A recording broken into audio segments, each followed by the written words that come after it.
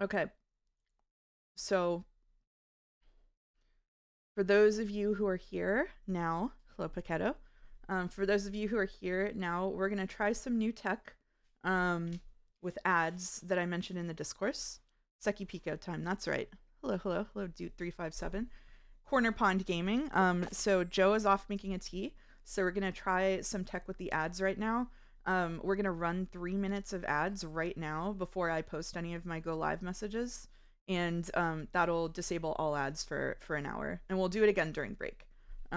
So this should help with ads, and all of the pre rolls will be disabled, so nobody will get lost during the peak moments of Sekimeiya. So I'm gonna press the add button now. I've never pressed it before. Here we go. Ukraine gets no ads, get cooked. I didn't know that. Okay. And I think mods, you should be able to see ads now in the chat. Or give money to Bezos and buy Turbo. I mean, I guess you could do that, yeah. Sucker Mary Barrels into Sucky Neko are so back. Oh my god. Like, have you thought about the fact that Joe and I are both, not just one of us, both of us are going to be reading two different visual novels for in the 2 days of the weekend. Hey, Denner.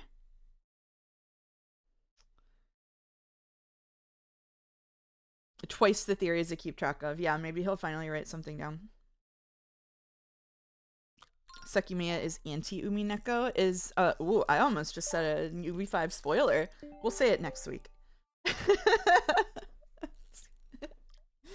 Is Sekimeiya somebody's favorite visual novel? It might be.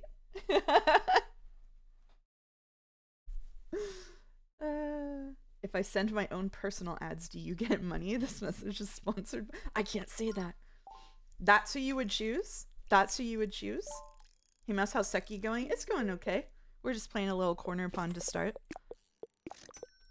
I kind of tapped out of this Mysteria patch. I did almost everything there is to do, so Mysteria stream openings are canceled, but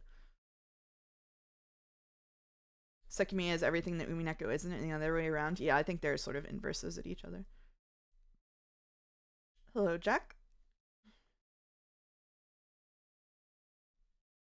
Sekimeiya time, Boulder's favorite visual novel. Happy to see Boulder in the chat.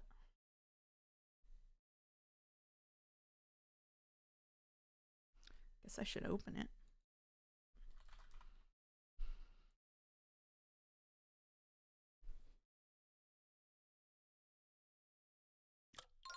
How's everybody doing today? I was just discussing Name of the Rose. It's a good book. Boulder loved it so much he speedran it. Yeah, he couldn't get enough of it, actually. Does anyone have predictions and theories they've mulled over? I'm beginning to think other characters are from different times. Me and Joe can talk about that when he gets back, maybe. Have I had a nice day so far? Yes, before this, I did book club for Name of the Rose, and before that, I recorded an Umi Neko podcast episode. So if you haven't seen in my server or Jads or wherever, Jelly did an interview with an Umi Neko podcast that's run by some people who are in the Jads in the Joseph Anderson community. And I did my own recording today, so that'll come out soon. Boulder says, my podcast app got automatically generated transcriptions for publicly listed podcasts, and I was upset to see they're not time-stamped. But then checking the only non-Patreon podcasts I listen to, I realized it's because ad-supported podcasts have personalized ads, and though it would make the timestamps misaligned. That shit is always crazy to me. It's kind of scary when a podcast pops up an ad. And it's like, okay, like, why is it for an ad for like a restaurant that's like 5 minutes away?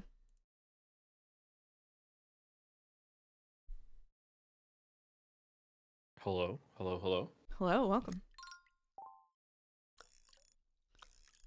Can we hear Joe? Can we all hear Joe? What's the podcast again? I don't remember what it's called, but I can post it later. Okay. I just punched the microphone, sorry.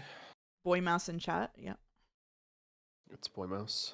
Joe is quiet. I think quiet? that's because Joe is sick. And don't forget to ping Discord. Yeah. Now it's saying that it's gonna do another ad, but it was supposed to delay the ad, so I'm kind of pissed off, but whatever. Incoming ad breaks, snooze, dismiss. What? You can just not look at that. So there's a setting. So what we discovered is there's a setting on Twitch that lets mods on your stream see when there's an ad break coming. So if like something intense is happening in the game, they can delay it. So I turned it on for Oh. people to do that. Yeah, yeah. We Oh. researched the ad tech. Wow. Yeah. I'm learning so much about streaming But from me, when I'm not streaming.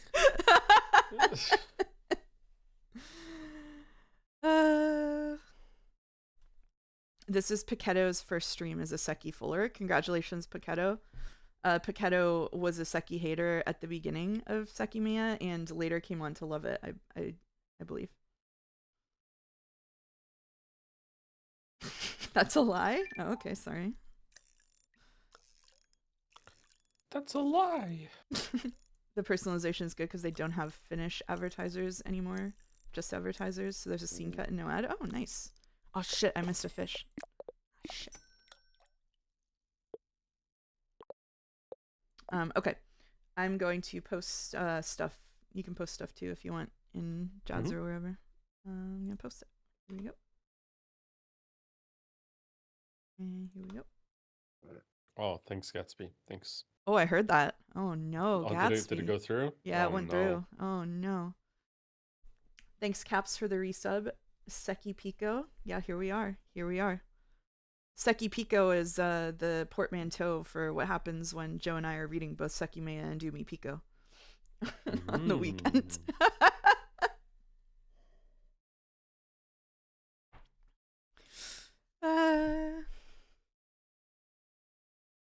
Glorp.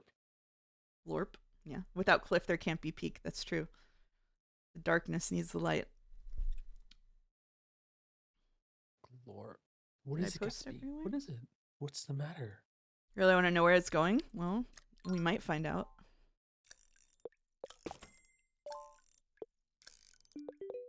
What is it? Hi, hello, yes. Umineko Tuesday. On a Tuesday. Hello, Mouse. Hello, Fishing Mouse. Hello, Tap. I haven't been able to watch the Sekimeiya. Is it good? It's getting good. Okay, I'm gonna close this. I'll start reading in 1 minute. I can't wait for you two to get to the moment where I teared up and laugh in my face. I don't think we'll laugh.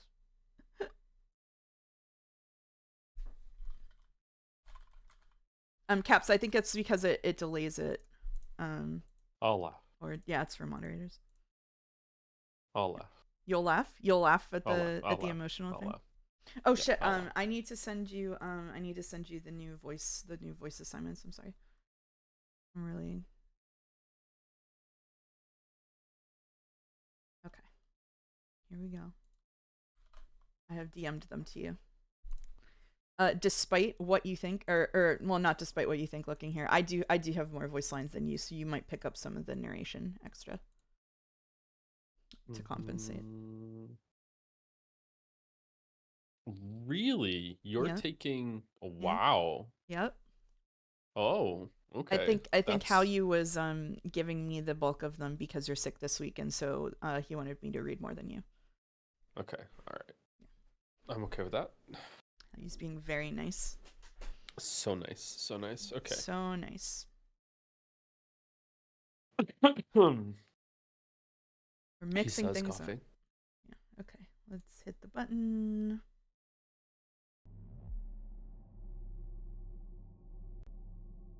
Button works. The button works. The new weeb emote prefix is cracking you up. That was Rodney's idea. Full credit to Rodney.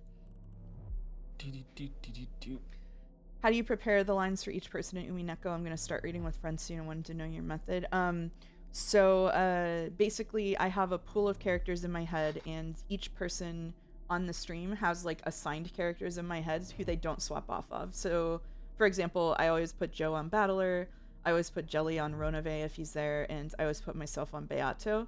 And then the next priority is if two people are having like a prolonged conversation in a scene, I try to make it often, like most of the time at least, that you're not just having a conversation with yourself.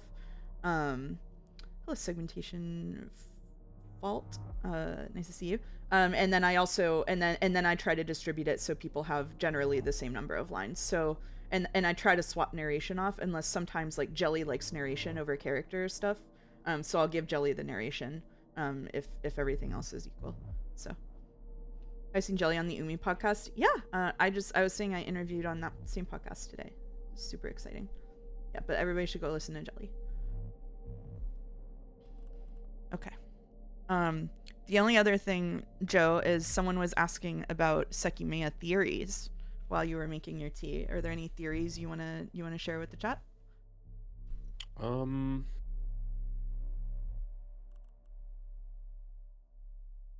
I think that the sigh that we saw at the end of yesterday last stream was being genuine when he said who's that when Katsuki said I need to get back to Shiroya.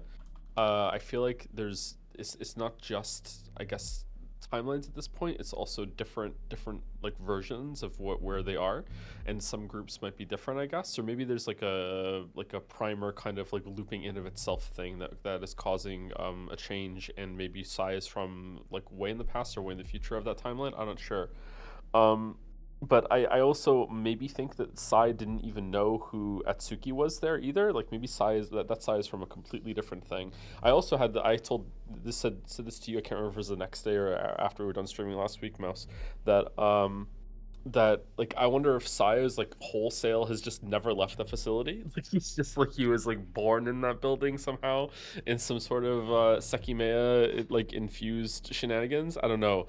Like I wonder like where that's going. Like I really feel like Sai so far is the most important character for understanding the mystery where we are now, but I find it really weird that Akaro is just sort of there. I feel like Akaro needs more time. I feel like Akaro is more interesting than they're being led on, especially with how he disappeared and then came back and was just sitting in the bathroom.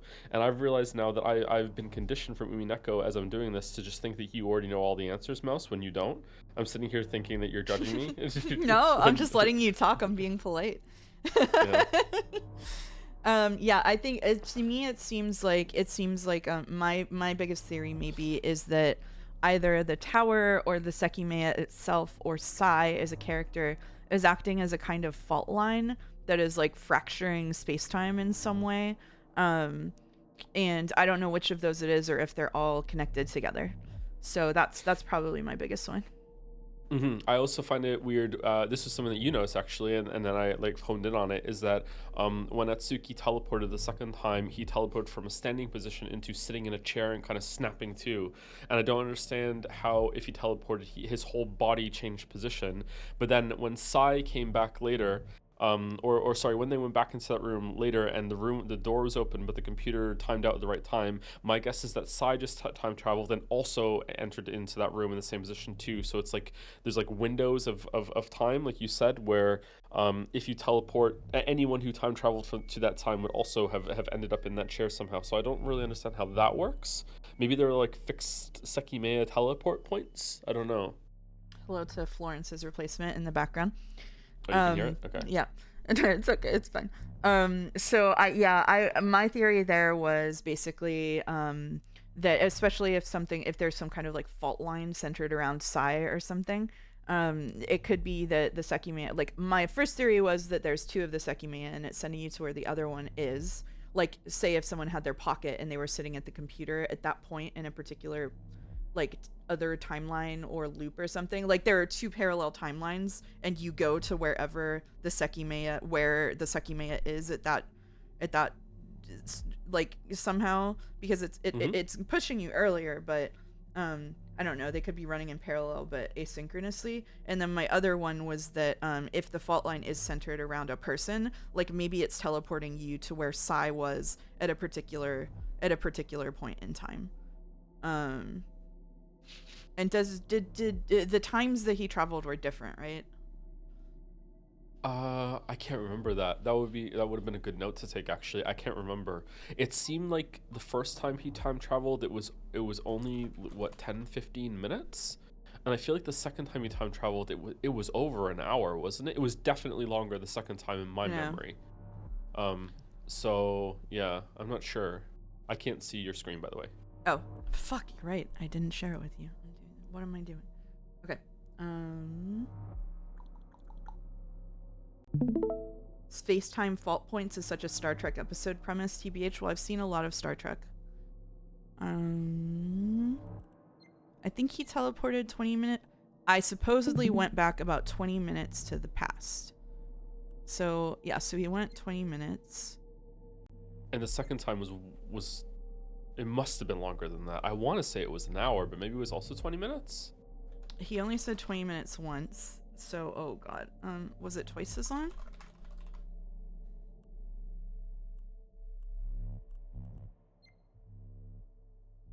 I'm at 40 minutes into it. So it was 20 and then 40. Twice the last amount. Okay. And he said, is that a coincidence? Question mark. Okay, so next time, is it going to be 60 or is it going to be 80? Yeah, and the other question 20 is minutes? Yeah. Is it just him? Like, if someone else picks it up, will it be 80 minutes, or is it like per person? Like there could be some weird math happening there where you're going where the last person to use it. You could be going when the last person to use it used it. I don't know.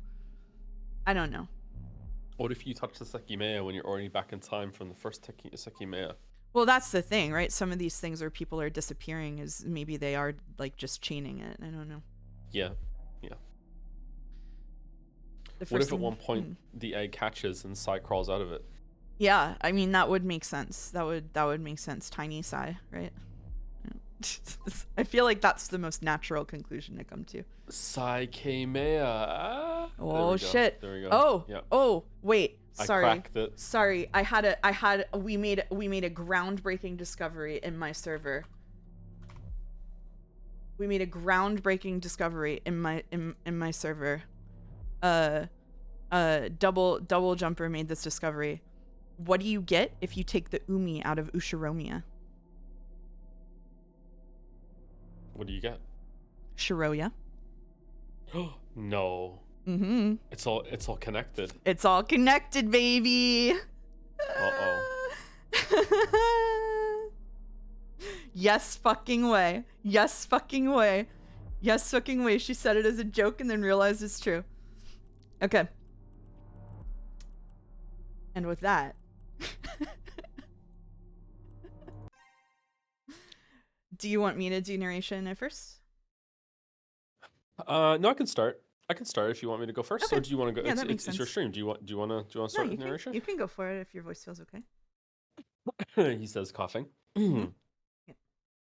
Bodes so well for Tuesday too. Mm-hmm. They were all empty, and I didn't bother searching too deeply into them. I understood what Sai's business on that floor was. He needed us to go there to have a chance at escaping. He had no way of dodging me on the upper floors. I sighed. Perhaps I should have expected it, but I didn't blame myself too much. I'd lost Sai, and he'd accomplished his goal of ditching me. Just in case, I went to the security room where he said he wanted to go. It was empty, and the computer remained suspended. In a corner, I saw the suitcase that Kate, right? Kate had brought there from hallway C.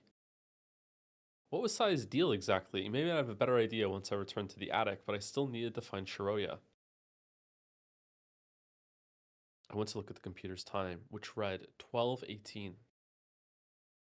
I sat on the chair and sighed in exasperation for a few seconds. There were plenty of things to think about, but instead my mind went to something that continued to gnaw at me.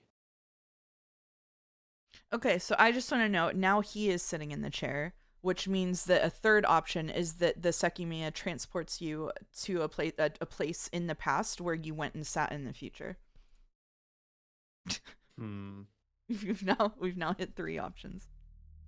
Is this the exact time that he was when he touched the Sekimeiya? No, it's been past that, hasn't it? It's past that, yeah. It's past that. Yeah, okay. Sai's watch, more specifically the date, 9/9/12/31. Was down a 9 there. When I found Sai, he should have been in the attic. This means that it's very possible he traveled through time in some capacity, even though he kept denying it. If he did, his watch would have done the same. 9/9/99/12/31 hints at that even further. Yeah, Sonya's good. It's the highest date the watch could display, so it could be linked to another common concept related in time travel: loops. Looping through time, reliving the same portion of time over and over. I'm jumping to this thought not only because of the date, but also because the battery ran out before the time it was supposed to. For example, if the watch is in the process of traveling from 1220 into the past until it reaches the travel point, the time displayed would increase per travel. If that's repeated infinite times, the date would eventually hit its maximum value and stay there, and somehow the battery just lasted the whole time. If the watch had repeated that process infinitely when I saw it, the date could make a bit of sense. Similarly, every few years the battery would run out, so replacing it would allow the time to continue advancing. Well, you know what we have to do? We have to go to every floor and go into every office and check every watch battery to check if they're dead, so we can make sure that... Hold on. So he thinks that Sai has been in a loop, and it's hit infinity. Yes. That's I don't want to be this pedantic person, but I am. And the rest of the watch's mechanisms would last for like over 9,000 years, according to him. That does seem unlikely, yeah. Yeah. So assuming it's more likely to me that going through the time travel just fucks with the time's inner workings or whatever of how it thinks what the time is. So assuming something of the sort is what happened, is it a coincidence that I just so happened to experience the loop in which the battery had to be replaced? He could just change it too, yeah. There would be times in which the watch would appear functional and ones in which the date wouldn't have reached the year 9999 yet. All of those would have to reach the same loop point, which contradicts the way I thought this worked, because traveling to the past would end up modifying it in different manners. But I suppose it's pointless to think about this because a bunch of other contradictions prevent anything like that from ever happening. To begin with, if the wristwatch had traveled back insane amounts of times, it would have physically degraded. Yeah, there we go. Okay, good job. If it had survived at least the 8,000 years needed to reach 9999, the metal would have appeared rusty. It's hard to believe it wouldn't have just disintegrated instantly. Also, Sai had to be the one to bring it back through time, so he'd be older, and he couldn't have existed for the same number of years without dying. This would be circumvented if going to the past replicated your past body, but then the watch's date and time would reset after every travel too. My god, dude. This is not how the Sekimeiya works. If you travel 30 minutes to the past, during those 30 minutes, two versions of you exist at the same time. If Sai went back with his watch that many times, he would have created a new copy of himself each travel. That isn't all. Naturally, I'm thinking about this to justify the watch's date, but there's no apparent reason why Sai would travel back to the same spot more than once. And if he somehow could circumvent aging, it'd mean that after the point he traveled from, he couldn't exist anymore. If there is a point in time in which he always travels back, he can never make it past that point. Despite that, I'm sure that if I go to the attic right now, I'll see him. The origin of the Sai I was talking to a few minutes ago should give me some insight, but I'm not sure how much because he himself seemed unaware of what happened to his watch. Do you regret saying you would do narration yet? No, I'm good so far. I'm good. Okay. Did the date go up to the year 9999 for no reason? I'm actually awake this week, so it's all right. Oh, good. Was it a malfunction maybe tied with the battery's loss of power? It seemed like a bit of a stretch to treat it as one. Did your chat notice that last week I like legit fell asleep at one point? They did notice you were tired in the Sekimeiya thread. I don't know if they noted that you fell asleep. I definitely could tell when Joe fell asleep. I don't know if the chat could though. I'm just used to your timings. It was only for about 10 seconds, but I did fall asleep last week. There's you can find it in the VOD. There's a line where there's just like a slight delay. And I was like, oh no. Oh, to be clear, it wasn't because of the VN. It was because I'd been awake for like 26 hours or something. Okay, like it wasn't because of that. The facts are as follows. Sai probably only traveled once because countless versions of himself didn't exist at the same time. The watch can't be in a regular time loop because the Sekimeiya doesn't work like that, and because the watch would physically degrade before reaching the year 9999. Yeah, the Sekimeiya doesn't work like that. Lamau says Katsuki, like. And yet, the date reached its highest possible value. I really feel that something of significance might be the cause behind it. Okay, again, I feel like this is going to be the trend of the VN. I actually really like this line of thought. I really like all things being considered. It's just taking too long. It's just like it's overwrought. It's like so much repeating and pouring over the stuff. But that also might be because I'm reading it out loud. Maybe if I was reading it and like going quickly through it with just my eyes, maybe it would be better. I'm not sure. I think so, yeah. I agree with you. I like the possibilities. I do bear some like Umineko Ryukishi fan resentment that they're explaining this to me. Like early on, I was like, are they just gonna keep explaining things to you and make you feel like it doesn't matter that you figured it out or thought through it? And yeah, I don't know. See, to me, I'm so poisoned by bad video game writing that the fact that I'm like breathing a big sigh of relief that they're addressing immediately that the watch would have physically degraded, instead of it being like fucking 25 hours later it's brought up and then chat erupts being like, it's not the kind of story, don't worry that the watch didn't physically degrade. It's just like, oh my fucking god. So it's like that. Anyway, there is a part in Metaphor Fantasio early on that made me laugh so fucking hard, because I was like, this is exactly the kind of question Joe would ask on stream, and they're gonna answer it they're gonna go out of their way and derail the main quest for like 15 minutes just to answer this question. That's so fucking funny. And Metaphor players in the chat, you know exactly what I mean. So it's really good. Can't wait for when we get to Metaphor in June. Can't wait. It's gonna be so good. Yeah. One last important thing I could take from this is that if the watch's status was caused by Sai traveling to the past, adding that he was surprised to see it disabled and that it was working at 11:36, it's possible that he hadn't yet traveled by that time. I also have to keep in mind that Sai had some good reason to escape from me and that he was in the middle of doing something when I found him. The battery's power running out also felt like it was pretty important, but I couldn't reach any conclusion regarding that. I shifted my focus. I had to find Shiroya, but I'd already looked through the crystal floor twice. Being in front of the computer made me think of the cameras. It was possible the system had restored, so I tried to see if I could do something with it and find out where Shiroya and Sai were. I hope we see like 40 Sais on the camera. I want to see packed like sardines. That would be interesting, actually.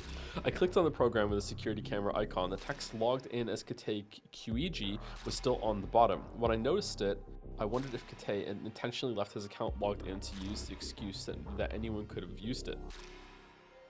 Man, all things I'm reading are just making me think about blueprints. Holy shit. Oh, no. Next, I pressed initialize camera monitoring, and as before, I was met with a message box containing the couldn't detect video footage text. Trying to look at the archived footage yielded no result either. In the lower right corner was a button that read power system off, but it was grayed out. It was a messy and hard to follow interface, so the only thing I recognized was a symbol of a wrench that was probably the settings menu. When I clicked on it, a panel with several options appeared. One in particular caught my eye. Footage. A new screen appeared after selecting it, showing the path where the recordings could be found. The set path was B archived, which sounded simple enough. In case the program was the cause of the issue, I went ahead and looked for that specific folder. B/ indicated that it wasn't saved on the main drive. I searched for it, but I couldn't find it. No extra drive appeared to exist whatsoever, so it made sense that the footage wasn't being detected. I kept looking, but to no avail. I performed a thorough search for the word archived, but none of the results interested me. The time had been passing fast, and I didn't want to waste any more of it. The computer displayed 12:31. Can you, when last time you said the time was, what was it? 12:18. Okay, so he was in here for 13 minutes? Yeah. Gluten math? Okay, 13 minutes. I stood up from the chair. I had to search through the entire floor, but going to the attic for aid was potentially a better choice. Although I didn't think Shiroya would go hide, searching alone was never ideal. Do you want to take over? Sure. Once I left the room, I was once again met with the cold silence of a barren floor. The door closing behind me didn't echo as well as it should have because the smoke cover on the ceiling didn't allow the sound to bounce back properly. Despite that, I still noticed the sound of someone approaching from hallway C. It was Shiroya. As soon as she saw me, she sped up with a concerned look. As if I were her reflection, I reacted the same way. Where were you? Are you okay? Yeah, I'm fine. I've been on this floor for the most part. I was searching for you. I went to the room where you said you'd return to, but you weren't there. You went there? You just had to wait. No, right as you touched the Sekimeiya, I disappeared too. What? Those words came as a surprise, so I forced my breathing to remain normal. You traveled too, at the same time? Why did I never see you then? Well, just as you touched it, I appeared on the second floor inside the offices. It was disorienting, like I changed places instantly. That's what happened to you too, right? I thought your travel might have somehow taken me along with you. I couldn't believe it was real. Talking about it and having it happen are two totally different things. Where did it send you? I appeared in the security room. Do you know how far back you went? I think so. I spent a few minutes sitting down since I could barely understand what happened. Then I went to the attic to confirm I'd really traveled back in time. When I saw that the door was still locked, I figured it had really happened. Eventually, I started to go back down until I heard sounds approaching me from below that made me hide on the 4th floor. It was a group of people, so I thought it was us when we first entered the attic. I figured I could go to the crystal floor to look at the time. I looked at the computer and estimated I'd gone back about 40 minutes. Huh. Okay, so either it's the time is based on whoever touches the Sekimeiya and triggers it, or it's random, like the time with each use, or Shiroya has time traveled once before now and doesn't know it. So you open the door to the security room. We both travel the same amount of time then. I see. I was in the cleaning room when you came down, so we didn't see each other. When he time traveled the first time, didn't he? Where did he go? He went to the offices, right? No, he went to the lobby. Did he go to the lobby? He went to the lobby. Okay. Yep. Okay. The others returned and then went up again. I knew they were going to the attic, so I followed them to see if everything was actually repeating. I didn't go up immediately, so when I got there, Sai and Kite were already in the bedroom. I entered and listened from the hallway, and they were saying the same things as before. I was so scared of being seen, Katsuki. If the past changes, do things just unravel? I have no idea. Nobody noticed me this entire time, so it was all consistent with the past that we know. I think nothing changed. Everything I experienced with people from the past was just me observing them without them knowing. I was there, so nothing deviated. I even tried to change the past by saving the second Naomi, but it was useless. Anyway, Sai and Kate really didn't leave the attic, did they? I don't think so, no. I knew we'd be going down in a bit, so I hid in the floor 6 offices. I stayed there for a while so Akaro didn't see me as he went up. Then I came here to meet with you, but you weren't in the room. I wasn't? I suppose I might have spent a few minutes with Sai in the lobby, but I thought you'd stay there. With Sai? But he was in the attic. What do you mean? I waited a bit in the room until I got worried something had gone wrong. I saw the Sekimeiya too. It was still where we left it, but it changed colors to the gray from before. So activating it is what powers it off like that. Probably, but I didn't try to touch it again. I closed the cabinet before I looked around this floor briefly, and I thought that you might be back in the attic. I went there, but not much had seemed to change. I stayed in the hallway to listen to the conversation going on in the bedroom. Even if they'd seen me, it wouldn't have mattered much, since we just left from their perspective. At that point, Sai was still there, right? Yeah, he was leading the conversation, telling everyone not to follow us down. Akaro was there too, and he confirmed that he saw us. Sai told them all to wait for us because we'd be responsible for anything that happened after leaving of our own volition. Sarah said something that I wanted to point out in the chat, which is that she might have already time traveled and just lied about it. Also, she might know she did. Yeah, it's true. I see, so he wanted the others not to come down. He kept saying it. He never left, and the elevator was still there with the door open. The conversation started winding down, and when they talked about going to the bathroom, I left right away so nobody would see me. I stayed in the living room for a couple of minutes with the doors closed, but I think that they all took that time to go to the bathroom, so I started going down again to find you. I looked through every floor until I saw you right as I was about to start with this one. I suppose it makes sense we never saw each other. 5 minutes before the point we traveled from, I saw Sai on this floor. I thought he traveled from the future because he was supposed to still be upstairs. If he actually was there during that time, I had to be right in some way. He escaped from me more than 10 minutes ago. I'm not sure where he is right now. Oh, I haven't seen him anywhere. I guess he didn't go up.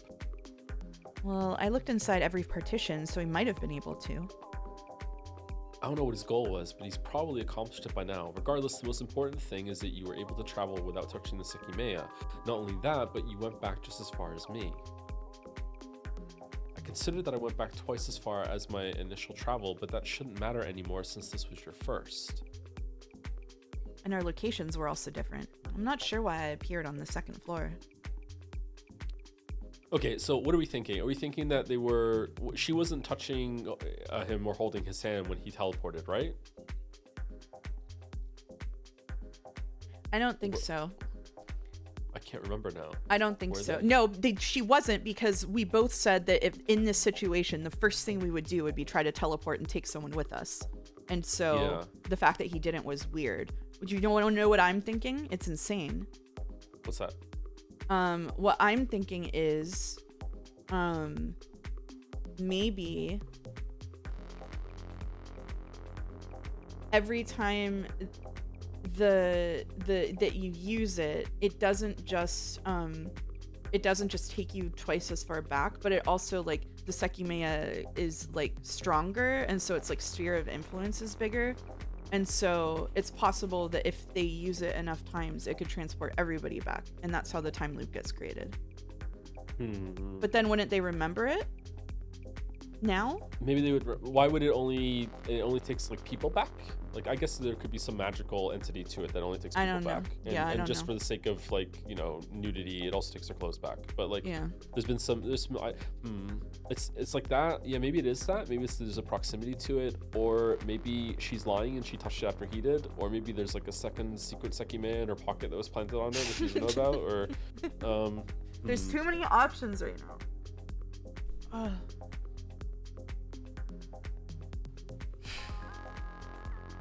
Or this is just a different Shiroya and she's acting. Yeah, it could be that it chooses random nearby locations, but that might be a bit of a stretch. It would mean that we could keep trying it until we appear outside the tower, but that recording didn't seem to indicate that would be possible. There's no way it was real, though.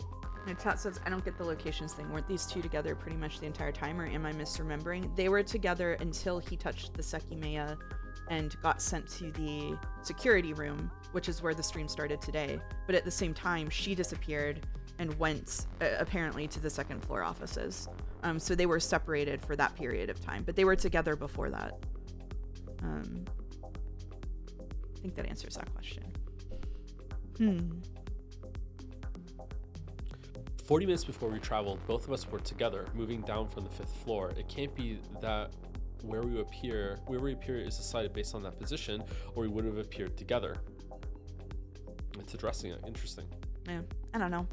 The amount of time traveled and the location might just be random. Both were different than the first time. I traveled, but when I disappeared in front of all of you, nobody else went with me. Why did it affect you as well this time? I thought about this. I was a few steps behind, and I'm sure at least Sai was closer to you the first time. He was walking to you before you disappeared. But Sai didn't vanish. From that, we can probably assume that the Sekimeiya has an effective range around itself. You think so? Well, even though you were picked up too, it's not like the people in the attic traveled. There's a specific distance from the Sekimeiya in which people can travel if it's activated. The first time it was smaller, which is why Sai didn't travel. If that's the case, are the distance it picks people up and the distance you move through time related? That was my first thought too. The first time I went 20 minutes into the past, and Sai, who was a few steps behind me, wasn't within range. This time I went 40 minutes into the past, and you went too, despite being a bit further away. Yeah, it's addressing exactly what you said. Yeah. Morbed.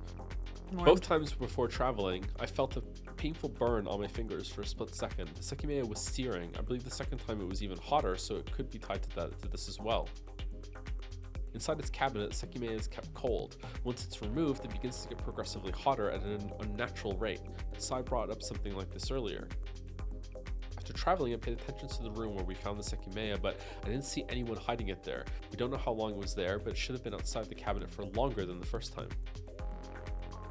It could be something like that, yeah. The distance traveled, the range around it, and how hot it gets could all increment slowly as soon as the Sekimeiya is away from a regulated temperature. The place we teleport to still seems to be completely unrelated though. Despite everything we've learned, I'm not sure if there's some other factor given that it hasn't responded on touch sometimes.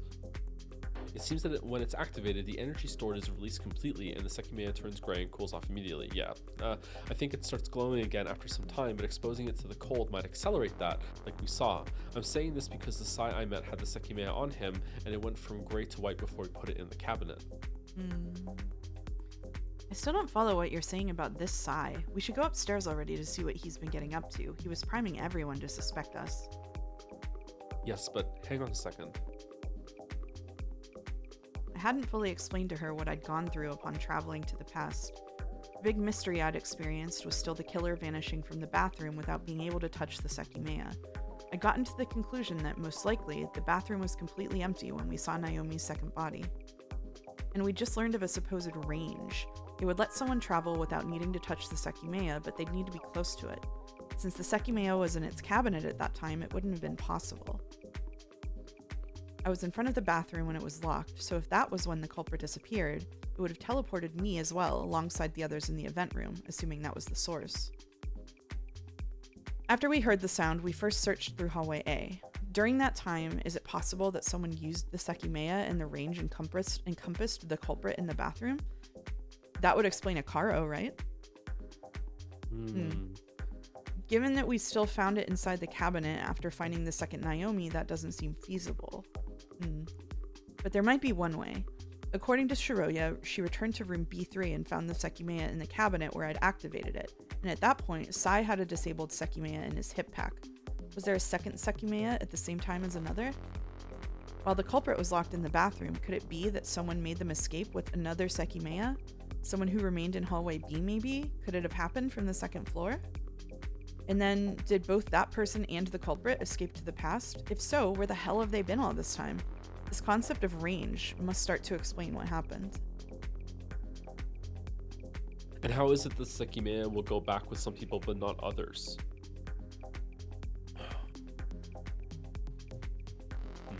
Before we go up, let's check the Sekimeiya. Kate might get unreasonably angry if we don't leave it in the cabinet, and something's still really strange. I do wonder if it's like multiple timelines and there's only one Sekimeiya, but if there are two Sekimeiyas, which I'm starting to buy into that ever since I said it a couple weeks ago or whatever. Maybe one of the people with like the second Sekimeiya, like Sai or whatever, is from like a different timeline, and he's like that's why he's so weird. Like he's able to take it across loops or something. I don't know. Maybe you unlock that power the more you use it. Yeah. Like the idea of unlocking it the more you use it. It's like fucking Final Fantasy 7 materia or something. What is? Well, Sai was holding a powered-off Sekimeiya in his hip pack right before we both traveled, or right when we both traveled. Sounds like something from Blueprint says how you doing called out. So there were two of them at that point. If the past wasn't changed at all, yes, Sai seemed legitimately surprised to see himself holding it, but it's insane to think that it was put there without him noticing. Even if he somehow traveled from the future while holding it, he should have been conscious that he had it. How would you appear while taking it with you, though? I can't think of anything, but right now, more than one Sekimeiya might exist. If you had two, you could bring one to the past. You just need to be holding one while you touch the other. I really don't think that can be the answer. The second one would have spawned out of nowhere. We entered the event room where that Sai and I had left his Sekimeiya. They name all the hallways. Hallway A, hallway B, hallway C, and rooms B1, B2. Call them like Psi 2 or something. Come on. Sekimeiya A, Sekimeiya B. However, the cabinet was empty. Oh. What? What's wrong? Right, the Sekimeiya Sai had, we put it here. Huh? Then did he... Instead of answering, I opened the opposite door and entered the room we'd traveled from. You closed the glass again. Did you also put the cushion back in place? Yes, it was left out, and I put it back with the Sekimeiya under it so it wouldn't stand out. I didn't want to touch it, and I thought you had to be nearby. I went ahead and grabbed it. It didn't take me long to confirm that nothing was below it. It's not here. Yeah, this is a song that like hit. All right. Yeah, Sai must have taken it. Both of them. He had the perfect chance and alibi. After he slipped away, he came here. Maybe he hid it somewhere else. Really? What's he trying to do? I don't know, but he might have an extra Sekimeiya at his disposal. If he travels to the past while holding one, he could appear where I saw him and explain the existence of it. But, like you said, this is a paradox, right? The other Sekimeiya has no origin, and him traveling with it is what allowed him to travel with it. Which is why I think there has to be more to it. We need to go talk to him. Sorry. Chat said, I hate every Sekimeiya I see, from Seki A to Seki Z.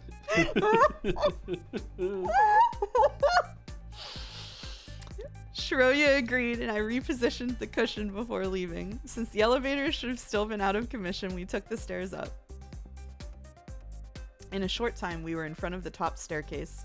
Before stepping inside the attic, I asked Shiroya to hold up.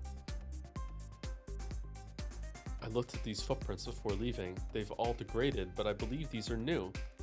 I pointed at the pair of footprints that looked more prominent. You can tell? These should be mine, since I was the last person to leave the attic. They fit. I thought so, meaning that nobody else entered or left through this door apart from you. We walked in. Nobody was in the living room, but faint voices could be heard coming from the bedroom where we'd been. Upon opening the door, 5 pairs of eyes fixed themselves on us, and Sai took the initiative to begin speaking without letting anyone else react. Hey, you two! Did you enjoy your 50-minute trip downstairs? What the hell were you doing? We were getting worried. Why did you leave without saying anything? Well, we went to check if the Sekimeiya was where we thought it'd be. What? We left it in the cabinet. Where else would it be? And that doesn't take 50 minutes.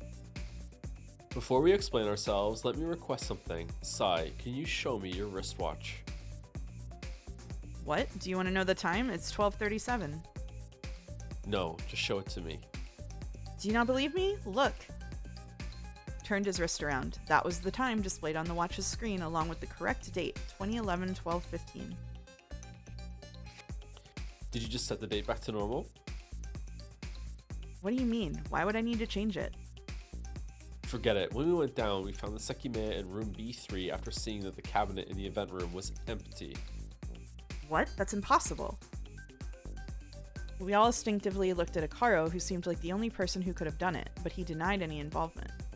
After that, we told them about our respective travels, about seeing Sai on the crystal floor with the disabled Sekimeiya, about being unable to find Shibuya for a while, about coming to the attic, and about Sai's escape.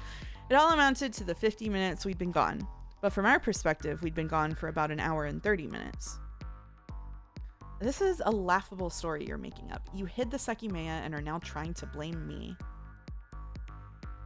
It can't be. Sai was here the whole time. Are you sure? Did he ever have the time to go down? No, he didn't leave. Sai, do you really not know what I'm talking about? I have no clue. If that's the case, you'll eventually travel back to the past and experience what I said. I'm sorry, but that won't happen. You've said that you spotted me in hallway A, so if I ever go back to the past, I'll avoid being seen. It's that simple. You've told me what happened, so you've made sure I won't ever let it occur. If I travel to the past, I'll quickly check my hip pack, so there's no way I won't know I had the Sekimeiya there. This proves you're just making it all up. Do you want to take over narration for a bit? Sure. Is he stupid? I didn't know how to refute that. If he was truly unaware of the events downstairs, he couldn't live out what I'd experienced unless he lost his memory of me describing it. After all, when I saw him, he looked legitimately surprised to see me because I shouldn't have been there. If the sign in front of me traveled, he would know about it, causing that reaction to be either impossible or fake. Look, Casey. You know, Katsuki, are you sure you're not just creating an alibi for Shiroya? She seems like the most suspicious person to me, given what you told us. I'm sorry? Shiroya frowned too. How was she any more suspicious than I was? Suspicious of what? Like moving the Sekimeiya? This version of myself you describe, it just seems like your imagination. I was here the whole time. So what's with this Sai appearing down there for no reason and clearly holding the Sekimeiya, which told you he was up to something?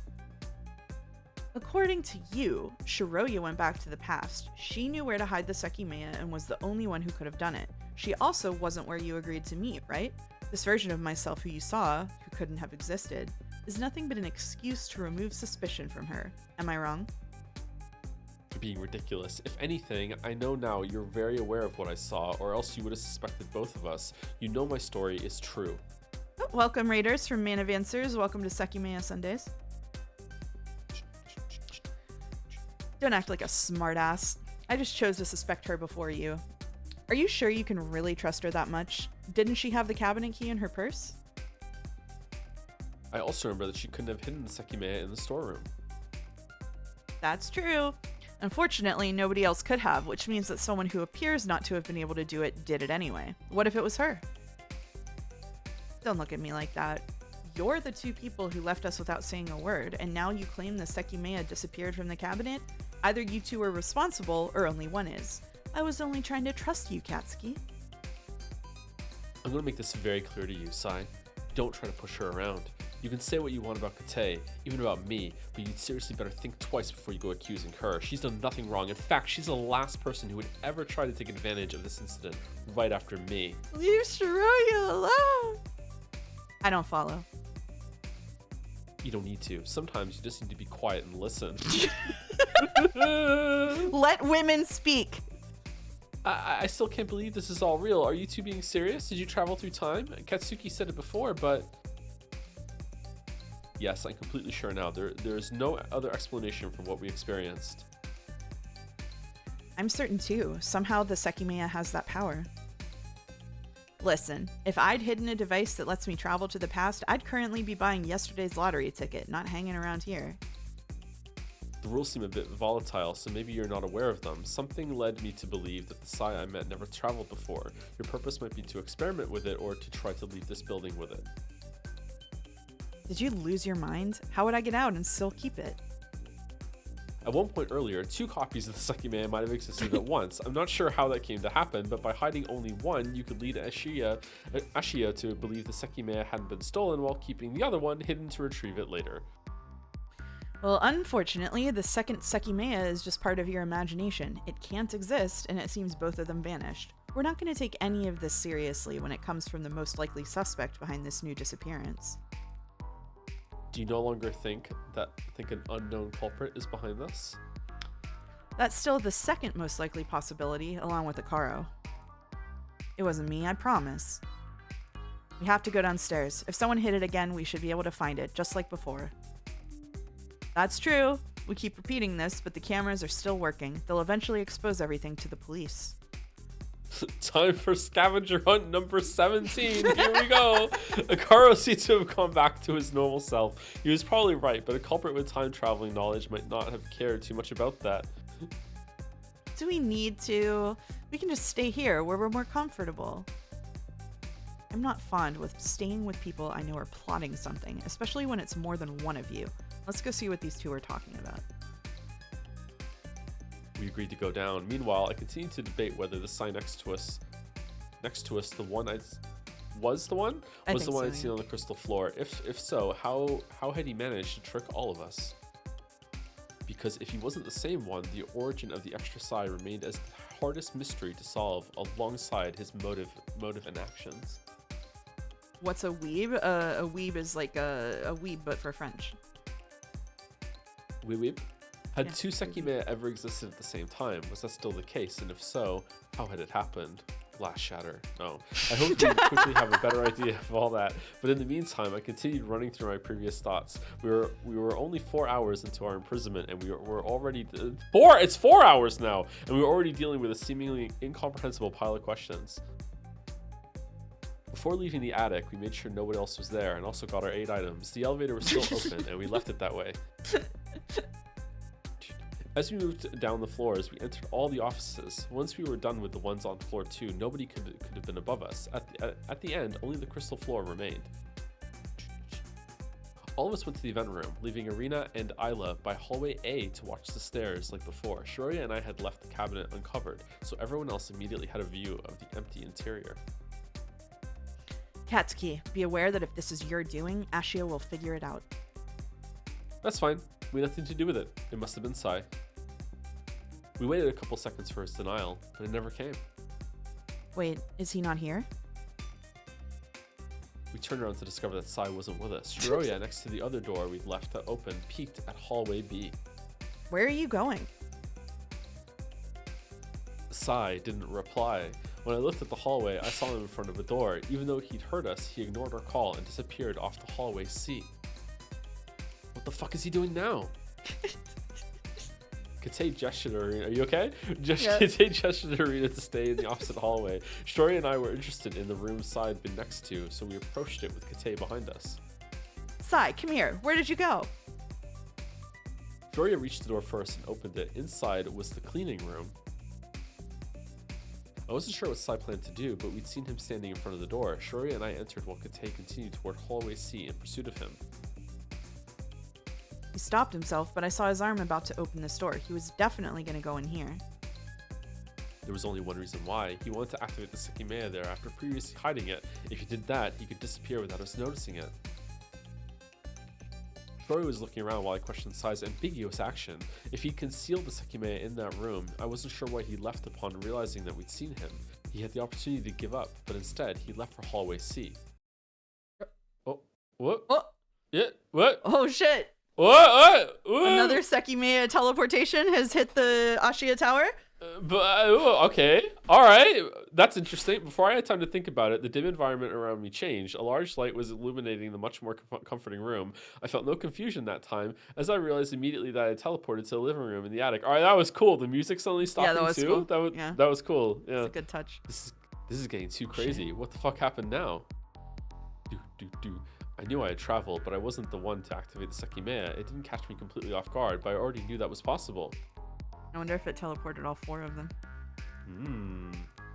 That meant I had just been in the range of the Sekimeiya. It was most likely in the cleaning room. And Shiroya was probably the one to activate it, meaning that she should have also appeared somewhere. How far did I go this time? Once I thought that, I considered some implications of what had occurred. The past hour was extremely dense. Sai managed to appear and disappear, and Shiroya had investigated every floor. Assuming that Shiroya traveled with me, we had both remained unseen for that entire duration. I looked behind me and saw that the door to the staircase was open. Drawn to my noise, a figure appeared from the hallway. It was Shiroya with its disoriented expression. Oh, you're here. What time is it? No idea. You just traveled from the cleaning room, right? Yeah, you did too? I did. I appeared here, so I don't know the time. I see. I thought I saw something inside the cleaning cart. I reached out for it, and I suddenly felt pain and appeared in this hallway. I think there was something else pretty small and dark next to the Sekimeiya, but I didn't get to see what it was. So I did get caught in your travel. Okay. Huh, I'm really surprised that that's the answer. Okay. What are we going to call Sekimeiya 2? Sekimeiya? Or Sekimeiya B? Or what? What are they going to call it? Regarding your question, I think I might know the time approximately. Staircase door is open, so this is past the time we unlocked the attic. There are a bunch of footprints next to the door, but I don't see ours. This must mean that you and I haven't gone down yet. These are probably the ones that we left after going back up, when we found a car in the bathroom. We're not before that point since there are too many. Then we're all in the bedroom right now? Ooh. Most likely. I think we should hurry to join them. What do you mean? I started moving toward the hallway as I explained it. I whispered to her. Earlier, you said that you followed the group up, and when you got to the attic, Kate and Sai were already in the bedroom telling us about Naomi's letter. This is happening now, so we're about to head downstairs, and your past self hiding inside the floor 6 offices is going to come up here. That's right, yeah, and we weren't seen. We hadn't left any footprints right in front of the door. The ones around the room would blend in with the others, making it unnoticeable that we'd appeared there. In a few minutes, Sai and I would also arrive, and that past me wouldn't pay any mind to those footprints. Should we take the elevator? Its door was open. If Shiroya was on floor 6, she'd probably hear it and said that it hadn't been used once. Okay. I didn't want to use it, not only because of that. By going down, my past self, who was looking around for a Caro on the crystal floor, could see us during the following minutes. Shiroya and I had inspected every floor and managed to miss each other. They're being so careful about not, like, crossing over at all. I wonder when that's going to stop happening. Yeah, I was going to say, if this were me in this situation, I would start fucking things up to see what happens. Yeah.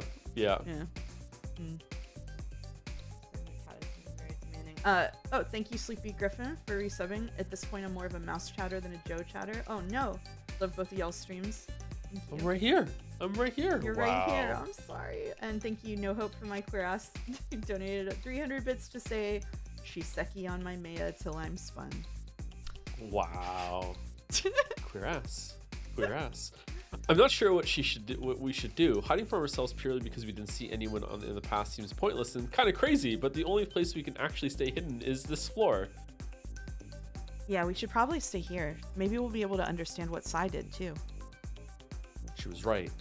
And we had 3 places to choose from: the elevator, the storeroom, and the other bedroom. We knew every other place would be answered eventually, so of course we chose the more spacious bedroom. As we headed there, our bodies froze for a second. Do.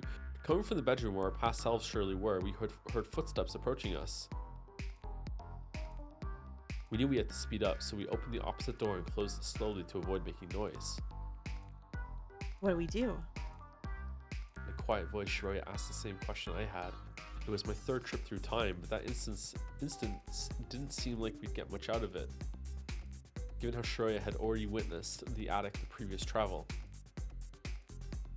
Was this door closed while you watched from the hallway?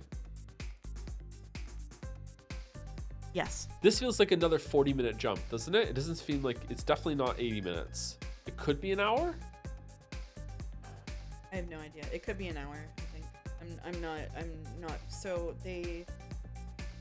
Oh, God. Yeah, I don't know. Could be an hour. Could be 40 minutes again.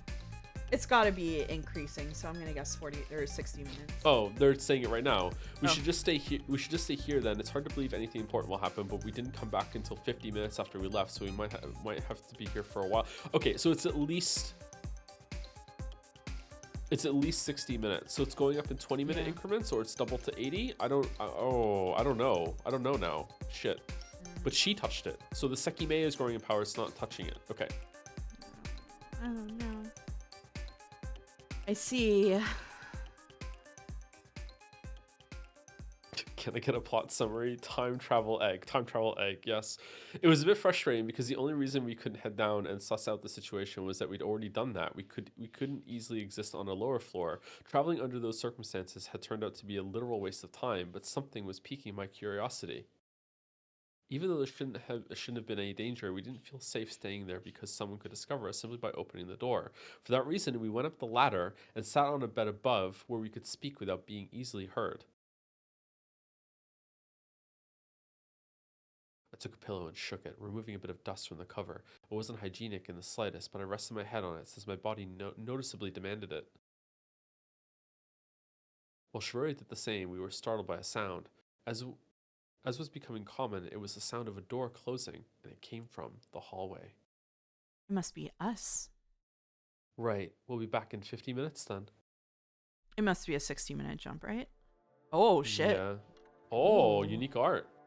Before that thought could become too overwhelming, I began speaking about a detail that I noticed. So Sai most likely stored the Sekimeiya in the cleaning cart. He wanted to either activate it or move it. I'm not sure why, but he knew a search was coming. He might have hidden 2 of them, right? I never really got to see it, so it's possible there were 2 inside the cart. The plastic bag and the light being dim meant I couldn't exactly see inside it, and I only noticed something strange when I saw a glow coming from the inside. Wait, did she finally clean her face? She did for this CG, at least. I see. You did feel a burn, didn't you? Fun fact, this art used to look more anime-styled and was changed in a patch. Oh, so she was, like, naked suddenly? Yes, when I touched the Sekimeiya, it disappeared as soon as I changed places. Precisely. I think this means that our bodies now aren't the same ones we traveled with. If they were, the burn would still persist, and you still feel... Wait, what? What?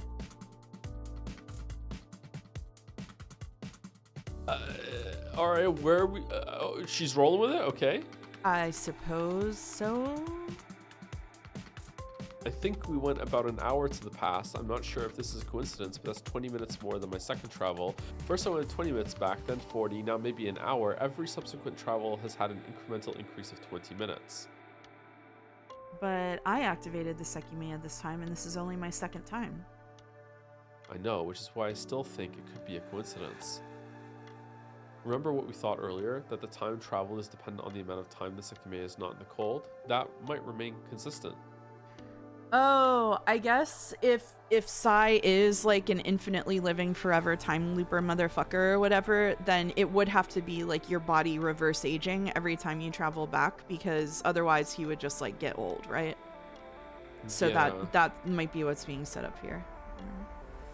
That's a weird detail. It Hmm. is, yeah.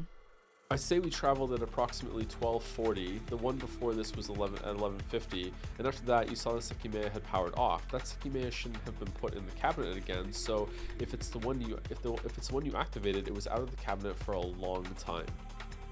Right, so we would have gone this far back.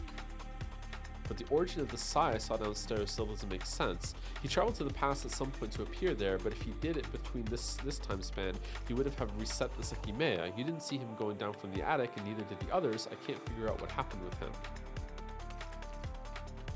Can't he just go back to the past after 1240? Yes, but if that's what happened, it means that his surprise at seeing me was fake. It means he knew everything would occur. I really don't think that's what happened. Well, there's still the Sekimeiya he had in his hip pack, right? Maybe he traveled using that one.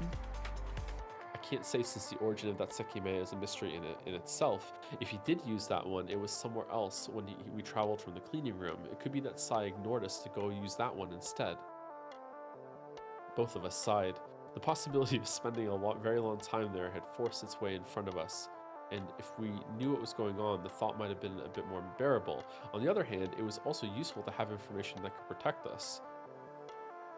Gloria had apparently recovered somewhat of her grief at Naomi's death, but I was sure it was due to absurdity. Someone dying twice made the whole thing surreal and removed from reality. I spoke again after a few seconds, as I hadn't yet explained what had piqued my curiosity about our travel. The place we teleport to has seemed random every travel, but if we believe the amount of time traveled isn't at all random, it's hard to believe the place would be. You thought of something? Not exactly, but I appeared in the living room while you appeared in the hallway. There was a time when those were our locations, right? Huh? Definitely not an hour before we traveled, right? At that point, we were all in the other bedroom. Oh, you mean later? Yeah. When I explained to the others what Sai and I did downstairs, I mentioned that we briefly came up to the attic. I didn't elaborate on that, but we went to grab a battery. At that point, you were in the hallway, listening to the conversation going on. Oh, shit. That coincides with the locations we appeared at, right? I think so. Wait, is this what I said about them moving to their future positions? Did I do it? Maybe, yeah. I think so. I didn't notice you two back then since I was paying close attention to the bedroom.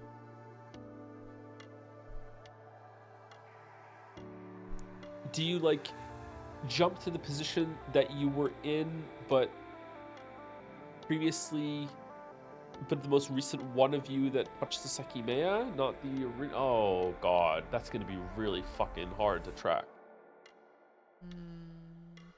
Oh.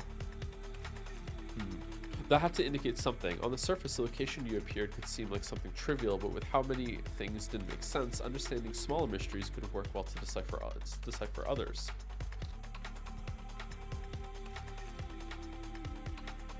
For example, if you figured out what determined our arriving location, we could predict where we'd appear if we were to touch the Sekimeiya.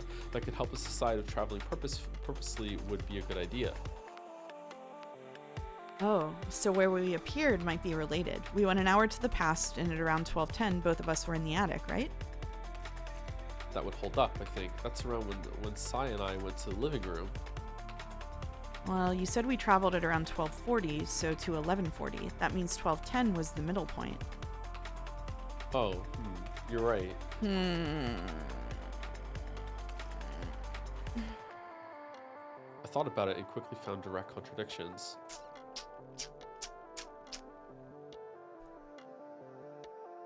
It's not consistent, though. The location we appear at is determined by the midpoint of the distance traveled. It sounds promising, but it only happened during this travel.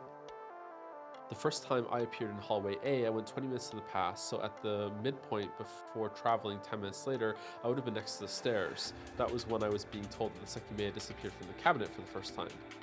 So true.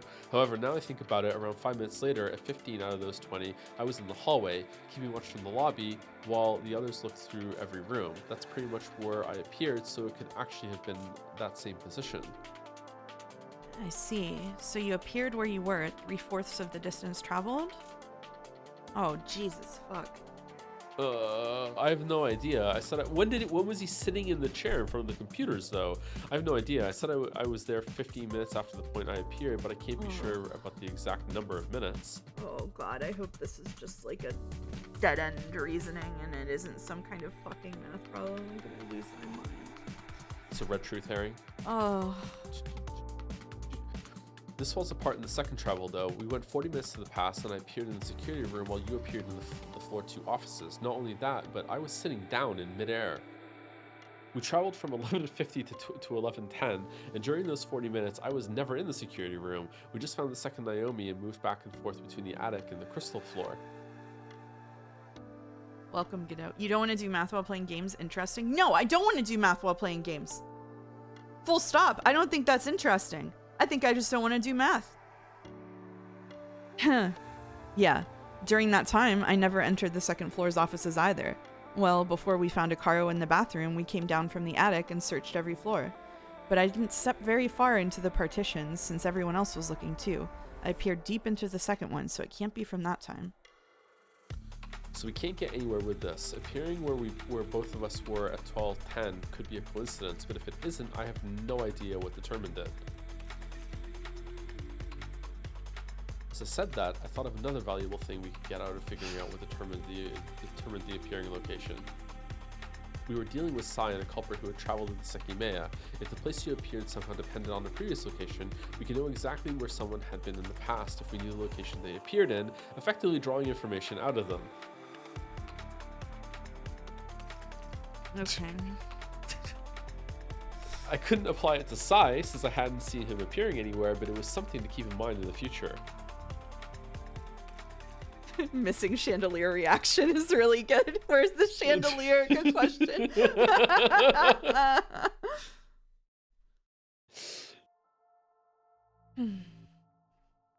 After that, the silence persisted. Both of us lay down completely and gave our bodies their needed rest. We had 50 blank minutes in which our existences were isolated from the rest of the world, so we weren't in any type of hurry. Oh man, what a dream.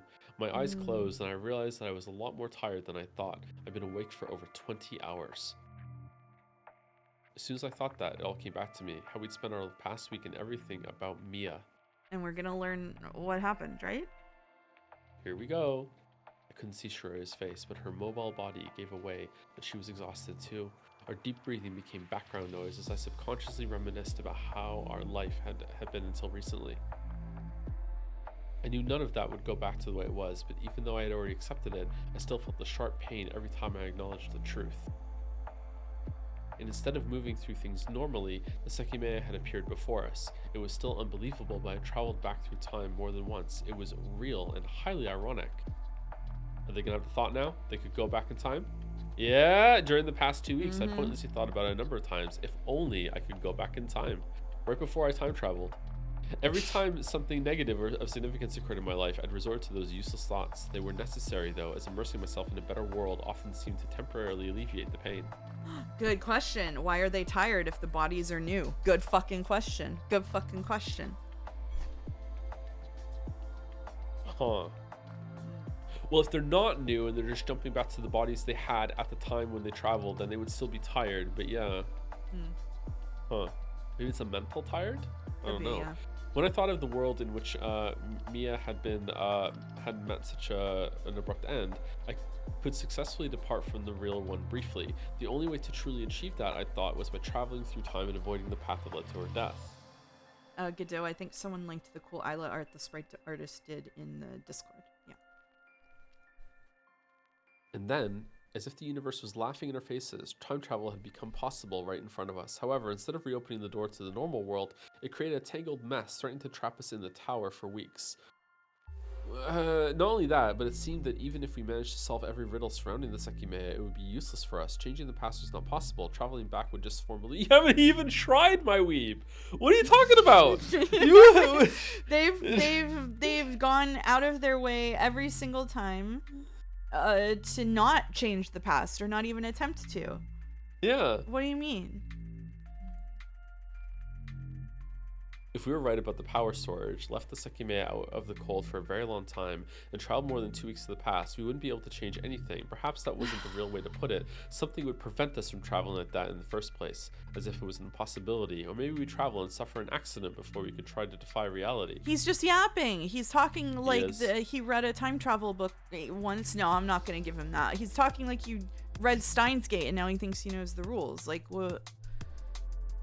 I think this character probably canonically has appreciated Steins Gate, yeah. There was no way Shiroya hadn't thought of it already. If we went back prior to Mia's death, we'd just have to suffer it again from another angle.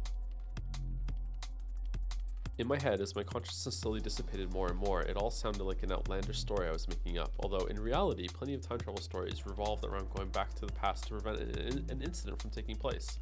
Is he going to wake up before the thing that happened 2 weeks ago ever happened? That would be cool. Be it to save a person or save humanity, I wasn't the originator of that idea. It might have been present within every person. Haphazardly thinking of going back in time after a bad experience was fairly common. I laughed inwardly because something else usually present in those stories had occurred in the incident 2 weeks ago. Mia's body! Discord just cut you the fuck out. Discord just cut you the fuck out. Discord didn't even pick that up. Oh man, I'm sorry. you just fucking went to the nether realm. Right before Mia died, she got on her experimental time traveling hot air balloon that she had done herself and said, "I'm gonna go, and if I disappear, I'm not dead. I just time traveled." But everyone's like, "Nah, she's dead." Even though we never found the hot air balloon or her body. No, she's dead for sure. There's no way anything else happened. She's dead. She did not become an egg. No way she became an egg. She's fucking dead.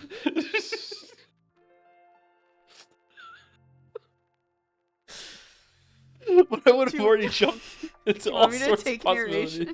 Sure, go for it. I need to laugh.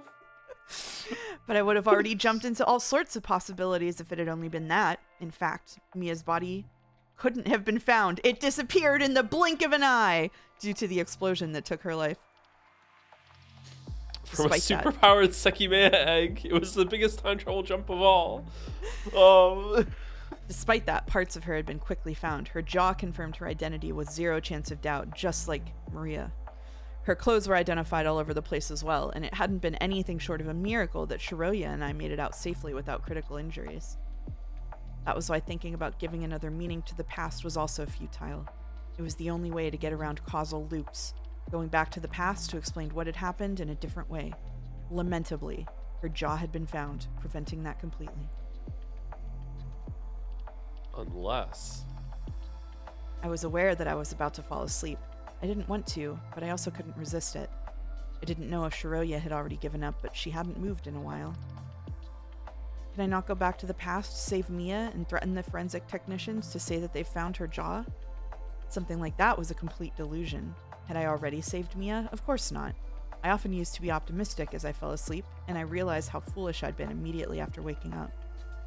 In reality, I'd personally seen pieces of her clothes with burnt skin stuck on them.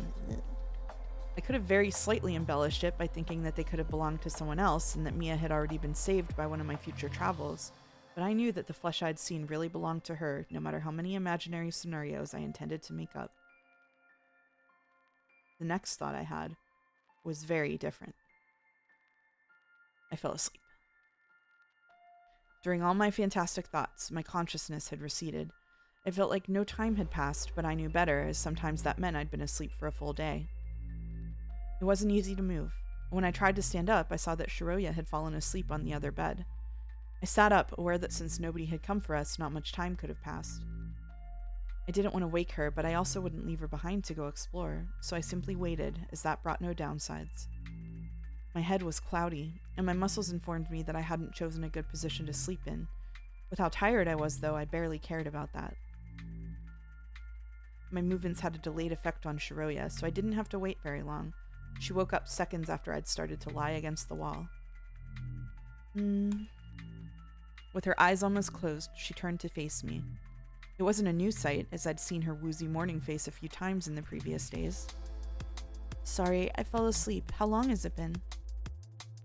I don't know. I slept too. Since nobody has come for us yet. Probably not that long. I see. Instead of sitting up, she went straight back to how she was. Sleeping for such a short time used to make me feel even more tired, but since there was no guarantee I could continue, I forced myself to resist. It was clear that we needed to sleep for much longer, but we were still in an uncertain situation around someone who'd murdered the same person twice. Seeing it that way, it was mortifying to think we'd fallen asleep because once our 50 minutes ran out, we'd be completely defenseless. Technically, nothing prevented anyone in the other bedroom from entering ours as soon as Shiroya left the hallway. I was sure that Shiroya felt it too, probably more strongly than I did.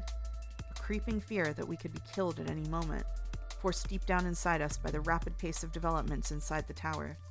It was a testament to her resilience that she hadn't outwardly broken down, and I didn't know how I was managing it. A couple of minutes later, Shiroya had rolled in bed a few times until coming to the realization that she wasn't going to easily fall asleep again. Being more aware of the risks might have prevented her from doing so that time. After a moment, she perked up and slowly exhaled while rubbing her eyes. With a final yawn, she decided to speak. Well, what do we do? If we look through the door, we should be able to know if we used up all our time or not. Alright, let's see if anyone's still there. I had to balance myself after standing up, and my body didn't react well to the abrupt change. After I was steady, Shiroya grabbed her purse and we went down the ladder. I gripped the handle and peeked through the small gap that let me see the hallway. Is the other bedroom still closed? Yes, but we also closed it when all of us went to the crystal floor. Oh, so how do we figure out if anyone's inside? Maybe the footprints could tell us. Her face is dirty again. It is. We walked carefully through the hallway. Continuity error, Godot, unreadable. Having no sense of time was a peculiar feeling, but our surroundings were fully silent. If people were still in the other bedroom, the door was perfectly hiding their presence. Once we got to the living room, we identified a slight change. Did we leave it like this? We were used to looking at the footprints in front of the door, but that was no longer possible. The door was closed, and the movement of it had erased every single footprint nearby, creating an empty arc. We must have. This means that the group already left, though. Even though the motion of the door wiped out the nearby marks, there were many around the entire room. They were much fainter than the last time I'd seen them, but I was still able to recognize that new ones existed. I glanced at the elevator. Its door had not yet been closed. We'll need to go down then. We traveled from the cleaning room right after we got to the crystal floor, so it'll be fine. Yeah, let's see if something happened. I figure the others must be searching for us. I opened the door, retracing its arc, and we began going down the stairs after I left it open. The next door was closed too, but it was unlocked. We stepped onto the 6th floor and were met by less comforting scenery. It was a strong reminder of our situation. We didn't have the will to check every office, so we walked around the floor at a slower speed than normal, gradually regaining our rhythm. I also don't have the will for them to check every office. Missing a different version of Katsuki and Shiroya hiding in every single office on the way down. And Sai in the other partition. Yeah. We hadn't used the elevator, but there was no real point to that. As we headed down, our echoing footsteps were all that we could hear. The silent path ended at the final staircase. Even though we logically should have heard people, we only encountered more silence. There should be people here. Let's go to the cleaning room. Right. Maybe the Sekimeiya is still there. I also want to know what else was in that cart. We walked up to the door, which hadn't been fully closed. As soon as we opened it, we instantly noticed the drastic change the room had undergone. What the fuck? The cleaning cart that had previously been there was nowhere to be seen. Oh. I recalled that it was in the corner of the small room. Aside from its disappearance, I didn't think anything else had changed. Did someone take it with the Sekimeiya inside? No, I don't think so. No. Of course, that should have been my first thought, but there was an inconsistency. I'd looked at the cleaning cart a few times before. Underneath and around it, there were 3 buckets storing scourers and chemicals like bleach. Those hadn't moved. These 3 buckets. One was under the cart, right? I think so. They must have put it under it because there's not a lot of space here, but if you tried to move the cart, you'd hit it, and the other 2, you need to take them out first, and then you could move the cart. Okay? Yeah, I guess so. Okay, like couldn't he's building up to the cart time travel too, but couldn't they just have moved the buckets, Lameo? I can't say for sure that nobody moved them, but if they had, it would be really odd for them to put them back in the exact same spots. I suppose nobody would get the cart out anyhow. This means the cart disappeared too, right? And only the cart, not the buckets under it. In other words, Sumari, what you were touching. This also means that we're past the time we traveled from. Are you serious? That can't be it. You were touching the cabinet when you traveled for the first time. How come it didn't disappear? Oh shit, that's true. I supported my body with it with my left hand, so I was touching the cabinet. It's because it's electrified. That's strange. If this cart disappeared when we traveled, did it appear somewhere else? Shiroya leaned forward with a frown. She was looking inside the buckets. Wait, it's here. Look, inside this one. Adopting a similar frown, I walked ahead to see what was inside. I saw it immediately. The Sekimeiya. It was inside the bucket that had been under the cart on top of a pack of sponges. It was white, indicating that it was already powered on. Why is it here now? I think this actually makes sense. It fell in the bucket after the cart disappeared. Yep. Yeah. Maybe you're right. Yeah. If our travel made the cleaning cart disappear, the Sekimeiya, which is inside of it, would have fallen in here. But why is it still here? Did nobody enter this room? They must not have. Well, what do we do with it? Did everyone travel? I don't know. That's what I was wondering. I was wondering if all 4 of them traveled, at least. Huh. Yeah. I thought for a few seconds. We'd lived out a portion of our recent past from up to 3 different perspectives. There was no need to immediately touch it again unless we needed to figure out what had happened after we'd traveled. Dude, pick up the bucket. Let me do what Sai did earlier to avoid traveling. We should investigate before we think about activating it. Okay. I hid my hand under my sleeve and kneeled to grab the Sekimeiya. I touched it with my shirt and nothing around me changed. As I stood back up while holding it, I noticed something was wrong. Wait, it's not hot at all. Huh? Earlier, when Sai did this, the Sekimeiya felt really hot for him. He even touched me with his sleeve. Now, though, it's actually cold. So it won't do anything right now? I wanted to test it, and I got close to Shiroya so that if it worked, the range would encompass her too. Perhaps it was a bad idea, since nothing assured us we'd appear together, but it was better to try it like that. Without overthinking it, I placed my entire left hand on top of the Sekimeiya. After a full second, nothing had happened. Yeah, it doesn't work. That's strange. Can you think of why? Not at all. At least not if it stays consistent with the previous events. If the mechanics are completely random, it can just be that it takes a random amount of time until it starts to get hot. However, minutes after the Sekimeiya that Sai had in his pack turned white, it was already really hot. I don't get it then. It's pretty confusing, yeah. You know, aside from the obvious time travel, a lot of bizarre things keep happening around this, and someone with us is behind this whole thing. We've put it in its main cabinet a few times, but they keep getting it out. The last time we saw the cabinet key was in the attic, but we shouldn't go back up just to see if it's still there. We should try to understand how this works. I think working on that is better than just putting it back where it came from. So, what do you want to do?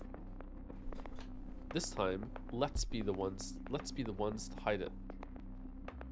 Later, we'll be able to see if anything has changed and hopefully understand how it functions a bit better. We have a chance since for some reason nobody appears to be here.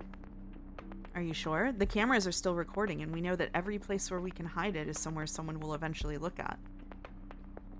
Regarding the cameras, I'm not sure we should worry. The culprit has been recorded plenty of times, and we'll be able to justify our actions if that ever becomes necessary. Still fucking, like, worried about the corporate overlords when you found a time-traveling egg. Like, okay, alright. They're so Holy bold shit. to think they're ever getting out of here.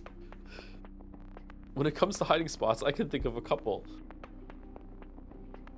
The times we were trying to find the Sekimeiya, we only really looked through this floor, and I believe every spot in the attic would also be easy to find. So I have two suggestions. One is inside a computer tower. I saw screwdrivers in the attic. If we open up a computer tower and hide the Sekimeiya inside it, it's hard to think anyone would easily find it. It requires thinking about it and unscrewing every other tower until you find it. Oh my god. That'd be a bit of a hassle for us though. So here's my better option. A locker. I thought of it earlier. The last key in Naomi's keyring. It's likely it belonged to her locker, given that every staff member has one, and the size of the key seemed appropriate for it. Wouldn't Kate have recognized it? Yes, just like how you should have recognized the attics. We can try it. I thought that maybe Shiroya would be more hesitant, and I'd been ready to abandon the idea, but she didn't oppose it. Given the purpose was to further understand the Sekimeiya, it was likely she was also hopelessly thinking about using it to rewrite our recent past. With that thought in mind, it was the first time we felt the countdown ticking along. The exit was presumably going to be unlocked in fewer than 8 hours, and we still had to confirm what time it was. We only had those hours to understand what the rules were, and if the Sekimeiya would ever be useful to us. But the specter of the voice recorder haunted us. We'd found something that implied we'd be there for a whole month. For the first time, that sounded just a bit desirable, as it would have given us more time to comprehend what was going on and how to use the Sekimeiya. You're out of your fucking mind wanting to be stuck here for a month. You're out of your fucking mind. It was possible someone was angling to trap us for a month just to accomplish that, but I couldn't begin to imagine how the rest of the plan would unfold in that case. At the same time, the exit was going to open at some point. She yearns for the French air. I would be yearning for French air at this point. Oh, oui. And the Sekimeiya would be exposed to the world. Supposedly, it had been found 2 weeks prior on a nearby mountain. It was hard to believe nobody had experienced its supernatural powers, but as I thought that, I recalled that I was also harmlessly holding it in my hands. We entered B4, the room with the first Naomi. I remembered where the keys were, so I found them easily. 2 keys remained, the small one I wanted and the one for the door in the first staircase. I took the smaller one off the key ring, otherwise it was too large to keep on my person and it might have made noise. Then we moved to the staff room. I inserted the key into a locker. I'd once again been correct about the purpose of a key. Pretty sure it'll work. It's not for this locker, so let me find the right one. Oh, please be a body in the locker. I inserted the key into another locker and attempted to turn it to no avail. Then I repeated the process with others until one opened. I hope there's just like 7 Sekimeiyas inside and they just spill out. Good, it's this one. The third Naomi. 2 compartments were inside, a small and empty one on the top and the bigger main one that had Naomi's coat hung inside it. I placed the Sekimeiya in the smaller one and took the coat out. I felt through the pockets, but they were all empty aside from a single handkerchief that I left alone. I put the coat back inside. It was a bit disappointing that we hadn't found anything substantial, but I hadn't expected to. I closed the door and locked it with the key while Shiroya observed all my actions from the side. That's it then. At least there are no security cameras here, so we won't be seen hiding it. I know, that's good. By the way, regarding the cart disappearing, I think it makes more sense than not. Does it? What's really strange is that apparently nobody noticed the Sekimeiya after it fell. For example, when I touched the Sekimeiya, why did I teleport and not the cabinet? And why did my clothes teleport? Oh, we're bringing up clothes. Oh my boy. god. Oh no. Okay, I was willing to just not think about that, but the story's bringing it up. Oh shit. Oh no. I was stepping on my shoes, so they teleported. My shoes were stepping on the floor though, so why didn't the floor Oh my god, it's going to floor too. I already thought of floor earlier, and I'm like, no, that's too much. It's probably just why is the whole building oh my god, is the whole building teleporting? The whole earth is teleporting. There's gonna be 2 moons in the sky at the end of it. It's probably just because my clothes were under my possession while the floor wasn't. The Tsuki in his name does mean moon, probably. So. Oh shit. Mm. Similarly, the cabinet I was touching wasn't in my possession, but the cart was in yours. Isn't that interesting? The cart is designed to be moved by whoever is holding it, while the cabinets aren't. That's why the simple act of touching the cart makes it yours, but touching a cabinet or the floor isn't enough. What kind of fucking ontological bullshit does he think this fucking egg understands? Like, is the egg... Oh, what if it's like Noja and the Sekimeiya is alive? Oh. Is it teleporting both of them because they belong to each other? Ah, love story? Maybe it's teleporting both of them because it's sentient and it feels like it. Uh-huh. The It's Sekimeiya just does that. It just does that. It just does that. Do you think if someone was a slave not allowed to own anything, the Sekimeiya wouldn't let them bring items with them? No, I would respect finders keepers even for slaves. That's about what I imagined, but it means that the Sekimeiya somehow recognized the cart was movable and the cabinet wasn't. This is insane that we're doing this. It's insane. Exactly, which is convenient for us, or else we could have made a bunch of other things disappear just because we were making contact with them. Remember the suitcase in the attic? Something similar must have happened. Naomi traveled holding it, so it traveled along too. We didn't find it strange at all since it's natural to imagine it happened, but your purse has traveled both times when it was only touching your clothes. It has to be because it's recognized as a part of your whole entity when you travel, which means that Sai owns the Sekimeiya?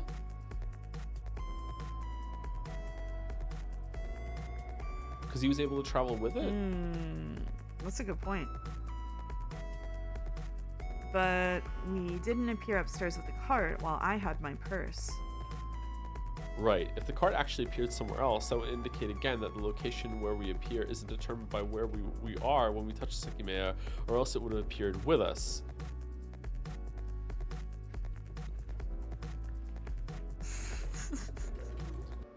So if the cart has appeared somewhere else, that position is determined by where the cart was at another point in time, and it should be easy to draw conclusions from that because it spent the entire time in the cleaning room. Is the cart at home before it did its check-in to do its cart shift at the fucking place? Like, what are you talking about? Where is it? I think so. Finally, consider this as well. When the cart traveled, everything that formed the cleaning cart disappeared alongside it. That included the bag covering its interior and the cleaning products that were placed in the front of it. All that disappeared. It was treated like a single element you were holding. This is so much legwork to just, instead of someone move the cart. But it's true. It's true. That's why it's notable that the Sekimeiya didn't disappear while it was also a part of the cart. It was inside it, so it should have been part of what you were touching with your other hand. However, it remained in place and fell in the bucket that was underneath it, which didn't teleport it as it wasn't attached to the cart. Is this discount zero escape? No, it was the same price. And just like we thought, the Sekimeiya can't go along with us. Did she say there was a second object there that she's about to touch? I wonder if the other Sekimeiya went back. Pretty much, even though it's what allows you to travel in the first place, it shouldn't be included in your possessions. That wasn't necessarily the case in the previous travels. I wasn't holding the cabinets in the same sense. Maybe Sai has read Homestuck and put the Sekimeiya into its fucking D and I can't remember what it was called. The D cube or whatever the fuck. Jesus, don't make Homestuck references. You're gonna activate Boulder.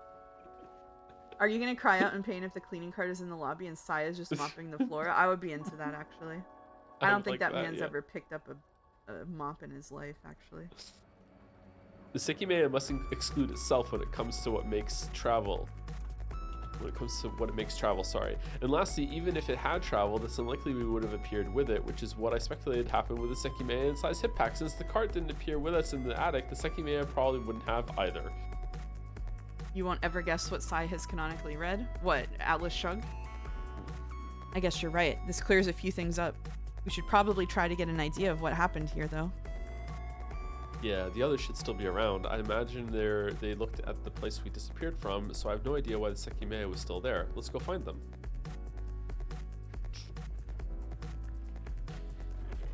We'd been moving through hallway B for a few minutes, so it seemed appropriate to begin there. It was unlikely anyone had ever been near us, but we weren't going to lose much time by making sure to glance over every room. Thank God. The start was the two bathrooms, and aside from Naomi's body, there was nothing there. Rapidly, we began to open every door to see if anything we could easily spot was around.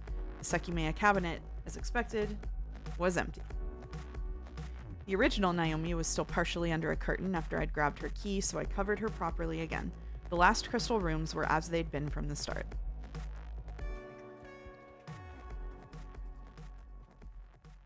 To cross to the opposite hallway, we went through the lobby, knowing that the mechanical room was also on our way. Unexpectedly, our search came to an abrupt stop when we stepped into the large hall.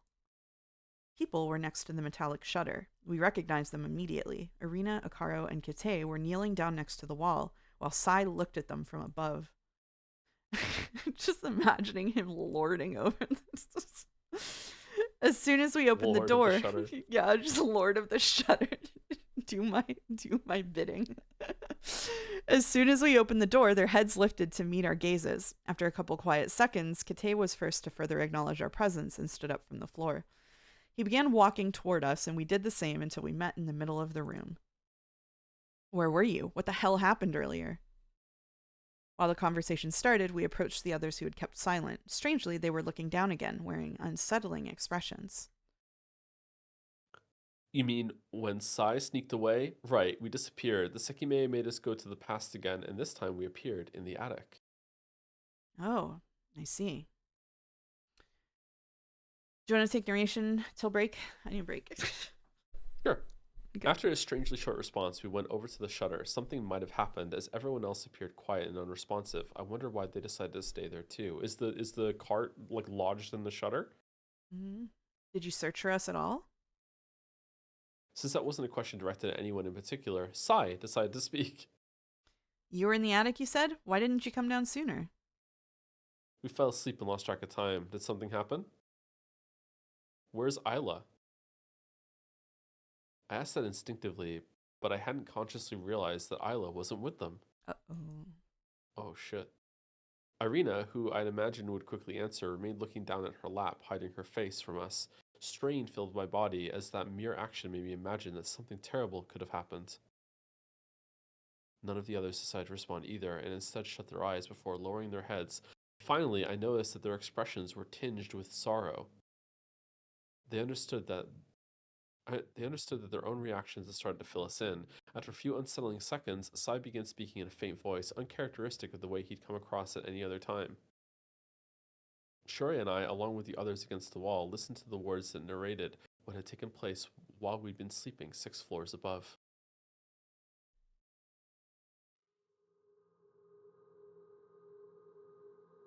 Are we getting a perspective change?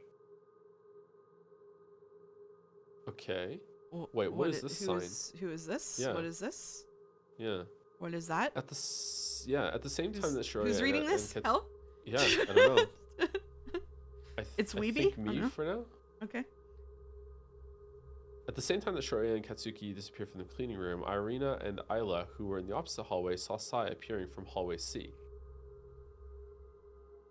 As soon as they made eye contact, Sai's body visibly relaxed. As if he'd changed personalities in an instant, he began slowly walking toward the two next to the event room, who hadn't said anything yet. Without a care in the world, he was the first to ask a question. What's going on? Where did the others go? What? They went to find you since you disappeared all of a sudden. Why did you do that? Naturally, Irina didn't know how to react, given that the others had made it seem essential to guard hallway A in case Sai went there before they could get him. Hold on. The log's list of characters? Is this the log? This is the log? This is the filter by name? Narrator, internal. Question mark? Okay. Alright. Whatever.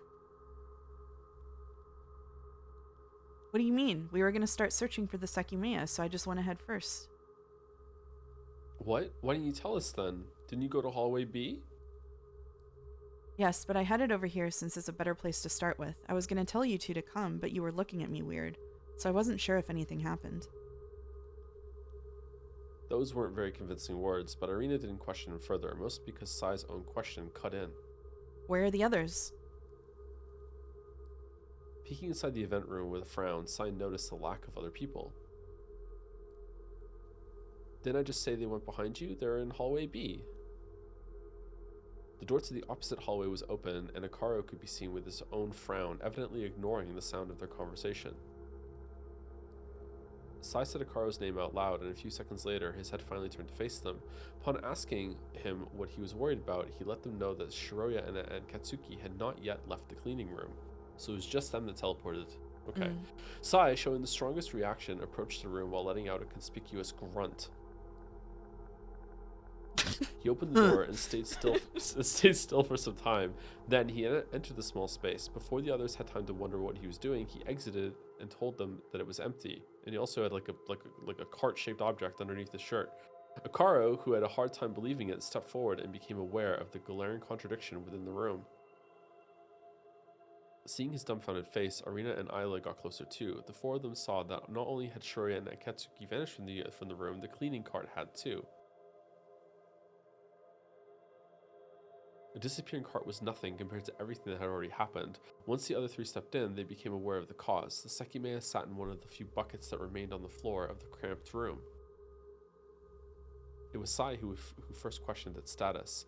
As it somewhat contradicted a few things they concluded earlier, it was white instead of the gray color they thought it become after teleporting two people and a whole cleaning cart. Not much discussion was had. Up until then, they'd grown accustomed to Katei's voice immediately instructing them to put the Sekimeiya back in its cabinet. It was a lack of those words that alerted them that Katei wasn't there. Where's Katei? He followed you to hallway C. Me? Then why didn't he come to the event room when we were in hallway A? Doubtful looks were the only answer. Sai, Arina, and Ayla had spent a few seconds talking next to its door. Of course, Katei should have been invisible. Taking advantage of Katei's absence, they removed their full focus from the Sekimeiya and left it where they'd found it, prioritizing finding him. All of them assumed that attempting to locate Shiroya and Katsuki was futile, as they'd most likely teleported through time and were somewhere else entirely. Sai was first to suggest going to see where Katei had gone, which shouldn't have taken a long time. With Akaro in the front and Sai in the back, the four left the room and saw the empty hallway C. The stairs presented the possibility of Katei moving upstairs, but hallway A was the most likely option. Shiroya and Katsuki should still be here even if they traveled back in time. It could be that Katei took advantage of this situation to do something. Sai called out Katei's name while Akaro viewed the entire situation with suspicion, as he'd seen Sai in front of the cleaning room where Sekmeiya turned out to be. He asked Sai why he disappeared earlier, which was answered the same way he justified his actions to Arina.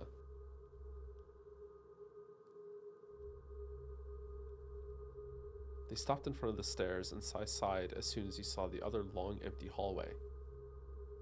You all rushed too quickly to find me when I was only trying to move things along, and now this happened. We found the Sekimeiya already, at least, but now we have to search for 3 people, which is just great.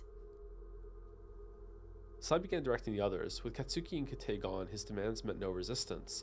His arrangement consisted of Arina and Ayla staying next to the stairs, as usual, and Akaro checking hallway B, while he himself looked through the hallway A rooms. That way, the search wouldn't take more than 2 minutes. As they put that into practice, Sai continued yelling out Katei's name. He wasn't being drawn to the noise, so it followed that he wasn't nearby. Drawing a zigzag pattern, Akaro and Sai met in the lobby after looking through every room in their respective hallways. In the meantime, Ayla observed next to her mother. What? Oh, despite her initial optimism, she was aware of what the situation had become. Sai put an end to the search by concluding that the mechanical room was empty. So maybe Katei got yoinked Yeah, too? Yeah. maybe. Huh. They walked back to the starting point where Arina and Ayla waited. Once the four of them knew that they were the only people on that floor, they could only speculate on where Katei had gone off to. Did they check the bathrooms? With a freeway to the other floors, he could have been anywhere, and even though they'd quickly accepted that Shiroya and Katsuki had once again traveled through time, they should have reappeared by that point. Katsuki and Shiroya's actions weren't openly questioned. After all, everyone had assumed they'd found the Sekimeiya and touched it without malicious intentions. After Akaro revealed that Sai had been about to enter the cleaning room, Irina couldn't help but suspect that they were being shamelessly manipulated. She sat on the stairs. She was tired and had to bear the constant burden of bringing her daughter into danger. They were locked up in a huge building with a murderer, and the people she wanted to trust had accepted that time travel was an ongoing factor they'd use to explain the mysteries pressing down on them. Mentally, she was exhausted. Ever since the first time they had found Naomi's body, she had been especially careful not to let Isla out of her sight or go off with anyone else. She simply couldn't fully trust them. From finding Naomi's second body onward, it was irrefutable that something unnatural was happening, but her only priority was her daughter's safety. Isla had initially been eager to go to what was supposed to be a routine event, but it had morphed into something incomprehensible. Irina couldn't imagine that someone would want to harm her, but the risk of being there at all gradually eroded any confidence she had in that notion. By taking a seat, she only wanted to show that she needed a short break before the search that inevitably followed. Her own daughter, though, didn't grasp that intention, as she suddenly walked off toward hallway A while the others watched her curiously, and then she's just gone. Uh-oh. This is why parents aren't allowed to take rests in stories. They're just gone. Sweetie, where are you going? With distress and concern lacing her voice, Irina asked that question, looking up from the stairs. Isla turned around and saw her mother's face, which she found a bit tricky to decipher. Choosing to answer the question with her own action, she continued walking and stopped next to room A5. It was the place where gemstones had been stolen, the sole crystal room exposed to the smoke that they still haven't explained that they knew and what it looked like before it happened. Isla reached up to grab the doorknob and turned it to open her way in. From the stairs, three people looked at her, finding what they were seeing very odd. As soon as they saw Isla entering the room, Irina gave up on her brief rest and stood. While she approached the room, she timidly called Isla's name. Once she was by the door, the two men behind started to approach her, intrigued by Isla's behavior. Isla had left the door open, so Irina was the first one to see the interior. Just as she remembered, it was dirtied by a purplish-black color, and almost no brightness penetrated the coating on the ceiling. The light leaking from hallway C was the main source of illumination. It took her a second to spot Isla with how dark it was. She was putting all of the force she could into opening up a cabinet. Unbeknownst to Irina, what would then occur would not leave her memories until they all faded away. Oh, shit. Applying force with her two small arms, Isla lifted up this heavy cover of the cabinet, found deep in the room. To prevent it from closing, she leaned it on the wall. After that, she attempted to peek inside, but her short body didn't make it easy. With both hands, she grabbed the top of the cabinet and propelled herself upward to see inside it. Once her eyes made contact with what lay inside the compartment she'd uncovered, a nightmarish scream tore through the room, terrifying Irina while she looked in from the hallway. What? But that was only half of what she had to witness. Isla's face was hidden in the cabinet, so Irina was unable to see that her confident look had shifted into an agonizing expression. To find a body? Irina's mind reeled in response as she began running to aid her daughter. She frantically questioned what the cause of this horrible scream could have been. Had it been a physical pain or a reaction to something she'd seen? Whoa, the song is distracting me. As Irina rushed inside, Isla's instincts told her to get out of the position she put herself in. However, due to jumping upward, the front of the cabinet had suspended her in midair, painfully pressing her stomach and preventing her legs from reaching the floor. Okay, do we think third Naomi body, someone else's body, Isla's body, or did she find the cleaning cart? I don't think she would scream at a cleaning cart. Maybe herself? It's definitely not a Sekimeiya. She wouldn't scream about Sekimeiya. No, she loves the Sekimeiya. Does Sekimeiya take place in Night City? I don't know. Let's find out. The only way she could move was by leaning forward. Next to the door, Irina's senses all perceived the same thing. Isla, in her helpless state, inclined forward and fell inside the cabinet. Only the sound of her body landing was audible, as no yell came out. With the curtain falling after a play, the impact made the lid fall, shaken out of its precarious balance. Wait, what? Irina let out a cry and ran as fast as she could. Meanwhile, Sai and Akaro looked on from the door. When Irina reopened the lid and leaned in, she finally saw what the ominous cabinet contained. Nothing at all. Nothing. Irina didn't see anything. but the 5 faces of the cabinet, covered by a velvet texture that, while untainted by the smoke, appeared black due to the lack of light. Why was she screaming then? Huh. She stood still while her heart took off. Then she snapped and began to feel its walls, trying to understand how that cabinet had swallowed up her daughter. Unable to find anything, she desperately looked around the cabinet in case she'd misinterpreted what had happened. Akaro and Sai, however, both bewildered, had arrived just in time to corroborate that Isla's lower body had fallen inside. They stepped in while Irina's next reaction was to open up the adjacent cabinets in hope of a hidden connection. Within all of them, the only contents were a handful of gems. As that wordless commotion continued, Sai moved toward the cabinet Isla had fallen into.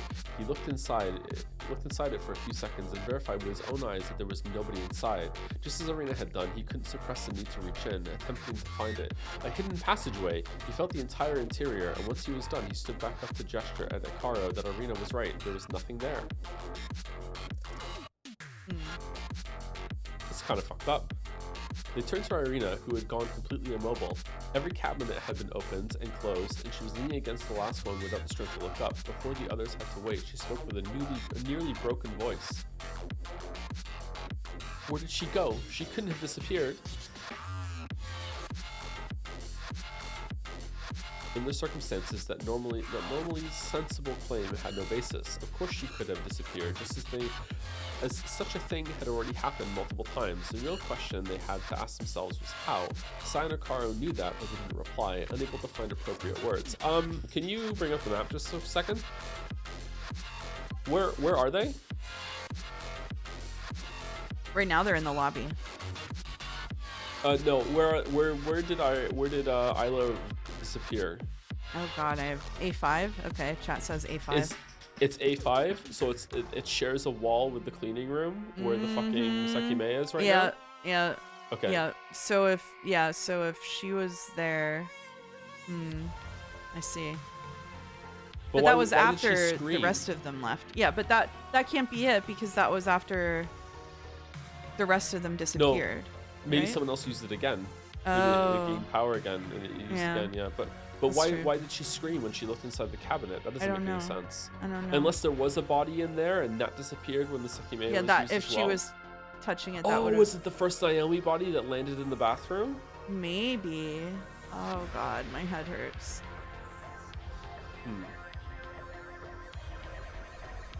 Okay.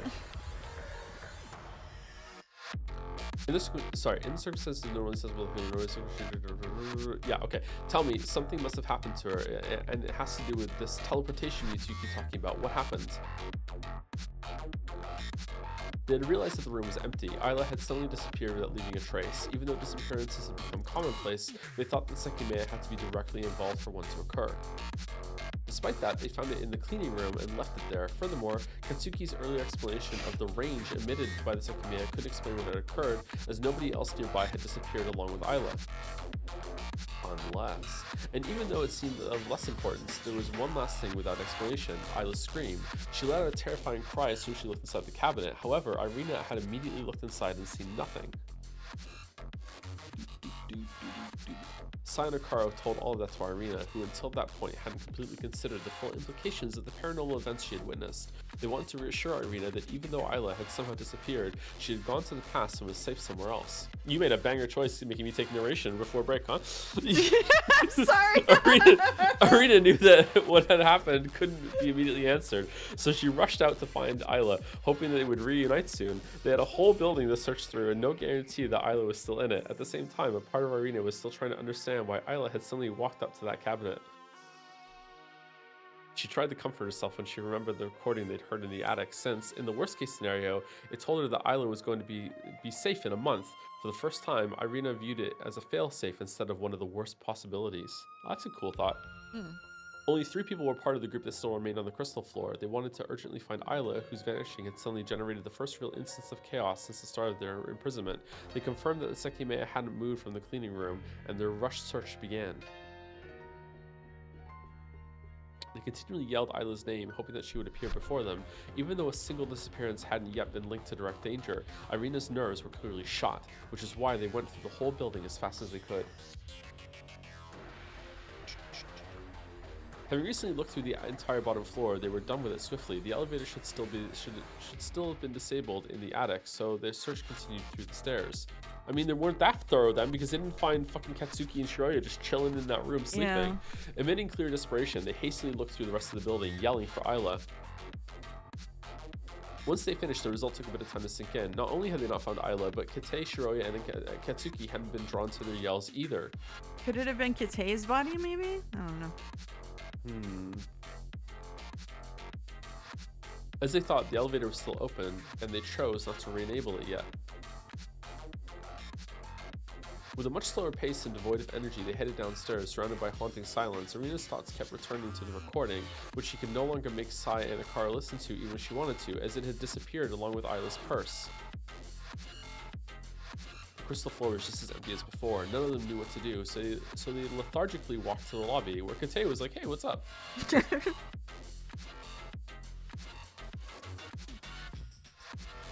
Before them was the immutable shutter preventing them from escaping and obtaining help. Irina leaned against it while the other two stayed still. Imagining how much Irina was suffering, being faced with the precarious disappearance of her child, they had chosen long ago not to say anything unnecessary. For a while, they stayed there, powerless against the confusing reality, hoping that waiting would lead them somewhere. So Sai can shut the fuck up. Interesting. They knew where the Sekimeiya was, but without Kate, dealing with it seemed far from their priority. It appeared impossible that it had been related to Isla's disappearance, but no other explanation existed. Out of the blue, they found themselves alone in a huge building with two identical corpses after 4 people had vanished.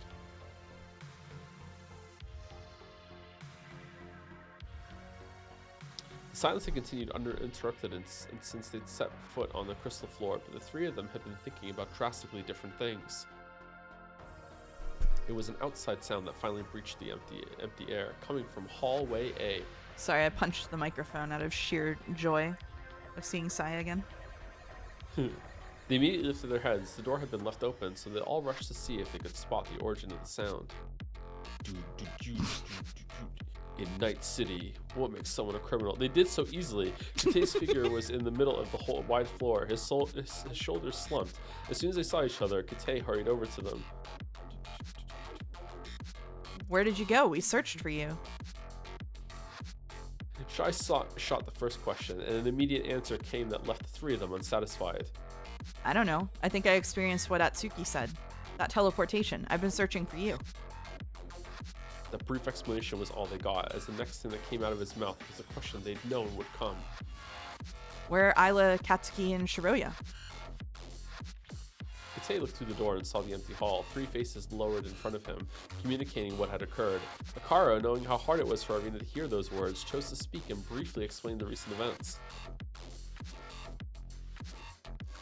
It was a lot of information to take in for Kate, and it only made everything that had recently happened even more confusing. Despite that, he had a few thoughts that he chose to keep it to himself. I see. I'm sorry, but I have no clue what happened to any of us. You said you searched the building, right? The others nodded. We'll do it again! They told her where Isla, Katsuki, and Shiroya had disappeared from, so he began walking to where they'd last seen Isla, as that part of the story was what he at least understood. I mean, like, Shiroya and Katsuki were asleep in the attic, and they legitimately did not find them during the search. That's crazy. They all entered room A5, and were hit by the memory of Isla's body falling into that looming void. They lowered every lid before leaving, so Sai pointed at the one in question. Kate approached it, finding it hard to believe that nothing had been found inside. He completely denied the thought of any opening or passage within the cabinet, so he wanted to see if he could get a good idea of what had happened, or if he could reinforce what he had believed had truly occurred. He gripped the lower part of the lid with his right arm and lifted it. As soon as the smallest gap appeared, he peeked inside. Even though there was very little light, he frowned. Yep, fucking empty. As he continued revealing the cabinet, that frown shifted into a much darker expression. Once he was done, he could only gesture at the others to see with their own eyes, as he couldn't bring himself to say the words out loud. Wait, what? Hearing his faint but trembling voice, Irina ran up to see what he had seen.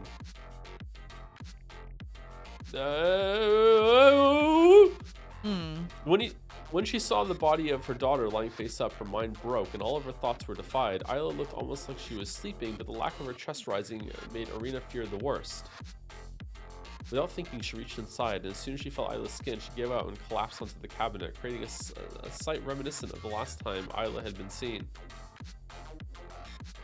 She felt no trace of life, only a cold piece of flesh with a texture far from the one she recognized as her daughter's. While the others stared in pity, Irina didn't move. Her sharp cries piercing the air, the recording which she had begun to see as proof of hope had become an impossibility. Having this music playing for this is deranged. Let me be the first one to say. Yeah.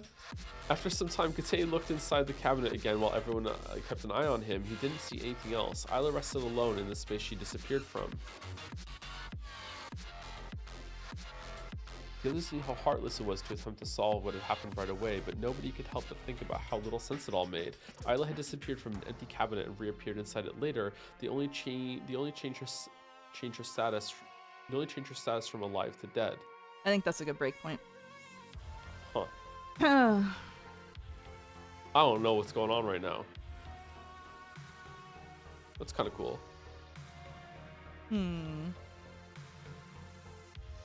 Yeah, Catbox. Well, I think it would be in maybe bad taste to show the Isla fan art or the Isla sprite art by for breaks. Sorry for whoever requested that. Okay. We want to come back in like 10 minutes. How long will stream go on today?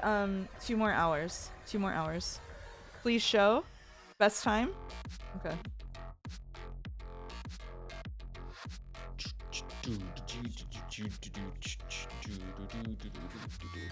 Gotta click the Sekimeiya thread. Was it in the Sekimeiya thread? Who posted it? My searchers.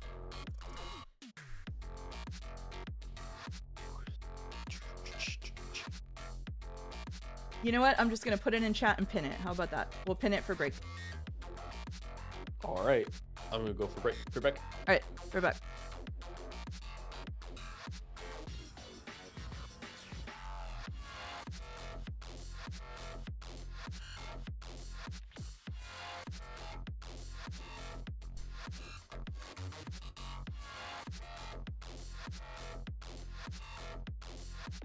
Chat before I go.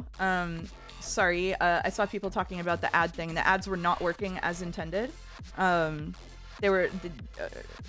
I was misinformed about how they would work. I tried to turn it down. I don't know if it'll work midstream, but for next Sunday, you will not get as many. Sorry about that.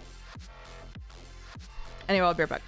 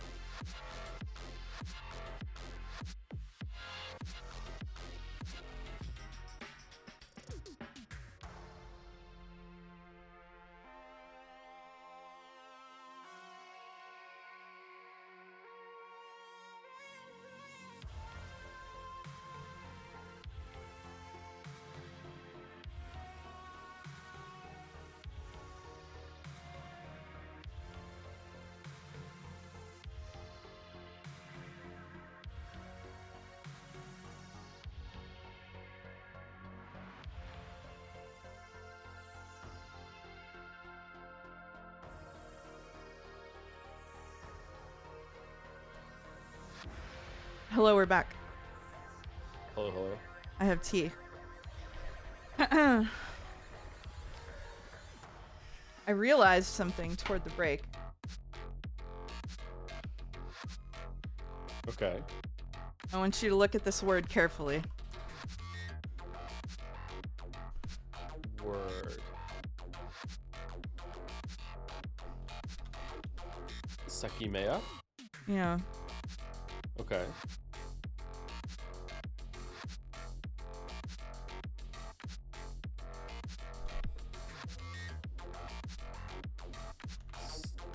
That?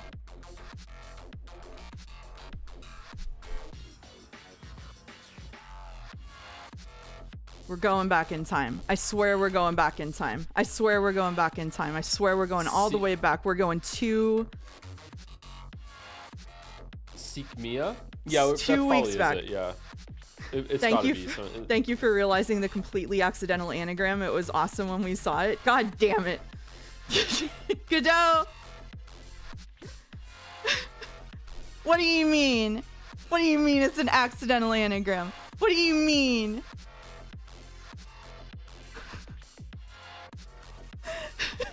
I'm crashing out. Hold on, just 2 weeks before this all happened, that they had one of their friends that they used to go hang out at the exact spot that the Sekimeiya was discovered in the mountains. Just happened to die in a random explosion that destroyed her, except for some of her clothes and her jaw. That's got nothing to do with what's going on in the building right now. What are you talking about? It's completely separate. That's just setup and just preamble. Like, yeah, it's fine. Is Godot doing the Umi Fuller thing of going into the stream channel and trying to redirect people with false theorizing? Is that what we're doing here? Are you? I don't know. You could be banned on Jads for that. Wine in front of me. Wine in front of me. Do we think that the Sekimeiya has different powers depending on who touches it? Do we think that that Isla is just like frozen in time stasis right now and not dead?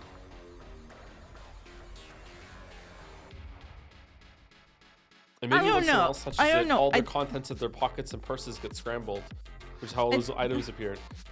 I think it's parallel universe shit. I think that somewhere else she was dead and she got swapped over. I don't know. I'm going crazy. I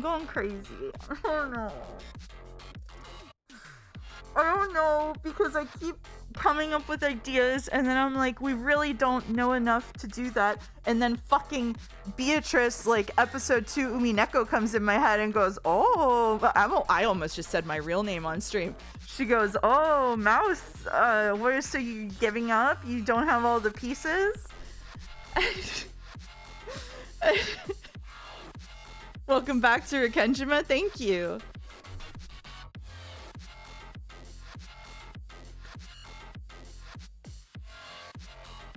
Need some red truths. We need some goddamn. You want to have all the pieces so bad. There have to be alternate timelines, otherwise how could the recording from a month in the future exist? I mean, what is the difference between a parallel universe and a time loop? Really? Should we should we like to discuss time travel theory?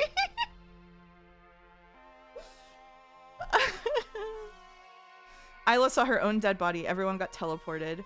Everyone but Isla into the exact same positions, and Isla is somewhere else. My god. I do think that Isla saw her own dead body. I think so too.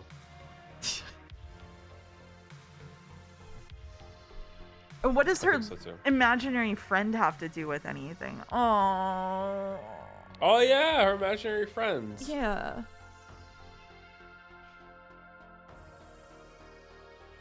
And the gem thieving organization that may or may not exist that's been completely forgotten.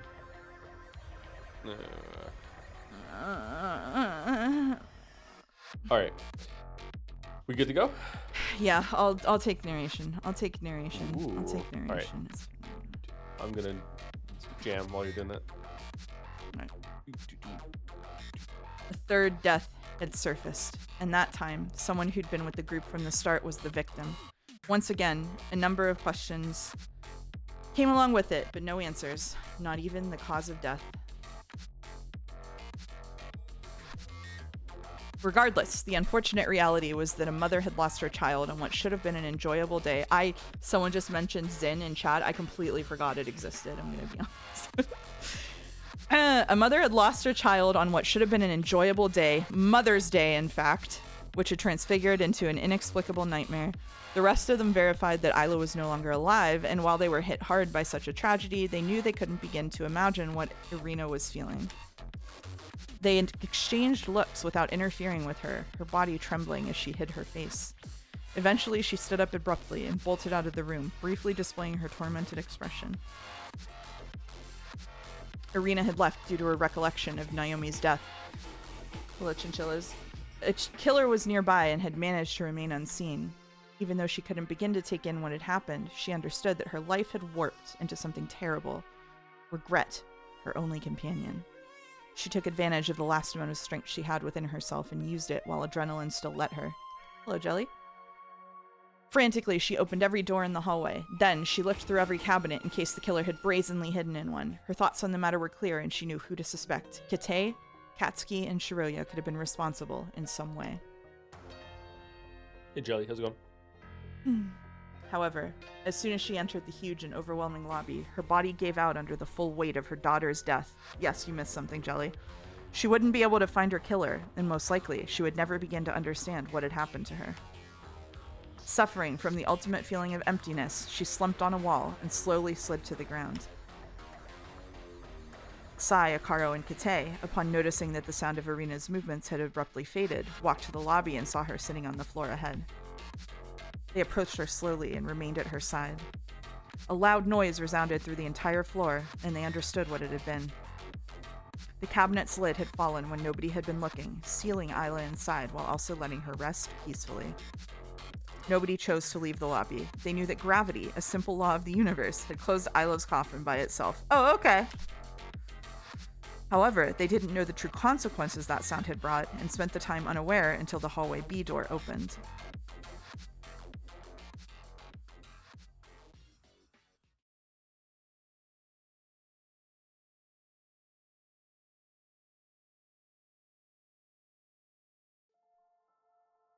Sai finished summarizing what had happened, avoiding explicit words that would have hurt Irina even more. It was way too much to take in, and it revealed that we'd slept for longer than we'd thought. As I looked at Irina, who hadn't raised her head since we'd entered, I saw the wet stains on her lap that I'd missed before. Shiroya looked crushed.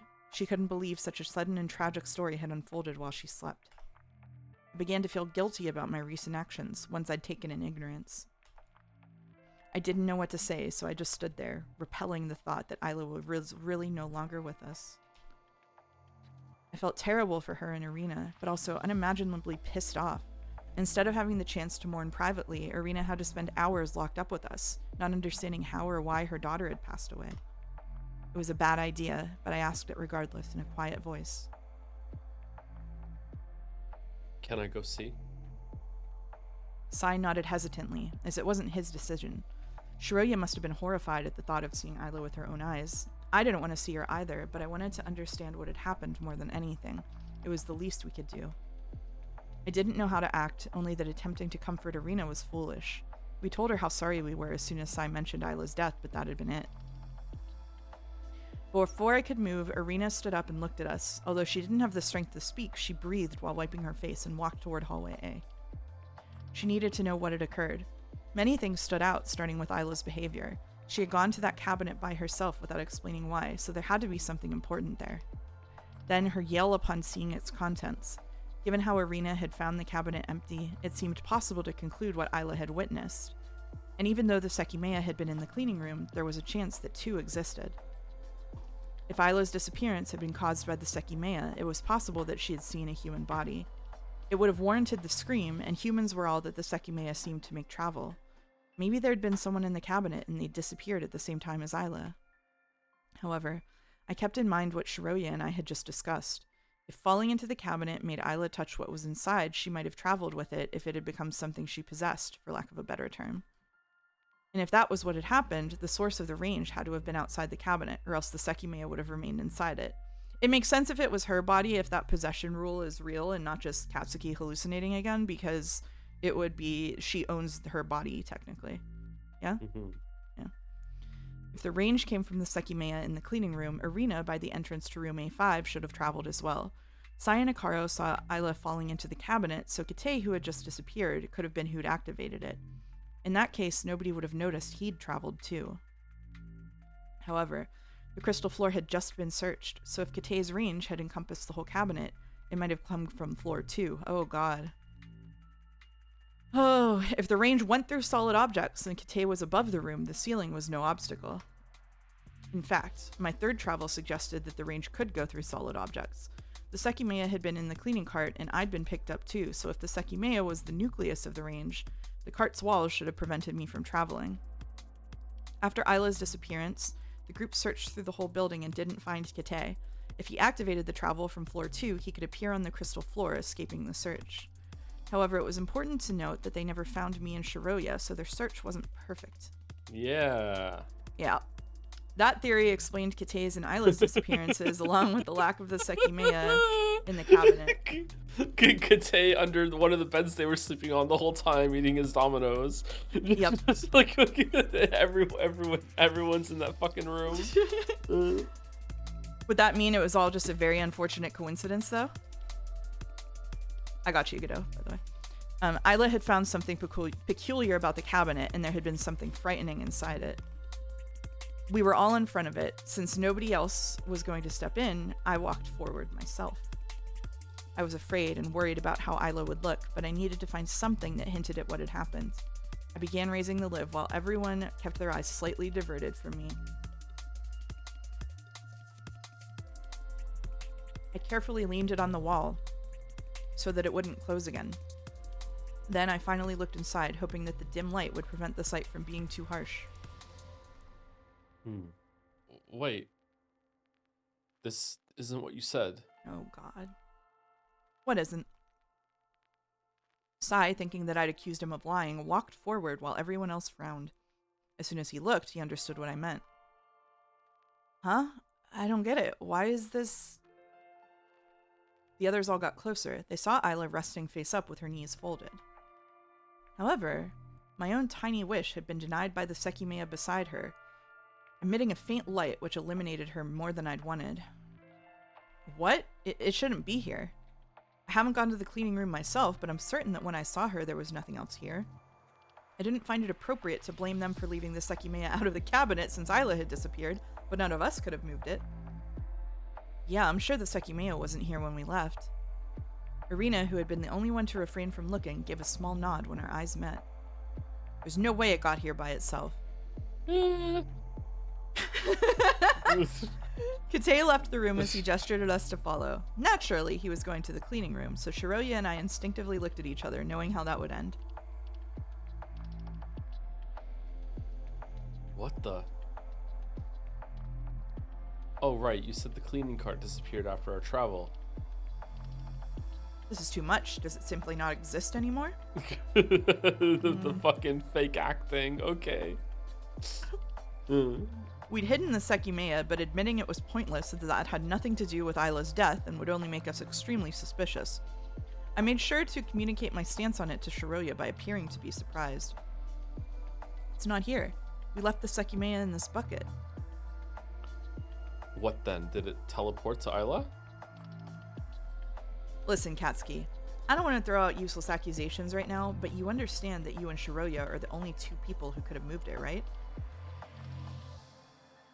That's not true. Someone who came from the future could have done it too. Great defense. You're right. But assuming that didn't happen, it could only have been you two. Kate could have taken it as well, but he couldn't have left it in the cabinet. This is the first time you've seen the cleaning cart gone, right? You came to the lobby from hallway B, so did you not explore these rooms? Why did you go straight to the lobby? Understand that what you've told us is that you two spent all this time asleep in the attic. Despite this, you weren't found. You didn't find Kate either, so you obviously didn't do a great job, and you were in a rush, so you kept yelling Isla's name while quickly looking. I bet you didn't look at the upper levels of the bedrooms, which is where we were, and since we were asleep, we didn't hear you.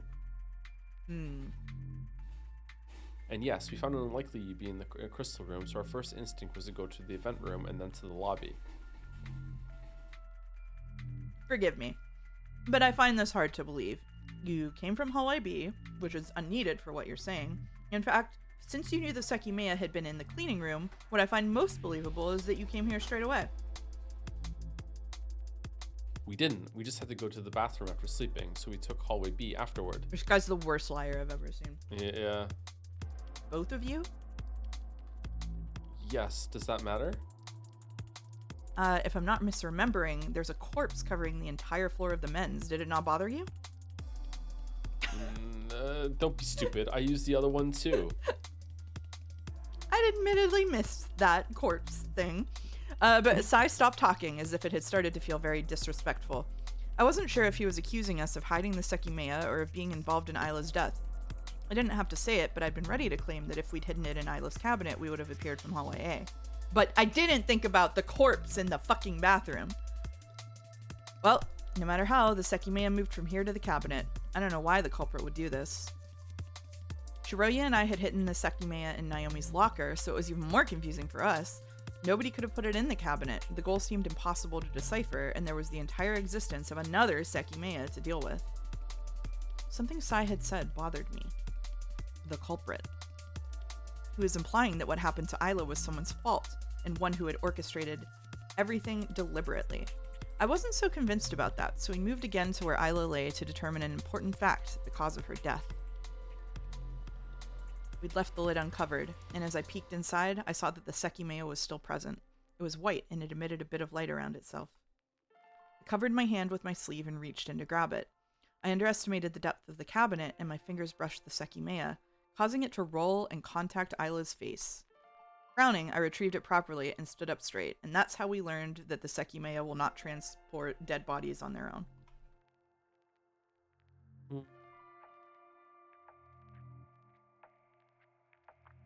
Is it not his fingers brushed it through the sleeve maybe, or should it teleported him there too, or Remember what we thought about Naomi, that maybe the Sekimeiya replicated her dead body? Well, I accidentally knocked it into Isla's cheek, and given how the Sekimeiya is still white and I wasn't picked up at any range, it's unlikely anything happens. Okay, I guess so. Is it hot? Slightly, yes. Okay, you're right. Really, it was almost hot enough to hurt, but I didn't feel like indulging Sai. Since I didn't know what to do with it, I made my way to the event room and put it in the cabinet. I explored the possibility of activating it myself, but I discarded it quickly as it was clear we didn't truly know how it worked, and a death that seemed to have been closely tied to its mechanics had just taken place. Going back, I met Kate in the hallway. I went to grab this from the security room. It's a little flashlight I use to move around this floor when the lights are off. It should be helpful. I see. It will. How is Irina not saying use the Sekimeiya to go back and save my daughter right now? Like, what's going on? She disrespects the rules of time travel too much. That's true. Yeah, that's true. Once I returned, I showed the light to Irina, letting her know that it'd help us examine Isla in the cabinet. Irina, are you okay with this? If you prefer, we can wait until the police investigate. I do want to see if there's anything to find and learn what happened, but I understand if you want us to hold off. No, go ahead. Okay. Nothing else, it was good to see that she didn't strongly suspect us of being responsible, even though it seemed that only Shiroya and I could have had the chance to move the Sekimeiya. Based on the story that Sai told us, it should have also been possible for Sai, Akaro, and Kite to be working together and put the Sekimeiya there themselves, but I considered it far from likely. I stepped forward again. My intention was not to touch Isla directly, and even though I had appreciated the lack of proper illumination earlier, I was about to use a light myself. It made me uneasy, but the darkness could easily obscure something vital. As soon as I turned it on, the flashlight proved to be potent. I illuminated the entire room, and for the first time, we clearly saw what the walls and ceiling looked like. They could almost be called disfigured, but nothing else stood out. I moved to the cabinet, and aside from Irina, who remained by the door, the rest got closer too. I could clearly see Isla's hauntingly peaceful face. It was overwhelming, and for an instant, I thought I'd suddenly wake back up in the attic. However, apart from that, the result wasn't what I expected. The cabinet wasn't concealing anything from us. In fact, the interior was exactly as it appeared. Not a single drop of blood had stained it, and there was no hint toward the way Isla lost her life. For the first time, and with a slight frown, I reached my hand out to touch her. However, any doubts I had were wiped away by contacting her lifeless skin. Even though nothing indicated how it had happened, Isla was not alive. How had the leap from life to death happened? I had no good guess. I spoke in a faint voice so that Irina wouldn't hear me. 2 weeks prior, a death had destroyed my life, but that was almost minuscule compared to how Irina must have felt. If I had any answers for her, they needed to be certain. I can't know what happened to her just by looking, but there's no blood at all. It reminds me a bit of the second Naomi. So physical damage wasn't the cause unless brain damage from a blow didn't leave a wound. Could have been poisoning. You think someone had the chance to poison her in a situation like this? I'm just keeping my options open. I don't know. If someone did this to her, sure, but in terms of natural deaths, not many things would apply. Children don't really have their hearts suddenly fail very often. The Sekimeiya was involved in some way, so we have to think about more out of the ordinary causes. Yeah. What if traveling is what caused this to begin with? When she disappeared, she traveled through time and appeared somewhere else. If she couldn't have existed at that point, it's possible she appeared in this state. Even though she reminds me of the second Naomi, that body had a head wound. I can't see any such thing here, though. What else would leave her in this state? Starvation, for example? Well, she would have died of dehydration before starvation, and that has effects on the skin. Oh, what a conversation to be having right now. Irina, like, in the corner? Oh my god. Yeah. I gently pinched Isla's cheek, lightly pulled it, and then released it. If someone is dehydrated, their skin isn't very elastic. I don't see anything indicating it here. It looks normal. Also, she'd have spent a pretty long time in here. Definitely more than a day. What about asphyxiation? Asked Chat as well. Someone could easily do that since she's a kid, but there are no marks on her neck. Well, technically suffocation. Yeah, falling in the cabinet and suffocating would do it. I meant asphyxiation within the cabinet. It doesn't seem very large, so could that have happened? Oh, also, sorry, Zorgox. You don't need to stick around if you don't want to. I doubt it. It's true that something was up with this cabinet, but that required her to spend a long time inside, and there's no reason why she wouldn't have gotten out. That would take a lot less time than dehydration, but it's still considerable.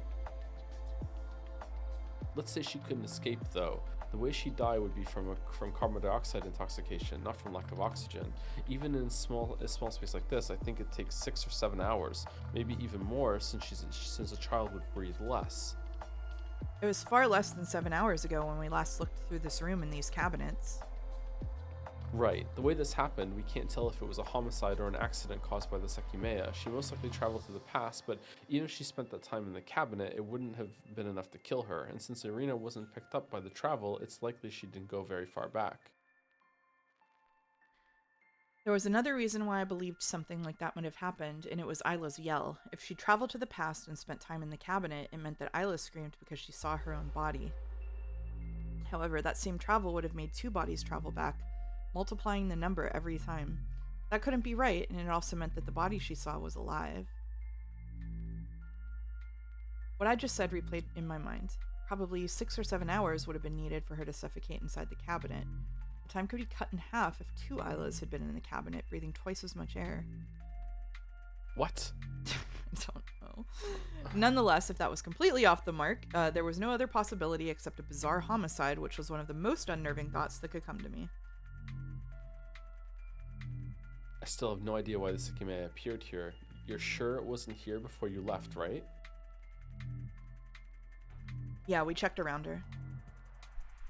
Then something else happened that put it here. If someone brought it deliberately, it was the culprit who needed it for whatever happened. If not, then it means that the Sekimeiya can teleport on its own. Maybe that's why we didn't find it when Isla disappeared. The Sekimeiya she traveled with also teleported. Yes, but if that's it, it would have appeared with Isla's body, not later. We continued looking at her face, slight traces of pain present behind its seeming serenity. A few hot tears stung the corners of my eyes. The peaceful appearance she had was a cruel joke, nothing more. Although I kept trying to reach a conclusion, everything was too broad and nebulous to definitely conclude anything. At my side, Shiroya hadn't taken her eyes off Isla, and she hadn't spoken in a while. Eventually, we turned around. Irina was by the door looking at the ground. I couldn't imagine what her thoughts were, but we let her know the gist of what we'd determined. She accepted what we said with almost imperceptible nods. We didn't know what else to do, but as we were about to leave, she stepped into the room and walked up to Isla again. I wasn't sure why until I saw her staring inside and crying again. We silently watched her, understanding how excruciating the sight was, but that she still had to look. When she was ready, she stood up straight and approached us. We had only known her for a few hours, but I felt the most sincere pity for her. Excluding Naomi, Isla was the second death I'd had to directly face. If the past 2 weeks hadn't drained me like they had, I probably would have been unable to control my emotions. I recalled the recording that told us Isla would be alive in a month. How to treat it? I had no idea, but it had ironically become a last hope. Could the Sekimeiya have the power to bring a person back to life? It wasn't that crazy of a thought, depending on how it worked, so the recording coming true at the cost of spending a month in the tower was the best case scenario. If one thing was certain, it was that some kind of plan existed behind it. Out of everyone there, the recorder had appeared inside Isla's purse.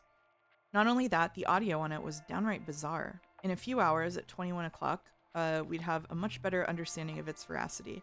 Although we hadn't checked, it was very likely within that mysterious cabinet, still inside Isla's purse.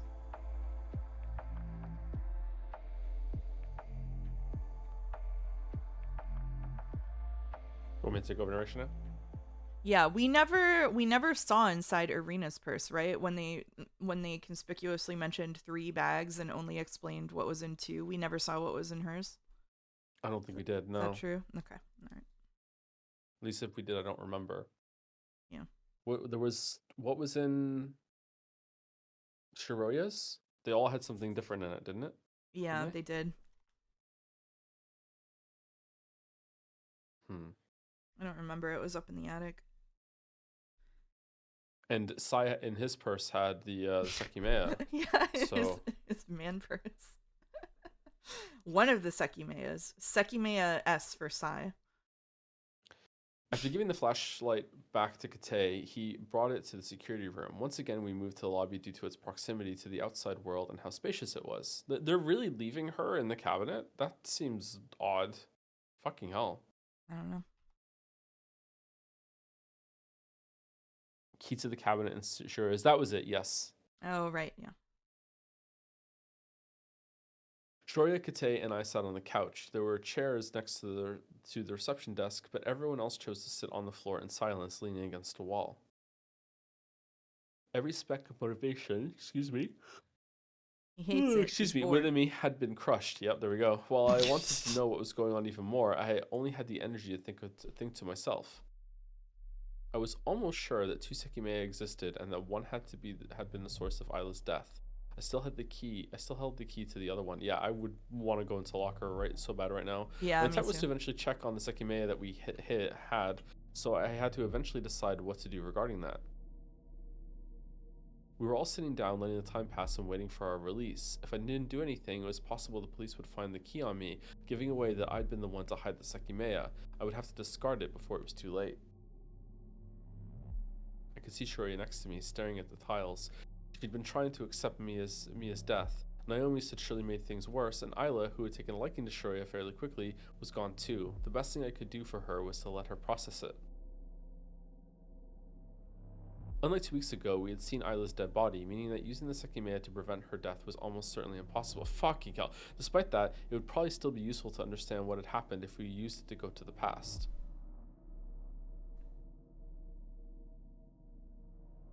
Can the past be changed? There are many different ways the universe could work. What a fucking sentence. Here we go. I'm pre-crashing out for this one. Here we Sorry. I'm go. pre-crashing Get out brace for this zero one. escape bullshit right now. Here we go. I'm pre-crashing out. Just link us the Wikipedia articles. Just put links to the Wikipedia articles about whatever time travel bullshit you're about to give us, and we'll go read it on our own. Let us do our own homework, man. Come on. Upon traveling, would the timeline we live in change instantly? If so, the person who traveled would be the only one aware of the change, and everyone else would only have memories of the new timeline. Another way would be that once you travel and change the past, a new flow of time is created with that change. In this case, the original world would continue without being affected, and the person who had traveled would stop existing in it altogether. Can you imagine? I'm so sorry to interrupt this deeply meaningful monologue. Can you imagine being at a party and you're stuck with Katsuki and Sai, and they're the only ones who have weed? And so if you want to get high at the party, you have to be in the room with them and listen to them yap on drugs. That was just the most nightmarish situation I've ever remembered. Damn. Damn. But it doesn't seem like the Sekimeiya allows for either one. We travel to the past to the very same timeline and don't change anything. Because you choose not to. Yet the travels do allow for occurrences to happen that we've already experienced before traveling. Okay, I haven't remembered being in a room with Sai and Katsuki, but I have remembered being in a room where the only time that anybody could get weed was from two bros who just wanted to talk. Like, I remember getting into an argument with a guy at a party because he was trying to talk about like how useless space travel is because we were unlikely to ever discover aliens because of the statistical chance that we would ever discover aliens with space travel was so low that what's the fucking point? And I was like, what about like the beauty of discovering the universe? Like, what about that? And he was like, no, that doesn't fucking matter. And like, we had to have like you have to have conversations like that. Parties are like this, okay? That's a sigh-ass conversation. Okay, sorry. Anyway. You should mean like maybe we find like no aliens. Maybe we find some like plants and we can find space weed. All we know about is carbon-based life forms. We don't know anything about any kind of life form except carbon-based life forms. So what if even just going to space and discovering like silicon-based life forms or something? No. You don't know. You just activated so many fucking like armchair scientist sleeper agent with that. No, oh shit, I'm scared to look at chat right now. Oh my god. Don't never bring this up again. You don't know what you're doing. No. Do I not know what I'm doing?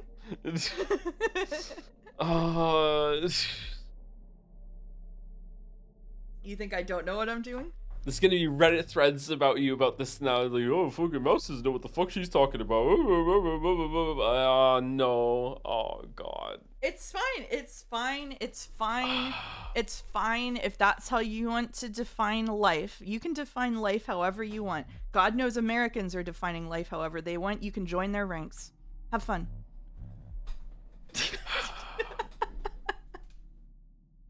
It's impossible to feel sure about this, but hours ago I tried to save Naomi. As soon as I became determined to change the past, and just when it seemed possible, the universe put a barrier in front of me and made everything occur as it had. Because he tried so hard, so hard. Even though it might have already been too late to save Naomi when I ran to the bathroom, I already decided not to let her killer escape. Even that was seamlessly denied. We kept the Sekimeiya we last traveled with inside Naomi's locker. If we were right about it sending us further back in time, the longer it wasn't cold, we might have been able to use it to go more than 2 weeks into the past. I knew nothing good would come from that, but at least seeing Mia again was a vague possibility. However, the Sekimeiya hadn't appeared to work when we hit it, so we simply had to hope it would start working again before doing anything. To go back far enough, the time traveled couldn't be less than or equal to the time stored. But I didn't think that was the case. But I didn't think was the case. What? Did I add the right word there? If keeping the Sekimeiya out of the cabinet for 20 minutes resulted in a 20-minute travel, we couldn't go so far back. But if a minute stored resulted in a 30-minute travel, it could become possible, although it wouldn't correspond to my 3 travels. Thought about something. For the first time. Why had the Sekimeiya not worked when we stored it in the locker? Could the universe have prevented it from working? What if, after traveling, we would have been guaranteed to change what had already occurred? Maybe the Sekimeiya would disallow any travel that was going to lead into an impossibility. Once more, thought led me back to the recorder that informed us we'd spent my and Shurio's birthdays in the tower. If it came true, we could possibly store the Sekimeiya for 30 days, granting what would surely be a massive travel. We'd found the recorder in our present, so a clear implication was that someone had traveled from the future to bring it to us. It appeared inside Isla's purse, but she couldn't have been the one to bring it back, since she was dead. Yet somehow it also seemed to prove that she would be alive in a month, and to top it off, the recorded voices of Sai and Akaro had sounded particularly surprised to see her. I don't know what the fuck is going on. Anyway. I got a bit dizzy. Just what was the reality of it all? It had to be related to Isla's mysterious friend. Oh yeah. Someone in that silent room with me could have had the intention to trap us for an entire month, potentially so they could achieve a very far travel. As I thought about it, I cemented more and more how important it was to fully understand the Sekimeiya. While the person responsible had to be around us, it was possible they hadn't thought of it yet. Since Arena and Shuria had heard the recording, I found it unlikely either of them would be the one to eventually cause that outcome. If they did, their idea of staying for one more month would originally come from hearing the recording. 1 more month? Just like how I thought of some of its benefits only because the idea had been presented to me, a causal loop like that, generating an idea from nothing, still sounded irrational to me. Sai was the one who first presented the draft of a theory. I can't read right now. Sai was the one who first presented the draft of a theory I was using, that the time the Sekimeiya spent outside of its cabinet was what determined the amount of time traveled. If that was the fundamental motive of our extended imprisonment, Sai was the best candidate to suspect. He had never listened to the audio. However, that same recording also made it sound as if we'd been abandoned by the world outside, so it was potentially foolish to blame someone in the building instead. That's insane. But the reality was that we were most likely still sharing space with a murderer who had killed anywhere from 1 to 3 times. The death of the second Naomi had almost certainly been a normal homicide, but I wasn't sure if the case was still the same with Isla. The culprit's actions had been linked to the Sekimeiya from the beginning, and they had managed to escape us so far. It was strange how they'd known about the Sekimeiya's powers right away, and it had begun to seem like they were from the far future. We could all easily have been in the middle of their process. all of us had learned about the Sekimeiya's powers, then someone decided to trap us for an entire month and would actually accomplish it somehow. In the future, once the required time passed, they would travel back and exist at the start of the day's events with a full understanding of the Sekimeiya. It's probably us. They would cause what they once they'd once seen, which meant at that moment a future version of one of us existed somewhere. It was a bit paradoxical too, but depending on how they would replicate the events they'd experienced, it might have made sense. What do you think? It's too hard to follow, or What I think is that it just kills the fucking momentum of the story every time. Like if they just I'm not fully against like the little yapping sessions in his head, like, but all of it can be condensed to like 3 sentences, and a lot of this is like subtext that the reader should be able to pick up on. Like if we had like the momentum of them discovering the body and like this and then all of this stuff, and I think it's cute that there was like the magical cabinet, basically like it's harkening, this whole situation here is harkening back to like classical magic shows, right, with like the disappearing cabinet. I really like that, but then it just kills its own momentum by just dipping into like this giant dragging like brain session, and like I'm not able to engage with the story right now because I'm so upset about that. Like, I didn't pick up on the magical connection with the cabinet. Yeah, you're right. It is a very magical show sort of thing, disappearing and then coming back. Yeah, I think this would be fine if it was more personality in it, and it was like this is how he's distracting himself from the death around himself, and it was more flavorful. But as is right now, it's very pragmatic, very functional. So if that's the case, then yeah, it could be a lot shorter. Yeah. the way that they get around it in Umineko is having Beatrice and Battler arguing with each other, right? And Mm-hmm. this does that sometimes with Sai, except that them arguing with each other is just monologuing at each other, so it's functionally not very different. And so it's starting to really get to me. I'm sorry, Chad. It's starting to really get to me. Oh, I want to dip back into thinking about it, but it is. I think. Okay, let me do my best. I think like with the magic show analogy, they've said it I think a couple of times, and so have we. Is that there's something very like theatrical about what's occurring here. And in this case, it seems hard for someone to orchestrate, but a lot of the stuff that's occurring feels like somebody is trying to get their attention, right? And like trying to tell them something. And I said this before whenever the recorder got dropped into Isla's purse. Like I really feel like someone is trying to communicate with them and help them. You claim Yeah, it. or they're Oh, no. but it could be just like bootstrap stuff like that. This is where we got the idea, therefore we had to make the recorder, therefore we had to put it back, and like I don't It know. could be But that, usually yeah. that's kind of unsatisfying. But usually, some time travel stories have that sort of thing. Yeah. Yeah. Yeah. Okay. Sh- shall we soldier on? Go on, yeah. It was like the first time I traveled to the past when sure I hadn't realized that I was from the future. What if we had already found the culprit in one of our searches but didn't realize it? Could they have impersonated their past self at some point? Very true. I think Sai just did that in the last scene. I might have been completely off, and without the recording's existence, my thoughts would have been vastly different. If it had been faked in order to mislead us, it had proven to be very effective. If we had to trust it, the fact that the person who traveled brought the voice recorder with them was still crucial. They surely had a solid reason to do that, one I wanted to believe they'd come up with independently, not just because they previously experienced the reality in which the voice recorder was brought back to the past. Yeah, this is... Okay, alright, okay. We wouldn't have Fine. food to survive, and there was no way Ashia and the police would abandon us. However, if the recording we'd heard would truly occur in the future, there was one last thing I had to consider. I believed that somehow it would be one of us who would trap everyone inside the tower for longer than we expected. While it sounded impossible, we possessed the Sekimeiya, which had powers we didn't know the extent of. It was likely that keeping the tower shut would be even harder from the outside. Inside, we had access to the computer that managed the security system. Altering the alarm's functions was well in reach, as well as, the ability to time travel back before it was locked down.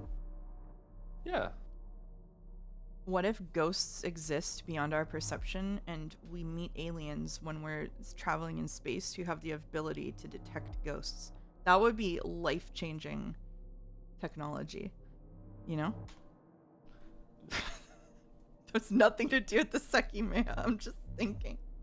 I thought that was a chat message, and I was looking No, in chat for it. no, That was you. That was no. a mouse original. Okay, all right, okay, all right. Wow. All right, I just need a second. All right, okay.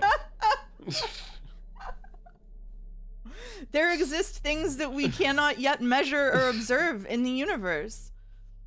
And they're ghosts. Yeah, yeah, they're ghosts. Yeah, yeah, yeah. Silicon-based ghosts. Yeah, yeah. Inside, we had access to the computer that managed security systems. Oh, I did that already. It wasn't that simple, though. Even if one of us permanently locked the exit, the outside would have to get us out in less than a month, as it would become a life or death situation.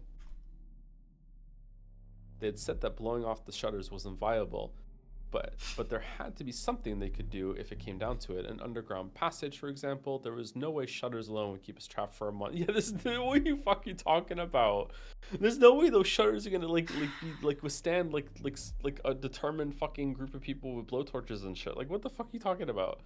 One thing that I'm struggling in my Rodney just said in chat. What I was laughing is Rodney said Mouse hates VNs because she writes them in her mind all the time.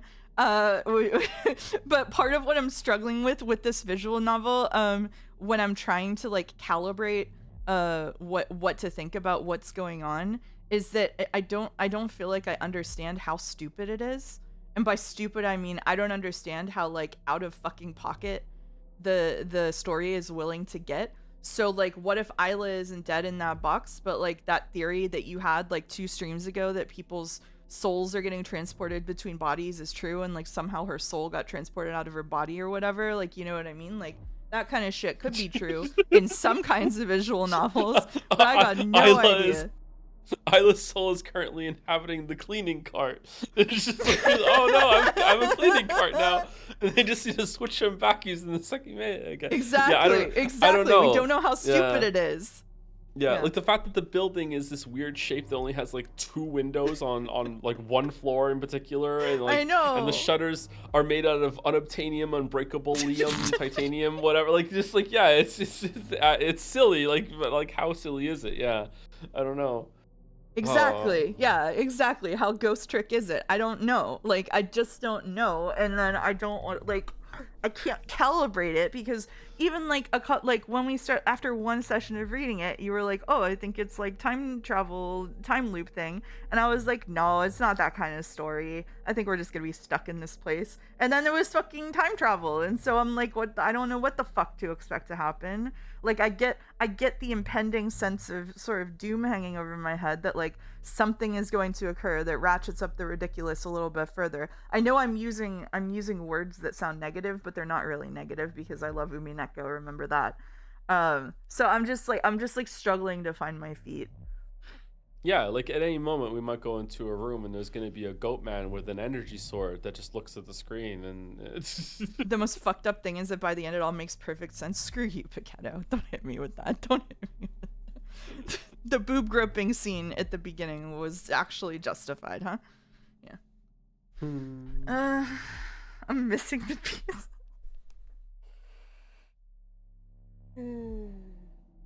Are you aware of the "you have all the pieces" meme, Joe?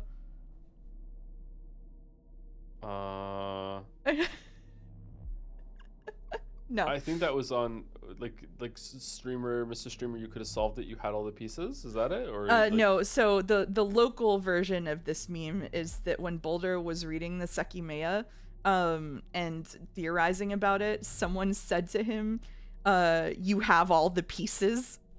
And Boulder was like, "I'm going to fucking explode if you say shit like that to me." All right, I don't know that one. Well, we're saying it all the time now, so it's gonna crop up in your chat too for Umineko. I'm sorry. All right. Anyway, okay. I'll brace we for can it, continue. We can continue. Okay. I'm sorry. I'm getting really derailed. I think ADHD is hitting. That's okay. That's all right. I'm locking in. And regarding the motive, I didn't think I was being unrealistic. It might have been to use the Sekimeiya in a specific way, and I couldn't think of anything else. That would confirm that the time traveled wasn't determined with a 1-to-1 ratio. If 10 stored minutes resulted in a travel of 10 minutes, storing one more time or to a month would be useless. No matter how much time the Sekimeiya spent outside of its cabinet, activating it would always send you to the point where time had begun to be stored. When I thought of that, I came to a pretty unsettling realization. If that was the motive of someone's grand plan, the Sekimeiya would have stored a great deal of time after a month. At least 1 month back, probably more, we've reached the conclusions that the range was likely proportional to the time traveled, and that it most likely went through solid objects. What I like about this is that the person who discovered the Sekimeiya presumably picked it up and got transported back 10,000 years or something. They were just Yeah. gone. They're out. If the range of a 40 minute. No, it's cold in the mountains, so it wouldn't do anything. There Oh you yeah, go. that's true. They That's covered true. it. Yeah, That's true. yeah, Yeah. yeah. Good If point. the range of a 40-minute travel had equaled a sizable room, a 30-day range would surely reach far outside the tower. That would encompass many people outside, and they'd be sent back alongside the culprit who activated the Sekimeiya. Of course, there hadn't been any reports of a bunch of people suddenly arriving from the future. Uh, Yet.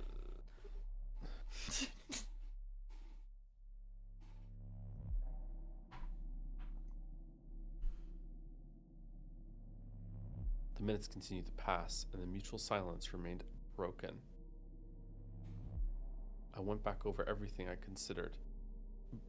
Broken or unbroken, but ultimately, we would have to wait to decide further on any theory.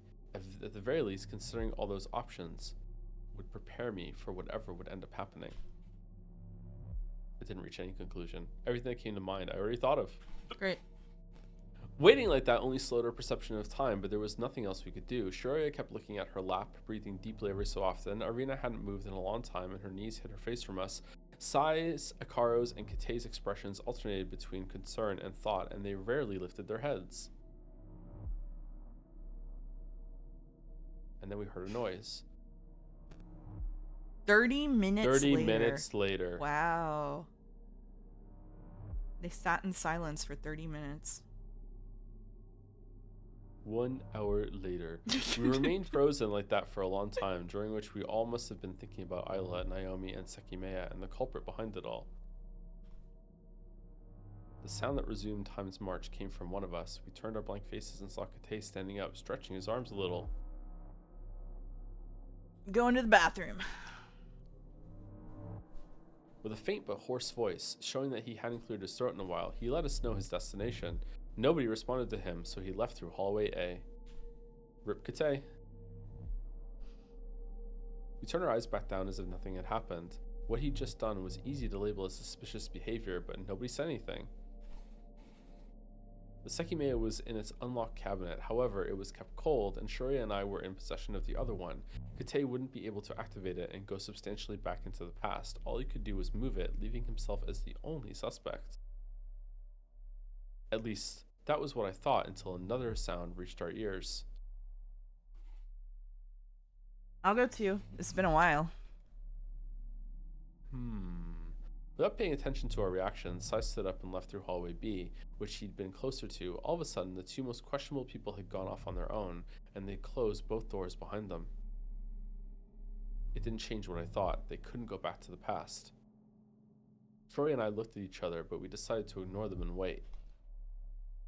It was a little strange that Sai had left right after Kate. Perhaps he was still wary of him and wanted to see what he'd gone to do. Did they check the second corpse of Naomi to see if she also had the keys? Maybe there's a second locker key? They did, I think. Yeah, they did. Okay. Shouldn't have any keys. I thought further on it. Was the possibility of one of them going considerably back to the past truly something I could rule out? If everything was as we thought, yes, I'd personally put the Sekimeiya in its cabinet, and at that moment I felt the cold temperature. After that, nobody had entered the room. It would have been possible for anyone to unplug the cabinet or take the Sekimeiya out later. Sorry, it wouldn't have been possible. Sorry. Oh, the staff room is right next to the Yep. cleaning room, too, for the locker. Yep. Holy shit. Mhm. We remained on the floor, waiting for Kate inside to come back as we kept every thought to ourselves. The atmosphere had suddenly become a lot more uneasy as soon as one of us departed. Akara kept looking at the door Kate had disappeared through, visibly doubting him. Arena, on the other hand, hadn't reacted to Sai's movements in the slightest. Do you need me to take narration soon? I could do a couple more pages and then you can take it, sure. Okay. 2 minutes passed without either of them returning. It was nothing alarming, but every second dragged on. I expected Kate to come back first, so as I watched the hallway A door, I considered how odd it was that he'd left through it.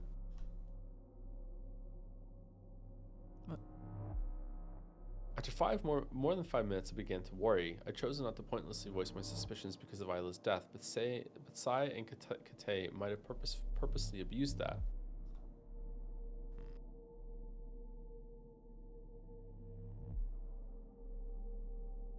I'll see if I can find them. I stood up and directed myself toward hallway B. I didn't want to be the third person to leave suspiciously, so I only intended to check if I could see anyone next to the bathrooms. Before I could reach the doorknob, the opposite door opened. From behind it came Kate, who quickly saw me and gave me a conspicuous frown. Where are you going? To see if I could find you and Sai. Why did you take so long? I went to the bathroom, so that's not a very appropriate question. Did Sai go to find me too? No, he said he'd also go to the bathroom. I see. Did you not see him? Also, forgive me for all these questions, but why did you leave and come back from hallway A if you went to the bathroom? He's gonna say because there's the body and you went to the second floor. Yeah, we go. Yeah. Yep. Katsuki, do you not remember what's in the bathroom on this floor? I could have chosen to go to the women's, but I went to the one on floor 2 instead. That's likely why I didn't see Sai. Alright. Perhaps I jumped the gun too quickly. Even though Sai's long absence was still on my mind, he'd gone to a different bathroom, so he hadn't had to wait for it to become available. I resumed what I was doing and opened the hallway B door. I saw it devoid of anyone, and with every door closed, including the bathrooms in the distance. I don't see anyone. It's been almost 10 minutes, so I'll try to find him. Before I could leave, Shreya stood up and came with me. I'll help you. I can't just keep sitting there. Alright, we shouldn't take too long. And then we left the arena alone with like the #1 murder suspect. Alright, cool. As Sai had done, we closed the door behind us. I knew Shreya had spent plenty of time silently mourning our loss, so I understood her. Repeating it was unbearable, and I needed to occupy myself with something after sitting for so long. I was sure she felt the same about Sai's behavior being off. He'd openly accused her earlier, so her impression of him had to be poor. Let's check the event room first. Well, that's true. Oh yeah, Akaro exists. Yeah. And Akaro was there too. Sorry.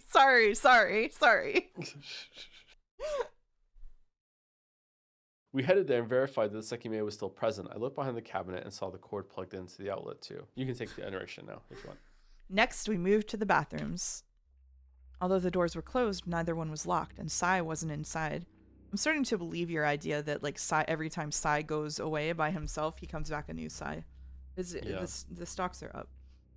Yeah. Looks like he really took this chance to do something. If he went to a bathroom above, Kate would have seen him. I feel like he might have gone to search for the Sekimeiya that we have. It was the one he hid in the cleaning room. Yeah, it's possible. He's probably somewhere on this floor. Beginning with the hallway B rooms, we opened every door and briefly searched for him. We'd learned already which cabinets had interiors large enough to contain a person, and after what had happened to Isla, checking them was less due to routine and more so necessity. We decided that there was no purpose in checking the Sekimeiya in Naomi's locker. Since we could have been seen, we didn't want to move it or activate it, and it was possible it wasn't working anyway. Didn't they learn their lesson about not checking for the Sekimeiya at the beginning of this visual novel? Yeah, like just open it and just look and see if it's there real quick. What are they doing? Shiroya sounded hesitant about that decision. Thank you, Shiroya. But I also hadn't abandoned the thought of trying to use it later and find out what had happened to Isla at the very least. Oh, Godot says that if you can solve Isla's death, you get 2 gems or 3 with an upgraded parlor, so hopefully. Whoa. We entered a room, made sure it was empty, and moved on to the next one. As I was checking the cabinets in the room where we'd found the first Naomi, the interior of one of them immediately knew something about it was different. Upon unlocking it and opening its cover, a frigid burst of air hit my face. Kate had stated that room contained the cabinets with temperature regulation functions. However, the previous times we'd opened them, no special temperature had been set. Shiroya noticed my reaction and came to see if anything was wrong. After feeling the cold air that had begun to diffuse through the room, she checked the wheel on the right side of the cabinet. It's set to 0 degrees Celsius. It had to have been changed recently. There's nothing inside, so that's pretty strange. It was a different cabinet than the one I'd first traveled from, and I wasn't sure why it would be done since the Sekimeiya hadn't been put inside. When we got the locker key from Naomi, it might have already been like this, so we can't just suspect Sai and Kite. Yeah, we can't blindly believe Sai's story either. Regardless, whoever did this didn't let the others know, so we should probably revert the temperature. Someone might be counting on this cabinet for later if they changed the temperature in preparation. If I switch the wheel to room temperature, we should be able to close the lid. I nodded and she did so before we left the room. It wasn't clear if setting it to room temperature would make the inside of the cabinet match the outside or if it would only stop the regulation, but leaving the lid open would communicate to whoever changed the temperature that their measures had been reversed. We proceeded to the other rooms and resumed the search. We didn't want to waste much time or we'd become the suspicious ones. As soon as hallway B was done, we began with the parallel hallway.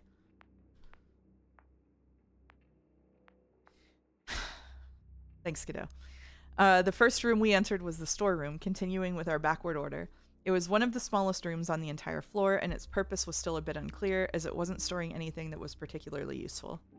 Given how small it was, we should have left it immediately, but Shiroya noticed something that prolonged our stay. Wait, come here, look at this part of the wall. Shiroya, who'd gone to the end of the dimly lit room, was pointing her finger at the place she wanted me to see.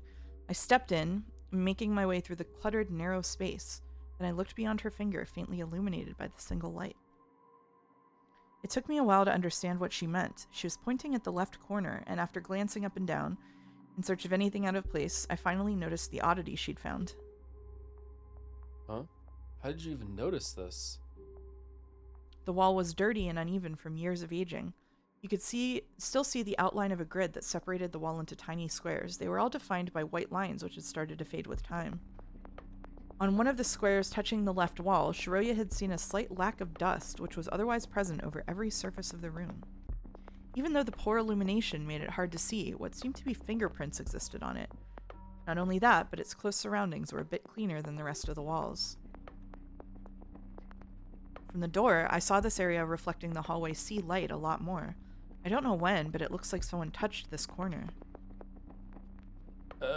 That's incredibly hard to notice. Is she from the future and she knows something? Like, No. what? I suppose so. But I doubt it means anything, and we can't even be sure it happened today. I mean, try and push it. Maybe it, like, opens a secret door or some shit. Hold on. These fingerprints, it's hard to see, but they're not vertical, right? Yeah, they look horizontal. You wouldn't touch any wall with 3 fingers in its horizontal position accidentally. I wouldn't think so. Just touching it would leave them vertical and more separated. I'd got no idea what we're cooking right now, I'll be honest. I shaped my hand to match the 3 fingerprints and placed it over them. My arm formed a right angle with the left wall, but it didn't make me understand the meaning of what we'd found. Are they going to turn the whole building 90 degrees? Because that'd be sick. If we leave this room without knowing what this is, oh my god. If we leave this room without this being solved right now.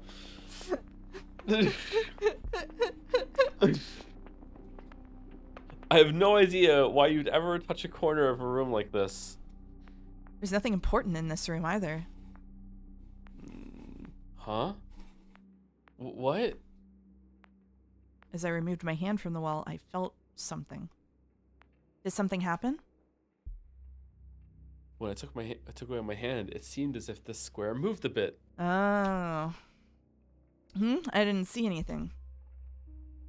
I pressed my fingers on the square again. Instead of pulling away, I moved my hand around, and as I thought, it was a bit loose. Another Sekimeiya behind the wall? You're right, it's moving a little. It didn't go anywhere, though. I could only move it sideways, and it wouldn't detach from the wall. This must be why someone touched the spot, but it's not doing anything. Oh well, let's leave. Will it move any more than that? It was sliding side to side, almost imperceptibly. Realizing that I hadn't been applying enough force, I attempted to move it past its apparent limit. All of a sudden, as if it were a door, the wall opened, revealing a hidden space behind. Yeah, I guess we could have figured that out. It's a box. Yeah. Okay, fair enough. Yeah. What the fuck? Is that your third what the fuck of the day? It's a hidden door. Oh, gamers, the Umineko knowers in the chat. I'd slid the moving piece to the right, and before I could think, my hand had pushed open the entire wall. It was revealed to be very thin, and past it, the corridor extended. And Sai walked out. They even got hit secret passages here? What is this place? That wasn't a spoiler, by the way. It's just an allusion to a line later. Okay. No light existed on the other side, but it seemed to lead to a narrow area. There's another door. Yes, but it doesn't have a handle. At first I thought it was just another wall. I tried to push it open, but it didn't move. Where a handle or a doorknob should have been, there were 2 round holes. A big one with metallic pieces inside and a smaller, empty one. Someone here knows about this, right? Those marks have to mean someone opened this recently. And no matter if they went through this door, the culprit could have easily escaped from us if they just hid here. Check the map again? Oh boy. Oh boy. Oh, it's even bigger now. Oh How boy. many secret rooms are there? I don't know. I thought this thing was a box. What's going on here? Why was something like this even built in the first place? To do a murder game. What are you talking about? It might have been part of Ashiya's countermeasures to Zin. Oh, but that means the Kate would have to know about it. I mean, no matter what it's for, there's no way he doesn't know about this, right? It's a cardboard facade around the most lumpy building imaginable. Oh no. It's just Lego. That part of the storeroom felt colder than the rest of the building, likely because the temperature regulation didn't reach it. Still awestruck, I kept examining the door. I think there should be a handle here. When you remove a handle with a keyhole from a door, you're left with these holes. I think the small one is where the keyhole would be, and the bigger one is what connects the handle to the turning mechanism. This means that this door can usually be unlocked with a key, but without the handle, we won't be able to open it, even if you find the right one. Just kick it down, Big Mac! I was literally gonna say shut the fuck up and kick it down. I was literally waiting for you to stop reading. Oh, I guess someone could have unscrewed it on purpose to make sure it's never unlocked again. Yeah, I have no idea what's through here, but we can't find out, and it looks like a sturdy enough door, so it won't open without both the handle and the key. Yeah, okay. Fucking loser speak. Alright. Sorry, Joe. The door is made of the same material as the shutters. His foot will slide off it and break his ankle immediately. Yeah. Do you know if you remove the lock mechanism, you can make the door trivial to open because you can just manually operate the latch? I did know that, and I will not be answering questions why. I tried it a few more times, but it didn't budge at all. Oh, question mark? Question. What the hell's going on? The sudden voice startled us, and we turned around instantly. Kate's silhouette was behind us, the single light, only hitting his back. We found this hidden section behind the wall. Where does this door lead to? You must be screwing with me. A hidden section? There's no way. You're seeing it right now. Did you not know about it? No, I did not know about it. What is this? Whoa, look at this. Good find, Kazuki. From behind Kate, another silhouette appeared. Without a doubt, the voice belonged to Sai. Sure, I found it actually, and I see you're done shitting. Oh, you finally did something. Good job. Sai's condescending attitude had already resurfaced. He skittered over to us like an insect and began to examine the door. Holy shit! 2 more figures peeked in from the entrance. As they stepped in, the light revealed they were the last 2 remaining people, Akaro and Arena. We were gonna search for you. Did you take this chance to sneak into your hideout? We actually found it while we were searching for you, so you tell us. Where did you go? The bathrooms here were empty. You're all always in a rush as soon as I go somewhere. I just went to the floor 2 bathroom since Naomi's still in the one down here. Wait, what? No, you didn't. I was there and you definitely didn't come. Alright, let's settle this quickly. Kate is lying. I was up there and he never showed up.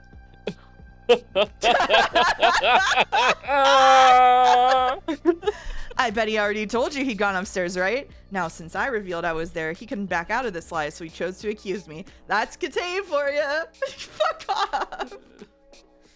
This is getting old. You guys can choose to believe him if you want, but he's only manipulating you.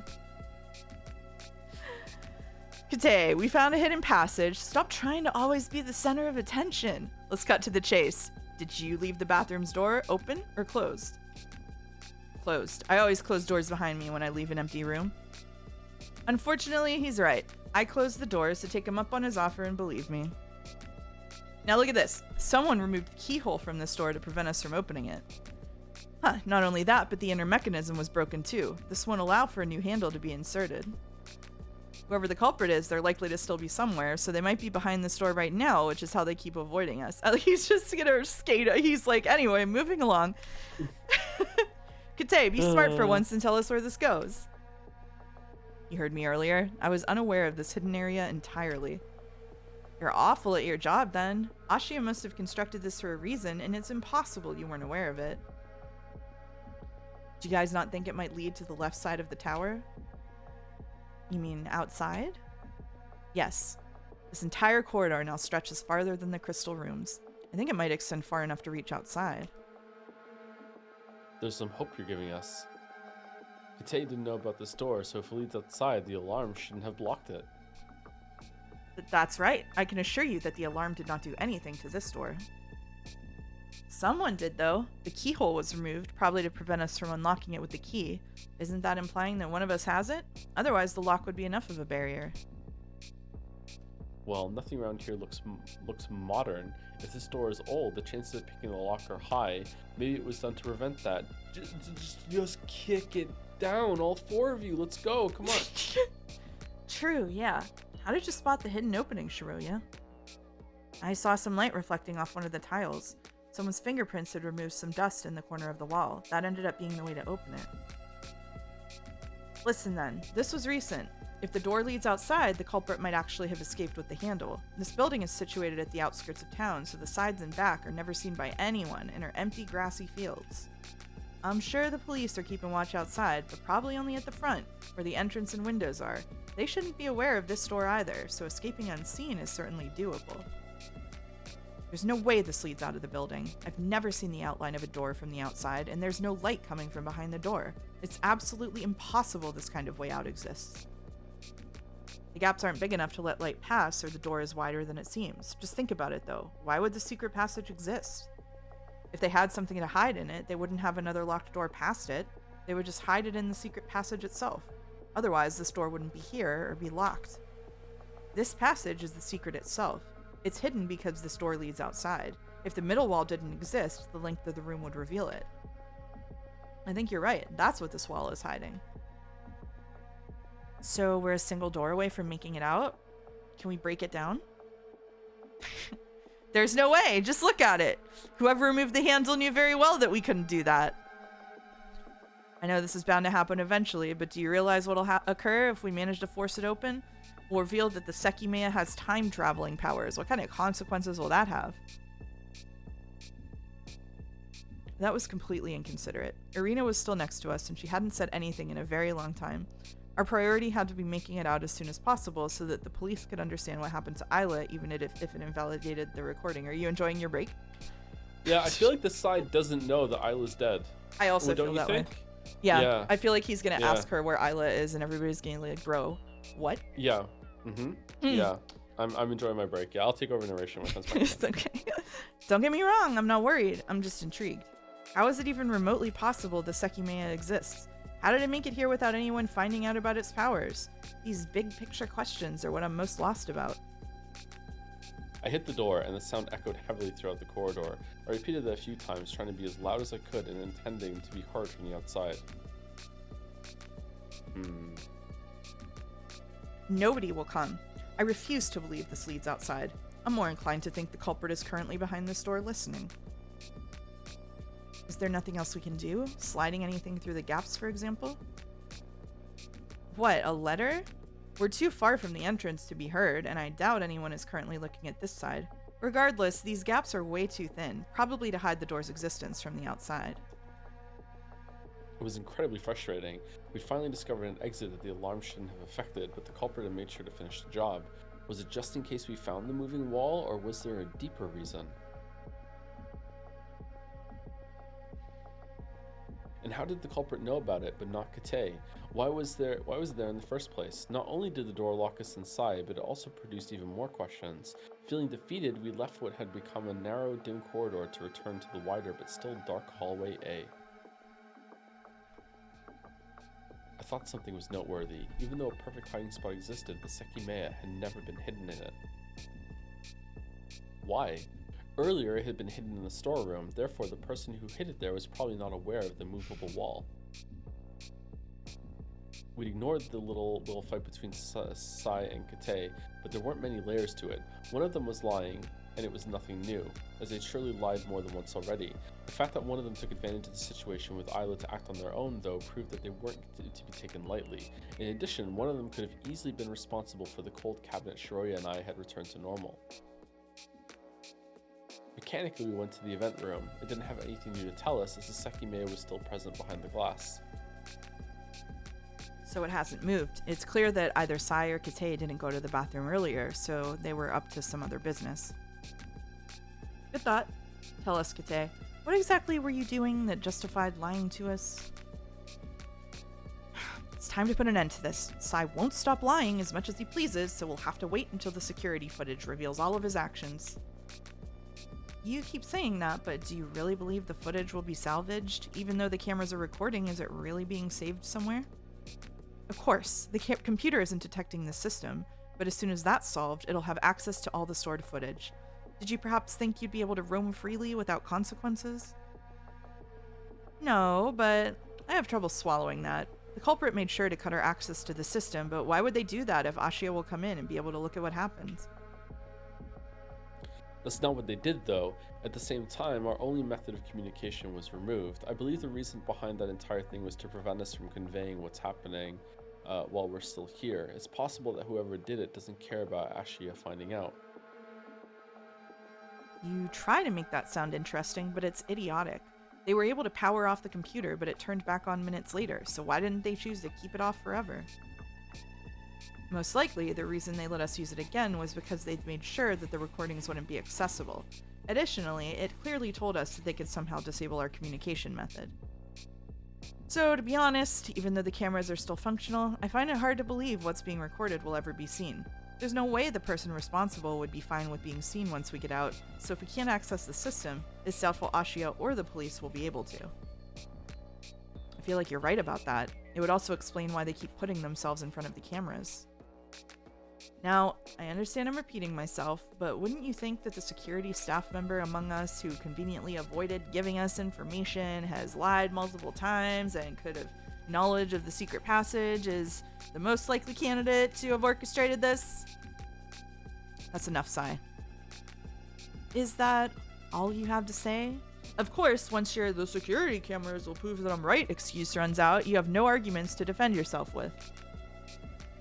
It seemed the discussions between those two wouldn't cease until one was proven wrong definitively. I knew that Sai wasn't any less of a liar than Kate, but if that hadn't been the case, I would have quickly sided with him.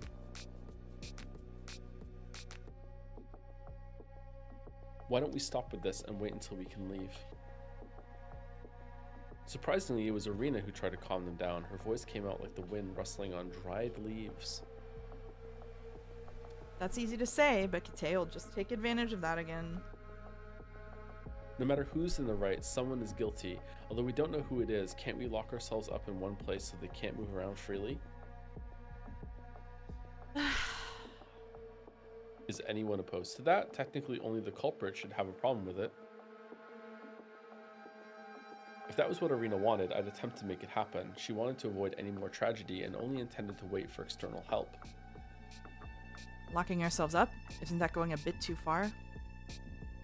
Why would it be? You'd agree if you were innocent, and if something happens while we're staying somewhere, it means the culprit was never one of us. Could we even do that if we wanted to? I doubt it. We can lock the bathrooms, but they're not big enough for all of us. Are there no other places? They can each climb into a cabinet like they're vampires climbing into their coffins. Yeah. Perfect. What about the security room? Didn't Kate have the key for it? We won't be able to lock ourselves in there. From the inside, the lock can be undone with just the doorknob. What about the lobby? The hallway doors are locked until 9, isn't that right? They aren't. Permission to move ahead is simply not granted until that time. They can be locked, but I don't have the keys. If we do this, we'll have to commit to it. Locking ourselves in a place with the key to unlock it doesn't prove anyone's sincerity, since they could leave anytime they wanted. But that's all we could do if we manage to find the right keys.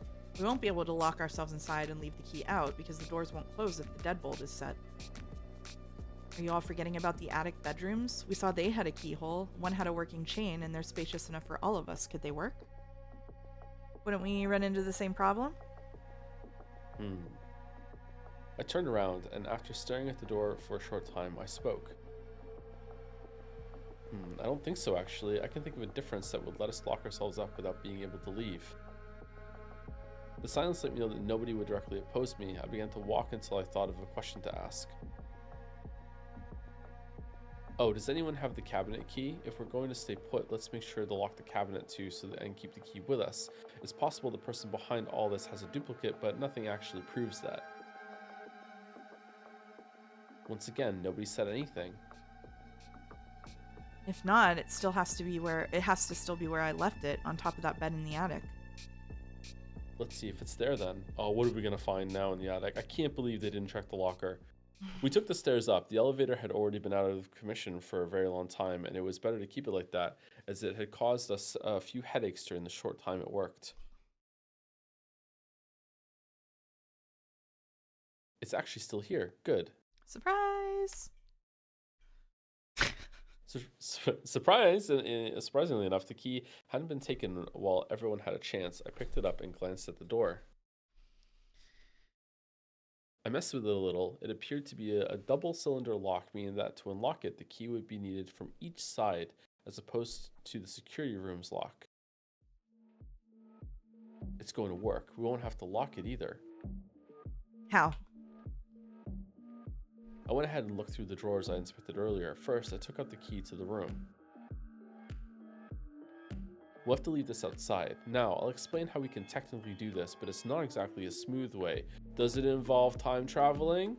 The second thing I took out of the drawer was a screwdriver. Admittedly, what I thought of had been inspired by the secret door we just found. He's gonna take the fucking doorknob off the handle. Yeah.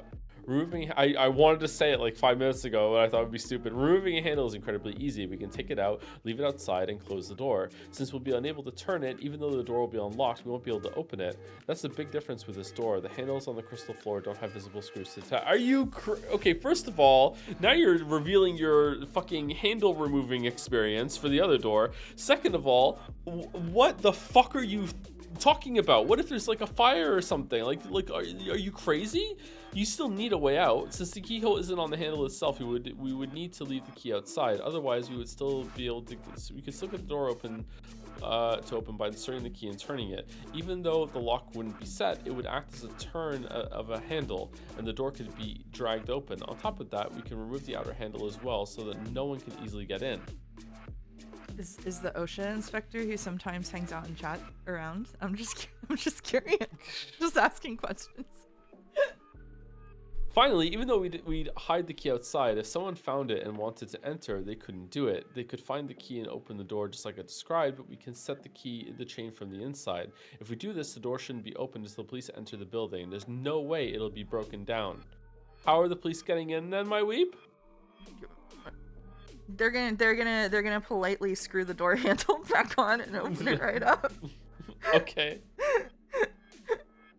Nobody was sure what to say. Personally, I knew that it meant giving up on understanding the Sekmeiya's mechanics, but after what happened to Isla, it was clear that something terrible could come out of that. 1 month later. You must be joking. This is Ashia's special place, and we're currently being recorded. Do you not understand what'll happen if they see us ripping the handles apart? Honestly, who cares? It'll be easy to reattach them. We could do that right as the tower opens, but we'll unfortunately have to leave the handles out of the room, or else we could leave at any point. That reminds me, what time is it? It's been a while since the last time I checked it. With a brief sigh indicating that he wasn't fond of my proposition, Sai turned his wrist. I looked at his watch and saw that the display time was 14:56. Almost 1500, I see.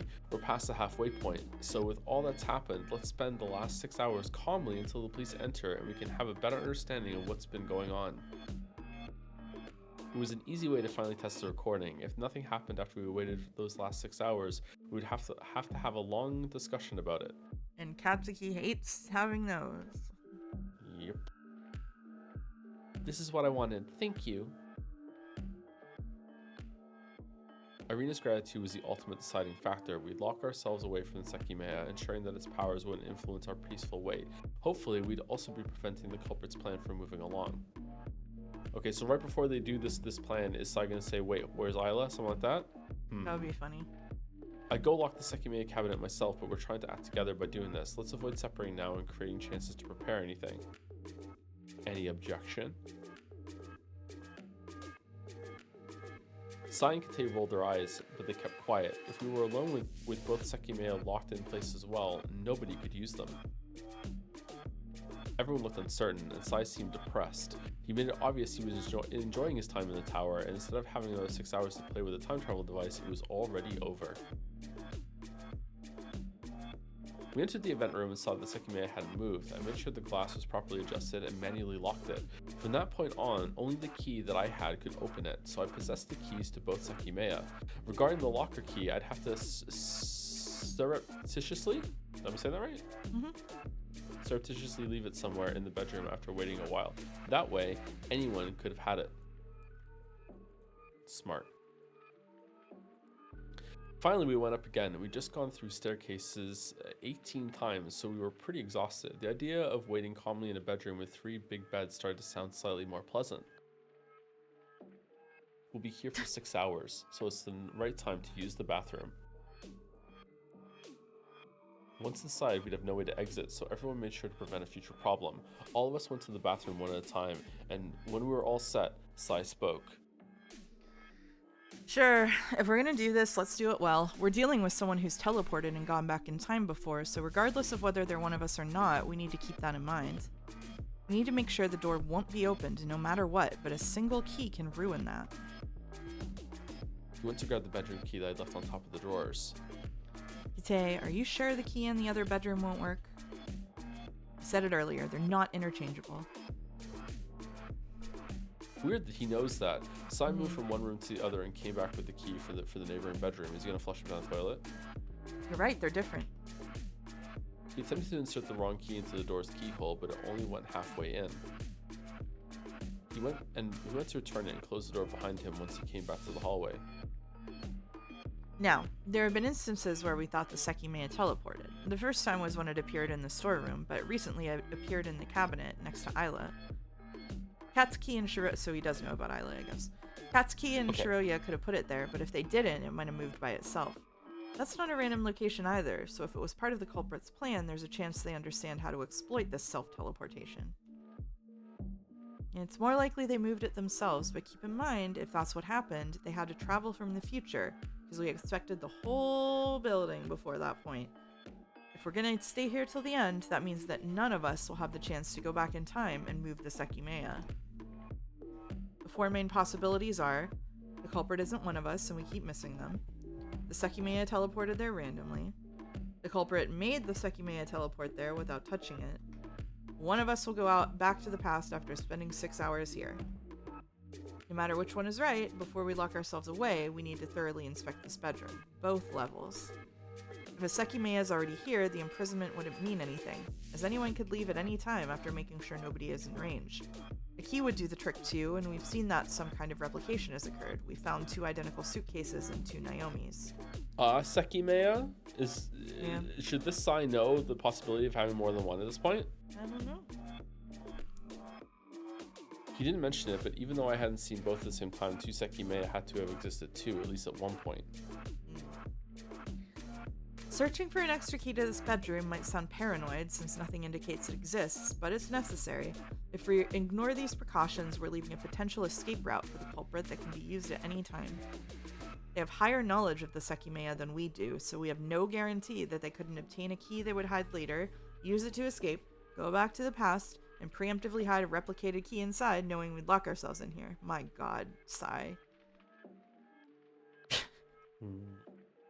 Yeah. Our intention is to be safe in here, so let's search around beforehand. You're saying be safe, but at the same time, you and Sai keep implying that one of us is behind all this. This person has already killed up to 3 times, so if what we're doing opposes their plan, wouldn't they just kill us instead of escaping in this convoluted way? I wouldn't say they'd have an easy time of it, but let's see. Hey, jackass, if you're actually here, we're gonna lock ourselves in this room for 6 hours. If you intend to kill us to continue with your plan at some point, hurry up and do it now before you need to deal with breaking the door down. Hmm. Nobody moved, but it was clear that we all had our guard up. If someone was around and didn't care about killing us if they had to, the right call would likely be to start after we were locked inside so that nobody could run away. It's not like anyone has really spoken up against this plan, right? It might even be that by staying here, we're not inconveniencing some mastermind. And in any case, it's undeniably safer than continuing to roam around. That seemed to assuage Ikaru's worries. The 6 of us went to the upper section of the bedroom to inspect it. I used that time to prevent something really bad from happening, as Sai's insistence made me realize something else was to come. The space was small, so we shortly determined that there were no keys anywhere. We repeated the process below, and once again it seemed nothing had been preemptively hidden, revealing that nobody had already attempted to outsmart us. We're ready then.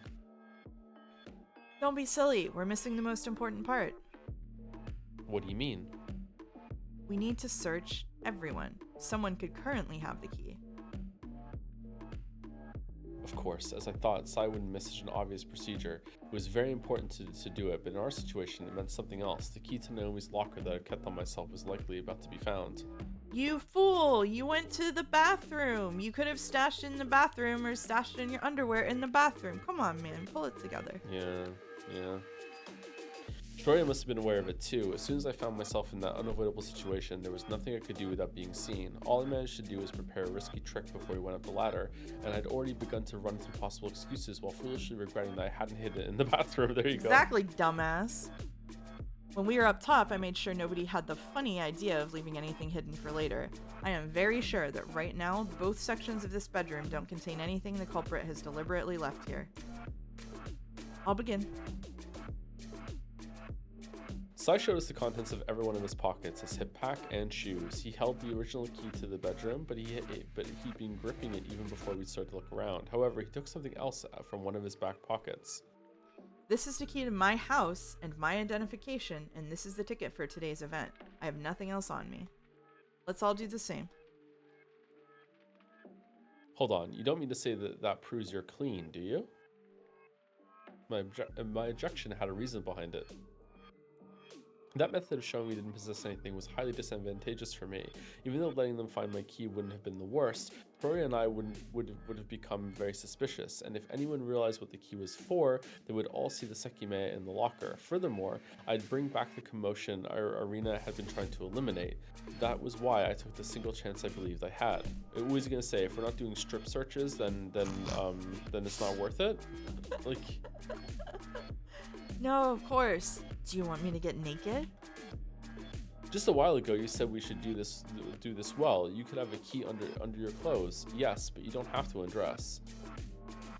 Oh my I walked god. up to him, and like a security agent, I began patting his body from top to bottom. Oh, for fuck's sake. All right, now you can say you're clean. Well, thank God. I was gonna do this too, don't worry. Let's continue with you then. I just wanted to make sure, and that's fine, since you won't find anything. Did he just plant the key on him? I immediately knew I had sounded a little off. It was intentional to set the expectation that nothing would be found on me. As such, when he got to the right pocket of my pants, he looked at me with a frown, noticing that I'd been incorrect. Oh? Is that a key in your pocket, or are you just happy to see me? I took that brief moment of surprise to take out what he'd felt from my pocket. Ah, right, I've forgotten I put this key here. With 2 fingers, I was gripping the Sekimeiya cabinet key. I moved aside and placed it on top of the drawers. I'll leave it here. We need to lock ourselves inside with it, as I said before. Trying to appear nonchalant, I walked back and told Sai to continue. Like I'd done to him, he finished checking the lower part of my body. Okay, you're clean too. I was gonna say that what Katsuki needs in this situation is some basic sleight of hand, so I'm glad he thought of that. Kite, mind being next? I took a deep, discreet breath. Shiroya had been fixing her eyes on me, but I attempted not to meet them. I stepped back, and Kate took my place. I moved to Shiroya's side. She was probably wondering if I'd already gotten rid of the key. Later, without being heard, I'd have to tell her what I'd done. Despite how things seemed, it was still located in my right pocket. Before going up the ladder, I thought that I had only one way to avoid being found out. I would have been easily noticed if I attempted to leave the key somewhere. Taking advantage of the fact that I also had the cabinet key and that it was slightly bigger, I'd removed the locker key from my back pocket and slid it into the same pocket as the cabinets. Until that point, I'd avoided keeping both together so I didn't produce metallic noises as I walked. The locker key was small. I purposely put it horizontally behind the cabinet so that Sai would press his hand on it and only notice the bigger shape at the front. Risky gambit? Fortunately, I've been able to abuse his minor surprise by taking out the cabinet key and leaving the smaller one inside. When the body inspection proceeded, he assumed the right pocket was clean and didn't check it again, like an idiot. Huh, what's this? I looked up. Sai was feeling one of Kate's pockets, and it appeared he'd found something inside. That time, it was Sai who first put his hand in and retrieved yet again a key. Oh, right. I'd also forgotten I had this. He's doing the exact same fucking bit. We all recognized it. It was the old-looking key we found on the floor of hallway A. Didn't you say you'd keep it somewhere safe? I forgot, but don't worry. My pocket is plenty safe. After staring at it, Sai put the key back in. In the next pocket, he found something else. For the third time in a row, they were keys. Wow. You know these four as well. One is for the bathrooms, another is for the security room, this one opens my locker in the staff room, and this one is for the door leading to floor 2. Silently, Sai finished the inspection without finding anything else. Still unsatisfied, he took out all the keys once again and attempted to insert them into the door's keyhole. They don't work. You're done then. He gave the keys back to Kate, and before the next person could be examined, I voiced a thought. That first key, could it be for the hidden door we found? I just thought the same thing. Both have this feeling of being fairly old, and there's no other door in this building that does. Huh, you might be right, actually. We thought the culprit dropped it in a hurry. If that's what happened, it could be why they had to remove the handle. But the key spent a long time on the floor, so why didn't they retrieve it before we found it? They already left the suitcase in hallway C at some point. Alright. We went quiet at the mention of the suitcase. We'd more or less assumed that Naomi had left it there, but we weren't sure anymore. You're right. Maybe they wanted to avoid every possibility of being spotted and didn't want to step into hallway A. The fingerprints that you saw, are they clear enough to be useful? If the police can figure out who they belong to, that could be a path to the culprit. We overwrote them now. I'm not sure. The clear ones were all replaced by mine, but there might have been some more around because you need to push the wall in order to open it. See, if whoever it is doesn't go erase them upon realizing we found them, some should still remain. But if they're one of us, the fingerprints won't mean anything since it won't be provable they were left before we found the door. Yeah, there's one more thing too. When we discovered the secret door, my first thought was that someone bypassed our searches by hiding there. However, even though the light wasn't very bright, what Shiroya and I initially saw were three distinguishable fingerprints. I don't think any were overlapping. You mean the door was only recently opened once? From hallway A, maybe. If it was only open once, it can't be that someone went there to hide all the times we searched unless they spent hours inside. Maybe that proves it wasn't one of us. Huh. I suppose they could have used the Sekimeiya to teleport inside without opening the wall, but that doesn't sound likely. Anyway, who's next? Shiroya volunteered. In her case, nothing was found in her clothes. Her purse was almost empty and only contained a wallet, 2 of the 3 tickets we'd bought for the event, our personal identification to match the tickets, and the key to my house. Akara was next. In the same way, his inspection was handled quickly, and once again, personal keys, his identification, and his own entrance ticket were all found on him. It wasn't surprising, as the same kind of body search would also be performed before entering the tower. Alright, done. Finally, I don't mean to suspect you, Arena, but ignoring you would defeat the purpose of what you're trying to accomplish. I know, that's fine. She moved ahead. Usually it would have been worth considering that the person who proposed the arrangement had a secret reason, but I knew Arena was genuine. Sai gently made sure she hadn't been concealing anything, and by letting us know that her purse was clean as well, he put an end to our last measure. Nothing extra in her purse. We were specifically searching for hidden keys, so even though it was normal, we all possessed ours. Sai made sure to confirm that their shape didn't match the bedroom doors. Good, this went well. Now, doing what I explained should be easy.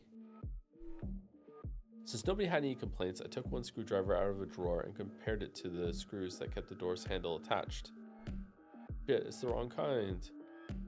It'll work. Never mind, it'll work. It's not a perfect match, but it'll definitely suffice. We wanted to hide the key and outer handle outside, right? There's not much of a point to it since the chain will prevent anyone from entering, but can you think of a good place to hide it? I feel like under the bathroom carpet is good enough. Like you said, it's not too important. Regarding the handle, no great spot comes to mind, but it doesn't matter anyway. The attic's full of removable handles, so someone outside could probably unscrew one to use on the door if they really wanted to open it. In that case, in case that happens, we have the chain to rely on. Yeah, that sounds fine.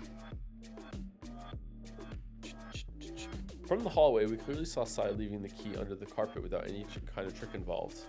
Yeah, that's true. They don't know about the stakes. You can just shoot those through the chain with a stake shooting gun. There it is. Only one thing to do then. We all moved back inside. With the big screwdriver, I removed the 4 screws of the inner handle, which fell on my hands. It'd be great if we could use this on the storeroom door. Yeah. We should all get ready to face the consequences of this. Don't be surprised if Ashia blows this tiny action out of proportion.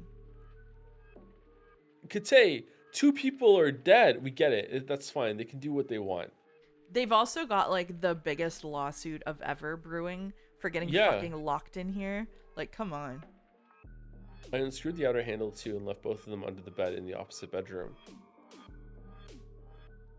In the door, only one hole became visible, as the keyhole wasn't found on the handles themselves. I made sure that the door couldn't be opened through the hole. A very short metal cylinder was poking out, but it was incredibly tight. We weren't going to turn it from the inside. When I was certain, I asked one last time. Okay, this is it. If I close this door, we won't be able to open it again. Any final objection? I looked at the 5 of them, who knew what their next 6 hours would be like. Nobody opened their mouth, so I proceeded with the most important action. Slowly, I pushed the door forward. There was no friction against the door, so I applied force until it satisfyingly set into place. Click.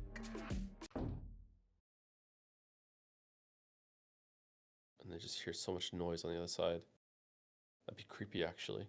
Mm-hmm. We'd seal ourselves. The chain is hanging off the door, and you attach it to the wall. No, that's usually how they are, aren't they? We sealed ourselves in. Surprisingly, it had taken a fair amount of concord. It was clear that nobody wanted to oppose the request because Arena made it. Any regrets were no longer meaningful. As the icing on the cake, we set the chain. I attempted to pull the door forward and push it outward, and as expected, it didn't budge. It had become a barrier from both sides, and the only way to unlock it would be telling the police where we'd left the key and detaching the chain for them. Cooperation from both sides was needed.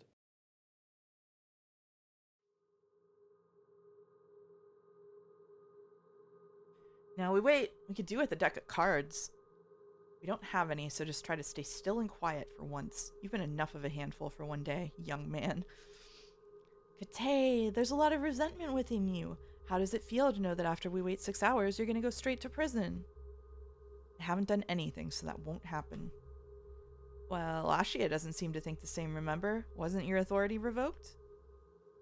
What's the time? Huh. 15:08.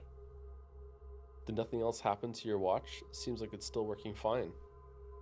Excuse me? Oh, you know about that? Yeah, we fixed it earlier. What? Yes, when we were waiting in the lobby before you two appeared.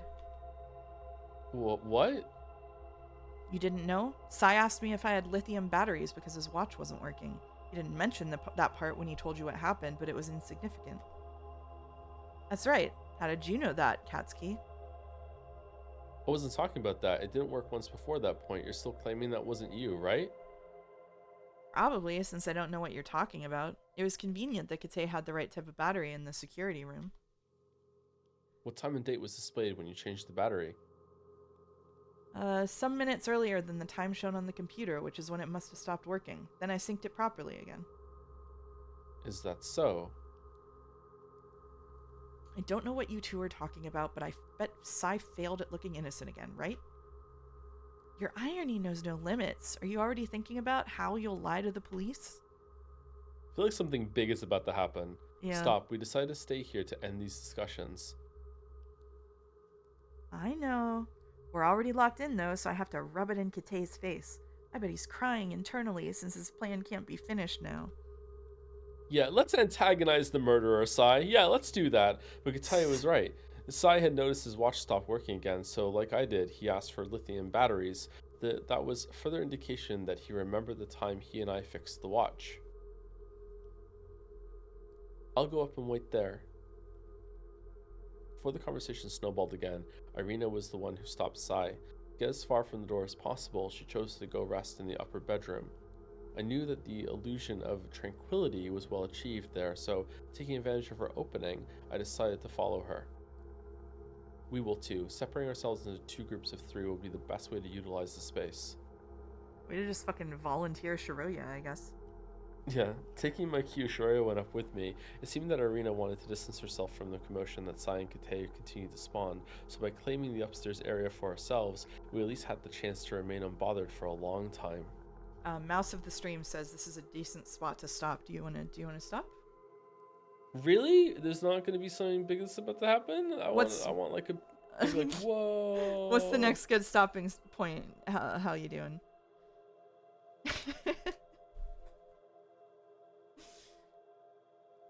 Is there one we can stop at that'll make us go, whoa? Nothing massive in the next 20 minutes. What? What? What? What? They go through all of the setup and like mechanical like hand walking through of like what they're doing only for nothing to fucking happen for like half an hour? What? What? With this tense music playing right now? All right, okay, Does we're something done. interesting happen at 21 minutes? If you keep going for 15 minutes, something will happen. Something. What do you think? You're the one with the bedtime. Okay, if it's 15 minutes, I'm good for 15 minutes. You go If for it's 15? 15 minutes. Okay. All right. Yeah, okay. Right. Do you want me to take narration? No, I can keep doing it. It's fine. Okay, cool. Don't forget, I'm the one who hates when things happen. Only when they happen to me. Nothing ever happens. Irina was sitting on a bed. She didn't pay much attention to our presence, so we silently sat on the opposite one. Although 6 hours still had to pass, I promptly realized that I was still exhausted. It was possible I could sleep and fast forward to 9 o'clock. That's exactly what I would be doing. I'm not gonna lie to you. I would be fucking Yeah. snoozing. It's like being on a plane, yeah. Yep. We closed the hatch so we couldn't hear the people under us. If they decided to keep arguing with moderate voices, we wouldn't hear it. Or, like kick a door down. It was time to disconnect. I've been actively trying to piece everything together, but after choosing to abandon that, only time would force me to go back, in the case that something horrible awaited us at the end of the road. At least, that was what I'd been ready to accept. You two didn't do anything to Isla, right? Taking both of us by surprise, Irina broke the silence she had set up. We raised our heads to see her deep eyes peering at us.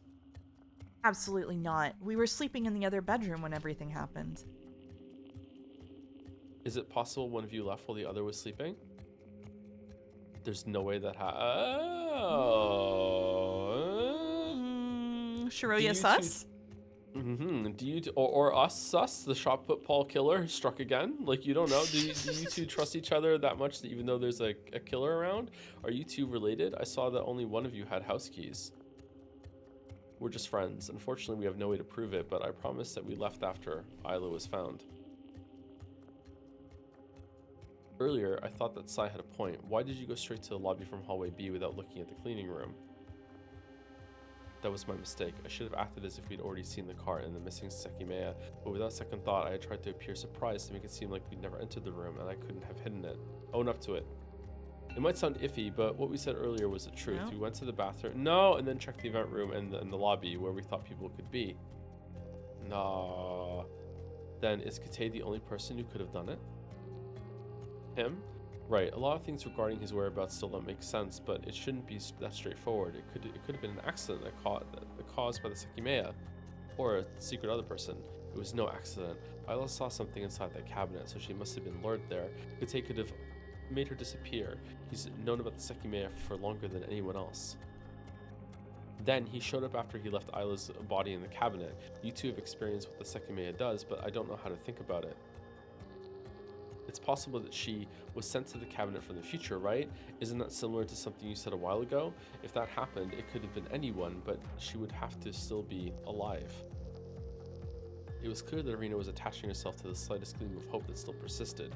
The recording proved that Isla would still be alive in the future, so Irina needed the time to pass to know if there was any trust left to be placed in it. She must have suggested waiting in the room in the hope of nothing occurring at night. Okay, I like this conversation so far.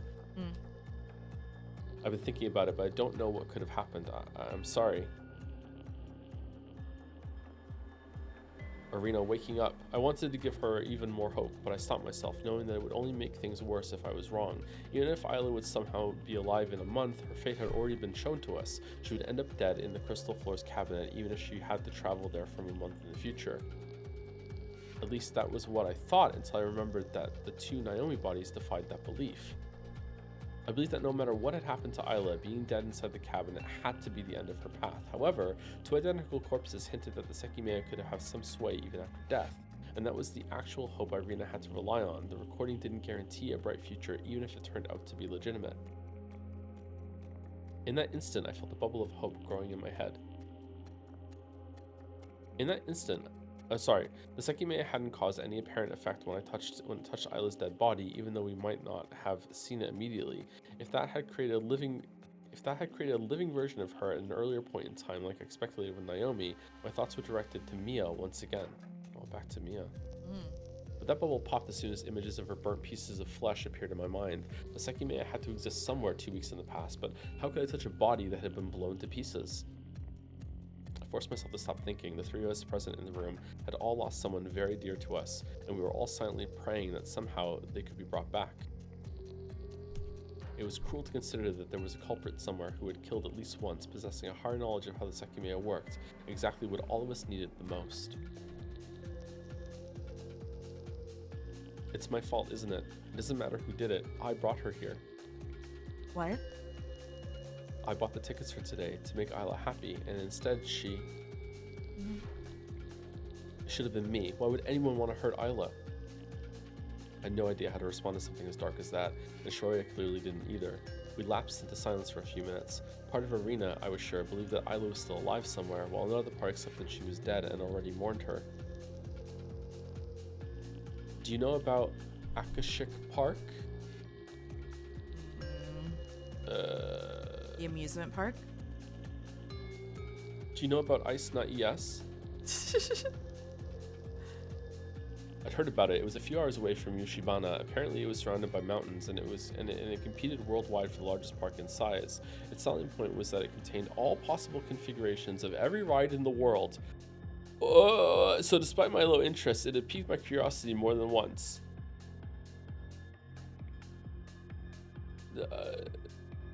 Is that word used in anime bullshit that you've played? What word? Akashic. No. It is like a word. It refers to like it refers to what it says there, like all possible configurations of every ride in the world, but the Akashic records are supposed to contain all like knowledge in the entire world. This is like a theological term, I guess is the right word for that. Okay, so and we're in weird. The Akashic building where every possible thing that can happen in this building has to happen. Okay. Well, we're in Ashia Tower, but it's not that far from. You might have thought Isla was obsessed with the gems downstairs, but it didn't even come close to how much she wanted to go there. She brought it up countless times, but it's really expensive, and I've always been a bit afraid of ride malfunctions.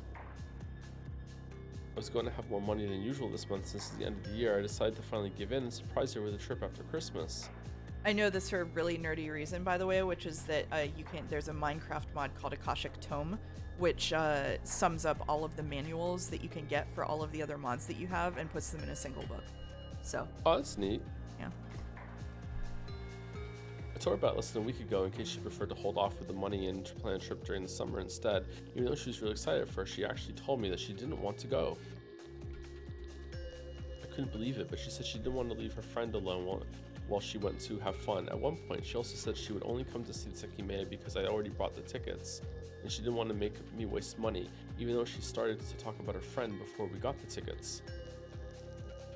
I told you other small ways her behavior changed, right? I forgot one. Sometimes she hid something from me, a small object, I believe. Huh? That's what it felt like. I noticed a few times she would keep her hand in a fist for a long time. If I asked her to show me what she was hiding, she would run off, so I had to ignore it. It must have been something very small. Is there something in her fist right now? I can't get out of my head. Whatever happened to Isla started weeks ago, and I never realized it.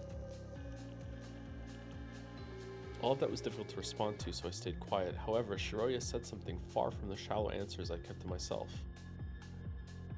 Hold on. Irina, I might know who Isla's friend was. What? Who? Don't say Mia. I frowned. How could she have known that? If the only ideas I kept in my mind were an imaginary friend, a Zin member, and a staff member from the tower. I'm not sure if it makes sense. When we learned about her friend's story, we hadn't experienced the Sekimeiya's powers yet. But just now, I thought of something that could make a lot of sense. Apparently, she and her friend were living together, but you said that was impossible since you hadn't seen her. Could it be that her friend was herself after traveling to the past? And they were just never in the same room at the same time? With that sentence, with that sentence, the huge simple possibility opened up in my mind. I hadn't considered it at all since I've been blinded by conspiracies, but I immediately understood why Shiroya reacted to that. Why Shiroya reached that idea. Herself? What are you talking about? I would have seen her.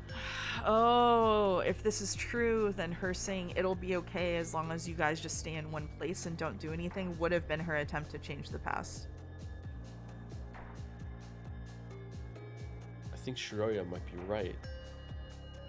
What? You would have seen her, yes. You said that she started to disobey you sometimes and you even found her at home once instead of being at school. Right. They were actively keeping her identity from you because they felt like they couldn't reveal that another Isla had appeared. But when one of them went to school or to do what you instructed her to do, the other couldn't follow. During those instances, you could have been seeing the Isla who came from the future.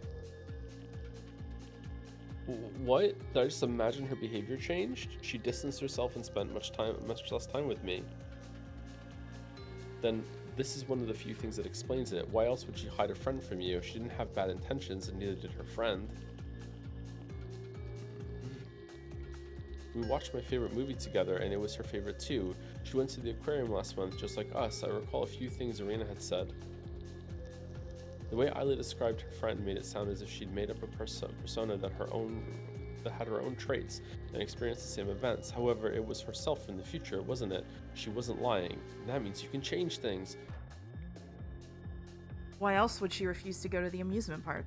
Both of them couldn't go at once, so she must not have wanted to leave her behind, knowing firsthand how much she wanted to go too. Then, right now, she's outside. Isla specifically said her friend was waiting for her outside. That has to be it. She will exist in a month. I didn't want to deny it, but it wasn't that simple. In fact, nothing about her fate had changed. I could assemble things the following way. When Isla disappeared from the cabinet, she went far into the past. The range should have been a lot bigger, but we might be wrong about that part. In a month, that Isla will somehow enter the tower. Tragically, no matter what I thought up, the following step had to be: Isla travels to the past and ends up dead in the cabinet. There was no way to end it differently.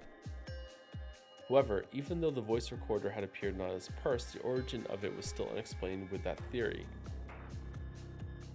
Irina's head lowered, and her expression went back to how it had been minutes before.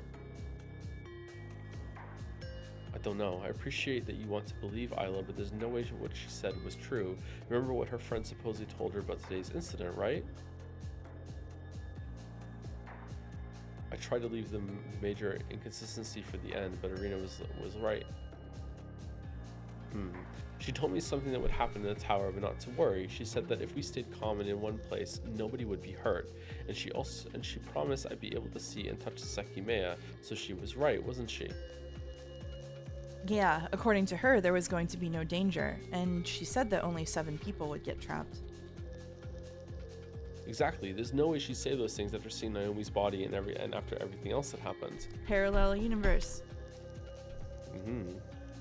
Actually, this isn't what I'm most worried about. Thinking about it conceptually, this is something that cannot work. Conceptually, you have time traveled, right? Things that would normally be impossible are happening. You said so yourself. That's not what I mean. We've come to the conclusion that the past can't be changed. Based on nothing. Yeah, based on because you didn't because you chickened out on going to a bathroom door. So what we're suggesting is that Isla met her own self, who had traveled from the future. They kept her existence hidden from you, and the friend let the original Isla know about today's events. Ignoring that she was told that what she was told was incorrect, the next step is flawed. She can't go back to the past and relive what she's experienced. She would have to replicate exactly what her friend had done and said, as the past would occur exactly as it already had. There's naturally no way she would willingly do that. Isla said they'd be hanging out a lot, so as I said, conceptually, it's incredibly unreasonable to think that she spent the time as her friend, knowing how everything would play out. You saw her once when she hadn't gone to school, which should be an impossibility since she would have known you would see her and she would have avoided that. Oh my god, this is like, wow, this is such finicky thinking. I mean, like, I understand where it's coming from, but wow. It's the certainty that he says it with when it's based on just like flimsy scaffolding that gets me. I see. You're right. It's not possible. I hadn't seen it like that. Everything we think about goes back to the same core. We don't really understand how the Sekmeiya works. We can't say it's not possible, but the way we're currently thinking about it can't function. Okay. No, we can't say it's not possible, but also it's not possible. I've made up arbitrary rules to explain a few things that have occurred, but as long as they work, we can't discard them. If traveling so long to the past made Isla's memory fuzzy, for example, she might not remember the time she spent with herself. From her perspective, that would have been happening for the first time, so she would have acted on her own without being aware that she was repeating everything. She would have also misremembered what occurred today and given Isla false information that she trusted completely.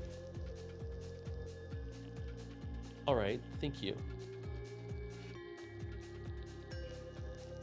Do you want to take the narration for the last little bit? Sure.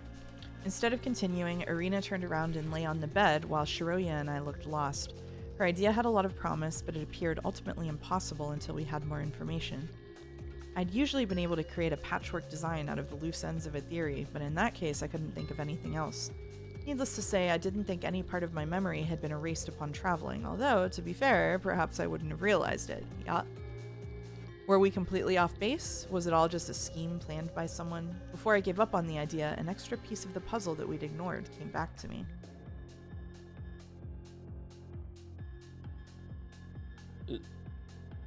Who's this? Irina. Or Isla, sorry. It's Isla for you. Where am I? They're doing a flashback to the voice recorder. Oh, What do you it's mean? not black and white though. Yeah, we're still in Ashia Tower. Do you not remember? No, I know. What I mean is, what happened to me? Where am I? Following that, there were a couple of unsteady, heavy footfalls, most likely someone staggering. During the next few seconds, Isla cried, and nobody spoke inside or outside the recording.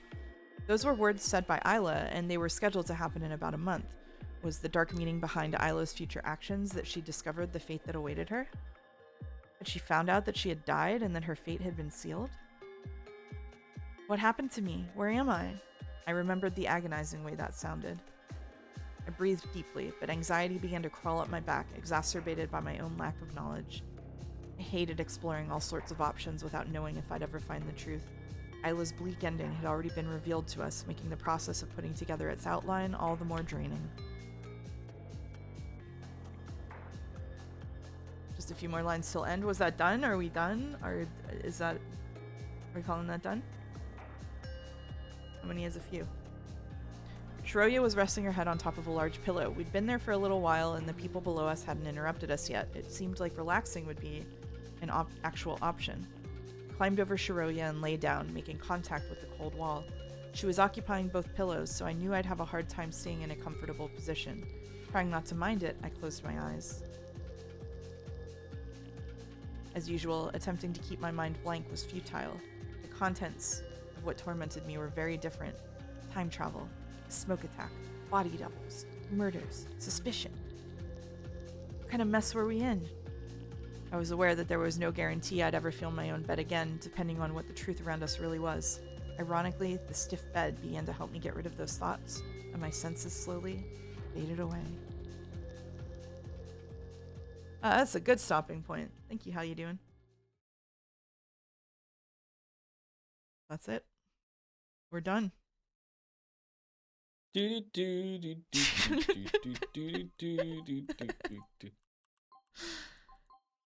That's it. And the next visual novel you read will be Umineko. Hooray! Hooray! Hooray! Hooray! Oh, well, things are occurring. It feels like we're just getting like more and more information piled onto us, like we're like, and then like the breaking point where figuring things out happens has not occurred yet.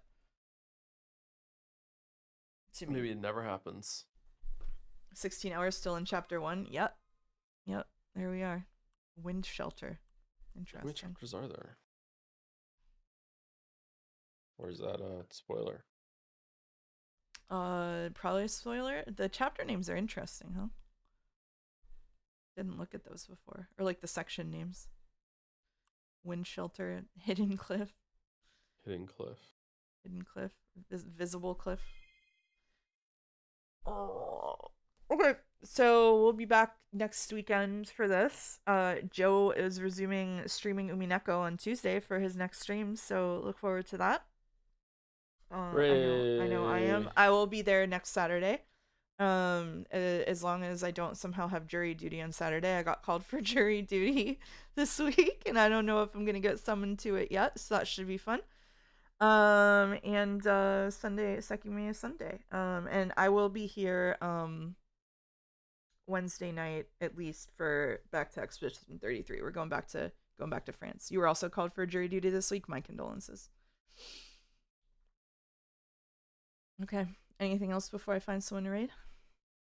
No, I don't think so. Okay.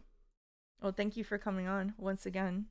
As we truck through this, based on other people's numbers, we're like a quarter or a third of the way through the visual novel. Optimistically, That's good. I'm enjoying it way more than we were at the beginning, but there are still some things. It's just the same criticism over and over again. It's going to be there for the whole thing, I think. Yeah, I think so. I don't want to harp too hard on it because you're right. It's just kind of the same criticisms, but sometimes it gets to me. It gets to me a little more than others. Yeah. All right. Who can we raid?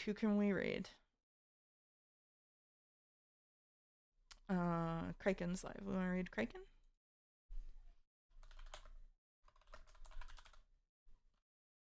Snoot TV? Who's that? I am gonna go take Gatsby out. So okay. All right. Thank you for coming. You're welcome. See you later, chat.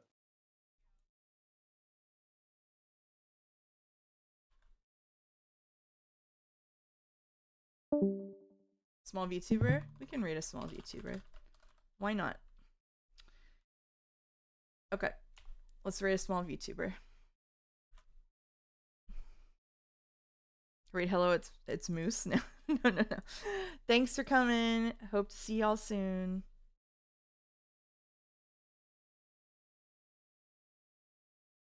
And if you're still here, talk to you later.